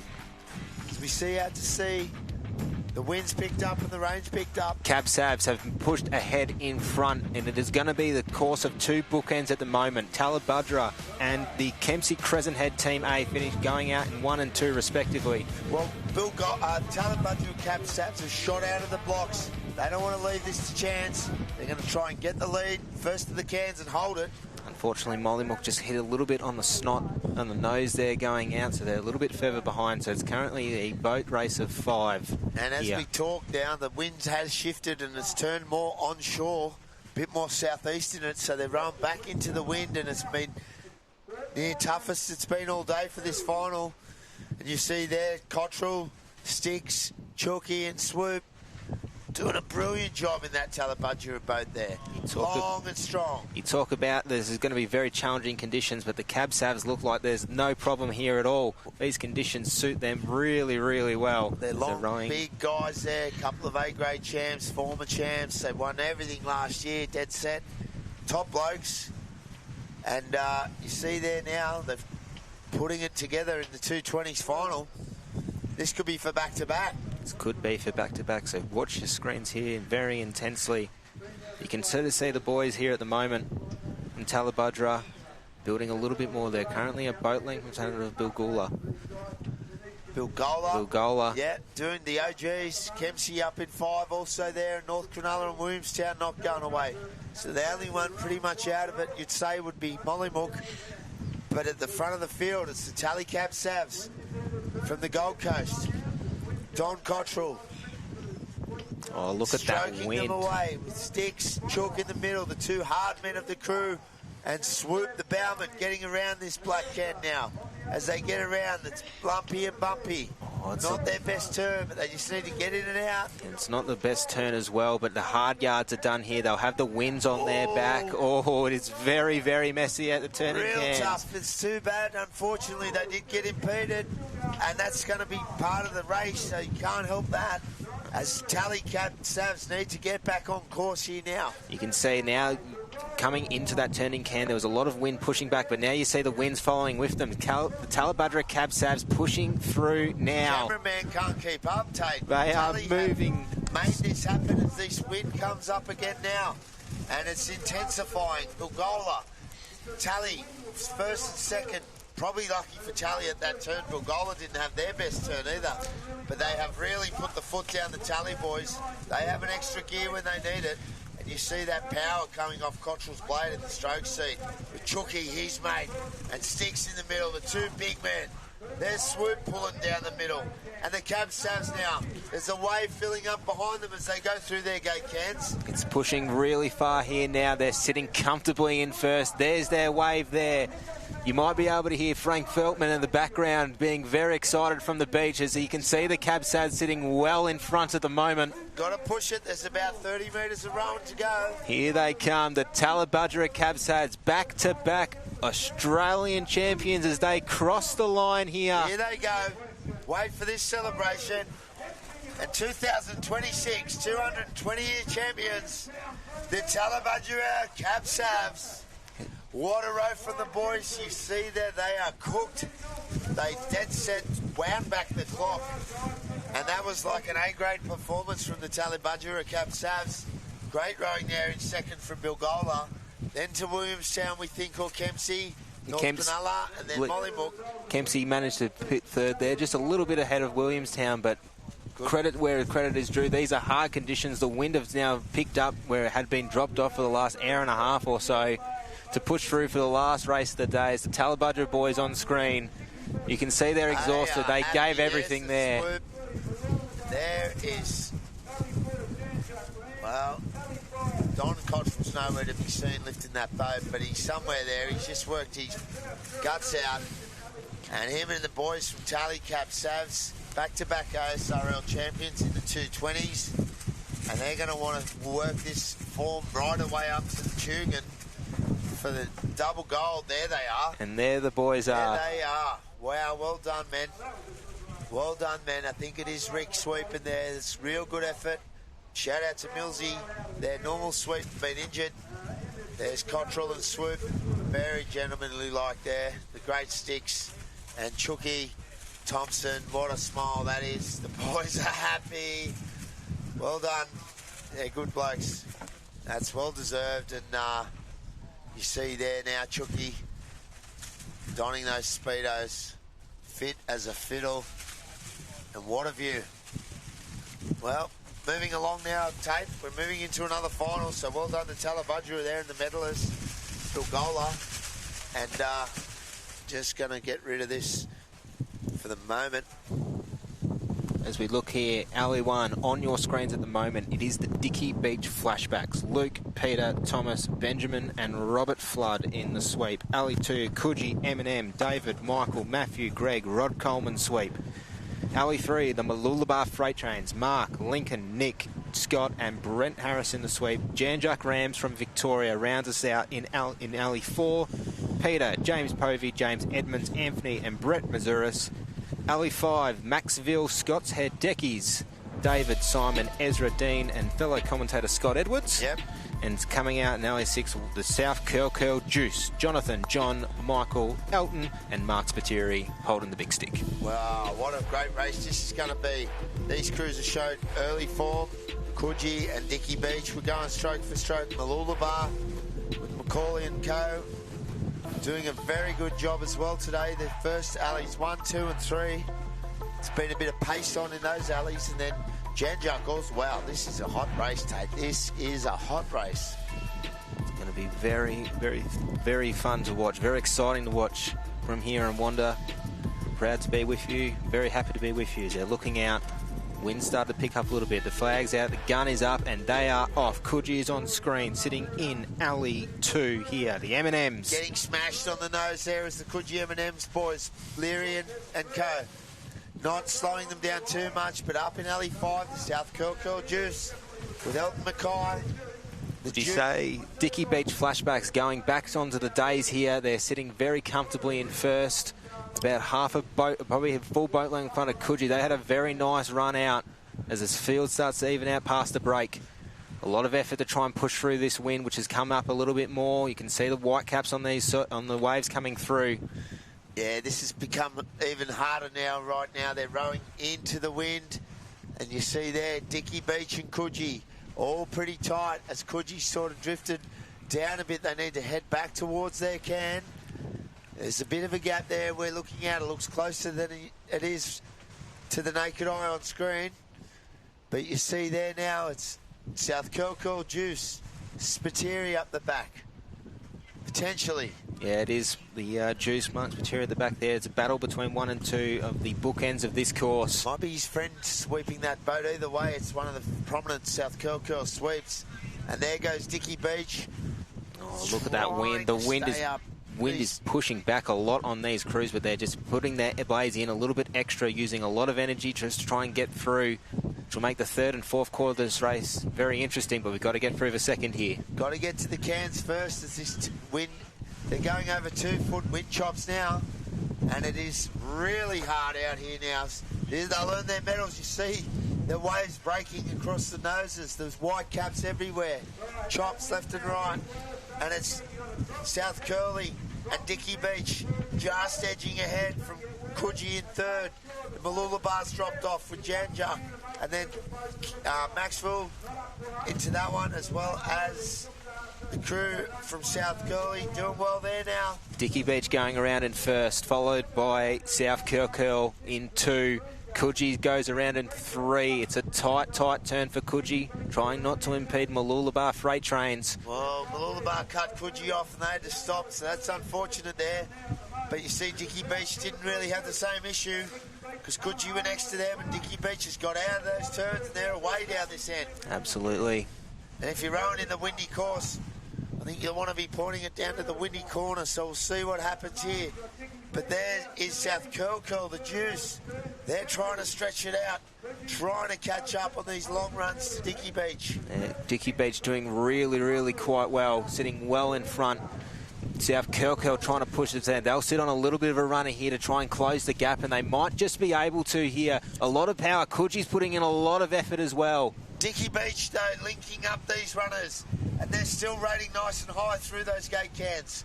So Dicky Beach, you see there, just from South Curl, and the Coogee boys hanging on to third place in this ASRL 200-year final, but it looks to be finish line approaching. Nothing coming for Dicky Beach. Coogee, South Curl making a nice little play to try and to close the gap, but it might just be enough. Dicky Beach call it easy, and they'll roll over the line. They're going to get that last little ripple at the right time. They'll turn this one into the wave. And there they go, the boys from Dicky Beach. And there's the celebration from Dicky Beach. Second place looked to be South Curl Juice. And then hanging on to third was a good effort from the boys from Coogee, Strongbow Club in Sydney. Coogee Beach, New South Wales. A lot of friends in that boat. Well done, boys. Just missing out and getting that chocolate medal is the Mooloolaba Freight Trains with Nick McCauley. They rode well all day. And that fourth place stinks. But it's a great effort making it into that final. And then from the Maxwell team, Scotty Edwards. Yeah. Making up the field there, but a great effort again for making that final. So well done to those Dicky Beach flashbacks in the 200 years male final. Wow, what a race. What a fantastic race. The boys.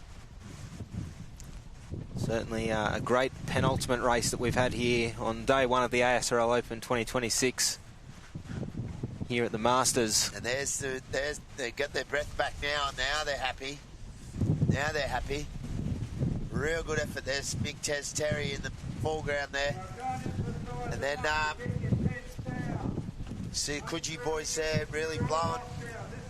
Bychain and Smithy, Matt Leary. Great effort picking up a medal, those boys.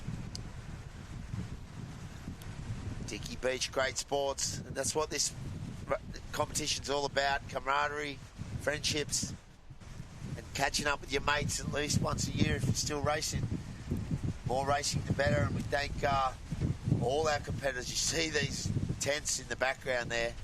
You see the side there. Here we go. Here we go. The final, the 180s. The 180s, last race of the day. South Maroubra, Weapon Vets in Alley 1. North Cronulla's Perd Masters in Alley 2. The Port Kembla Blues in Alley 3. And Allura Greatman rounding us out in Alley 4. So they've kept 4 boats out of 7 for the final. And here we go. South Maroubra and Allura. Sydney branch, 3 out of these 4 boats. You see the North Cronulla Perch crew there. It's just dropping off. So it's South Maroubra in Alley 1, North Cronulla in 2, Port Kembla 3 and Allura in 4.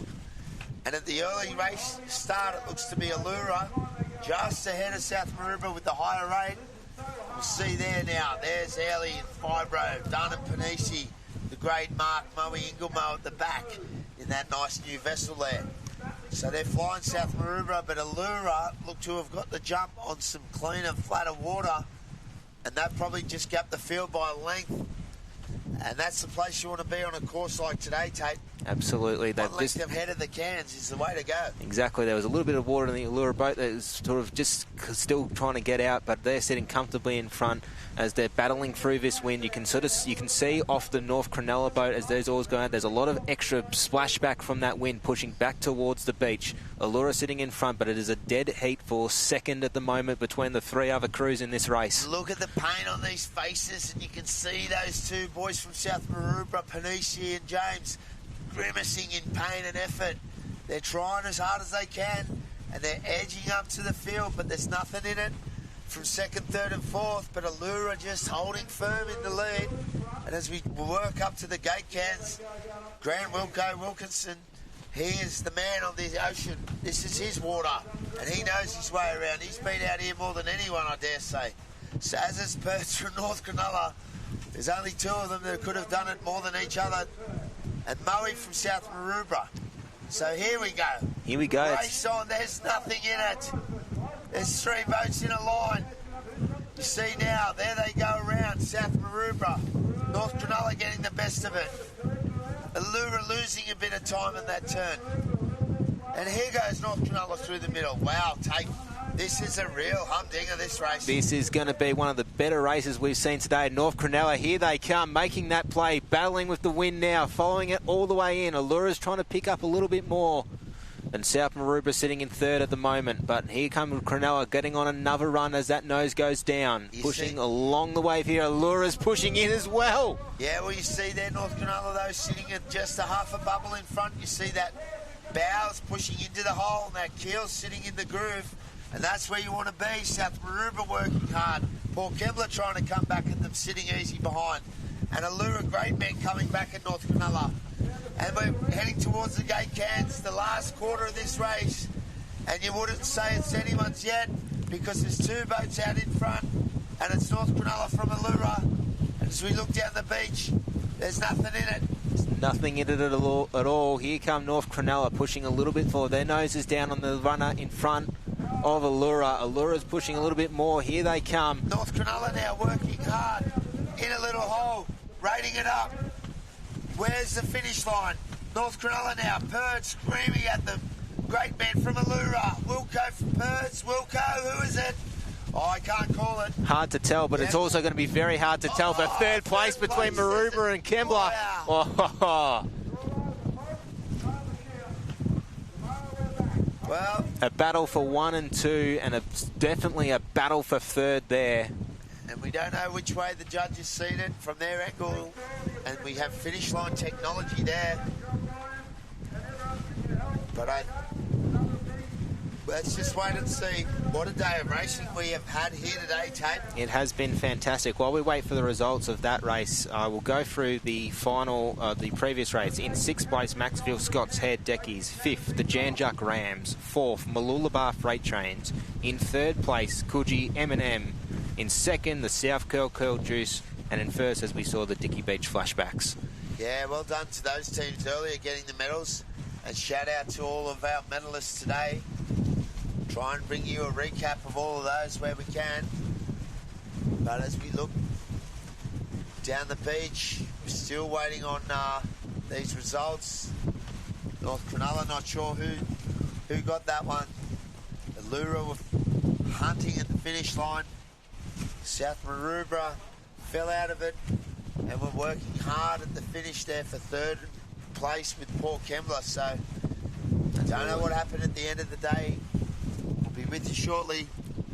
And the results have come in on liveheats.com. In 4th place, the South Maroubra Weapon Vets unfortunately couldn't get over. In 3rd place, the Port Kembler Blues with that extra little push at the end there. In 2nd place, North Cronulla Perds Masters. And in 1st place, the Allura Great Men. Well, Wilco, the great man with his great men from Allura on the home beach, the southern course for the ASRL Open, hosted at Wanda Beach. But that southern course is near in front of Allura Surf Club. And we're sitting in the beautiful Wanda Surf Club looking out, and it does look like it's going to be a miserable afternoon. So we're grateful that the racing's all done here today. We want to thank you for your patronage. We hope you've enjoyed the racing. We'll get you to shout out a few of the sponsors, Tate. First of all, our national partner in surfboat development and safety, it's the Surf Lifesaving Australia, whose support has been instrumental in the development of surfboat sweeping and the education of surfboat safety officers. This ongoing commitment to training, safety and pathway development strengthens our sport at all levels. Our event partner for today for the officials and workforce support is the Surfboat Brewery. A big thank you to the Surfboat Brewery, who are proudly supporting our event by providing post-event refreshments for our hard-working officials, Powercraft team and the ASRL Work Party, who have put in a power of effort today in these conditions. The official merchandise partner, the Regatta Shop, which is available on site today or online through their website. If you take a look, want to take home a memento from the event or support the sport, be sure to check it out. A big thank you to the Wanda Surf Lifesaving Club for hosting us over this weekend. They've been a power of work and been fantastic in the lead-up, as well as a big thank you to the Sutherland Shire for promoting this sport and helping us run this event here today. Yeah, well shouted out, Tate. And again, thank you for your time today. It's been a great day of racing. We've seen some really good efforts and just some great camaraderie out here today.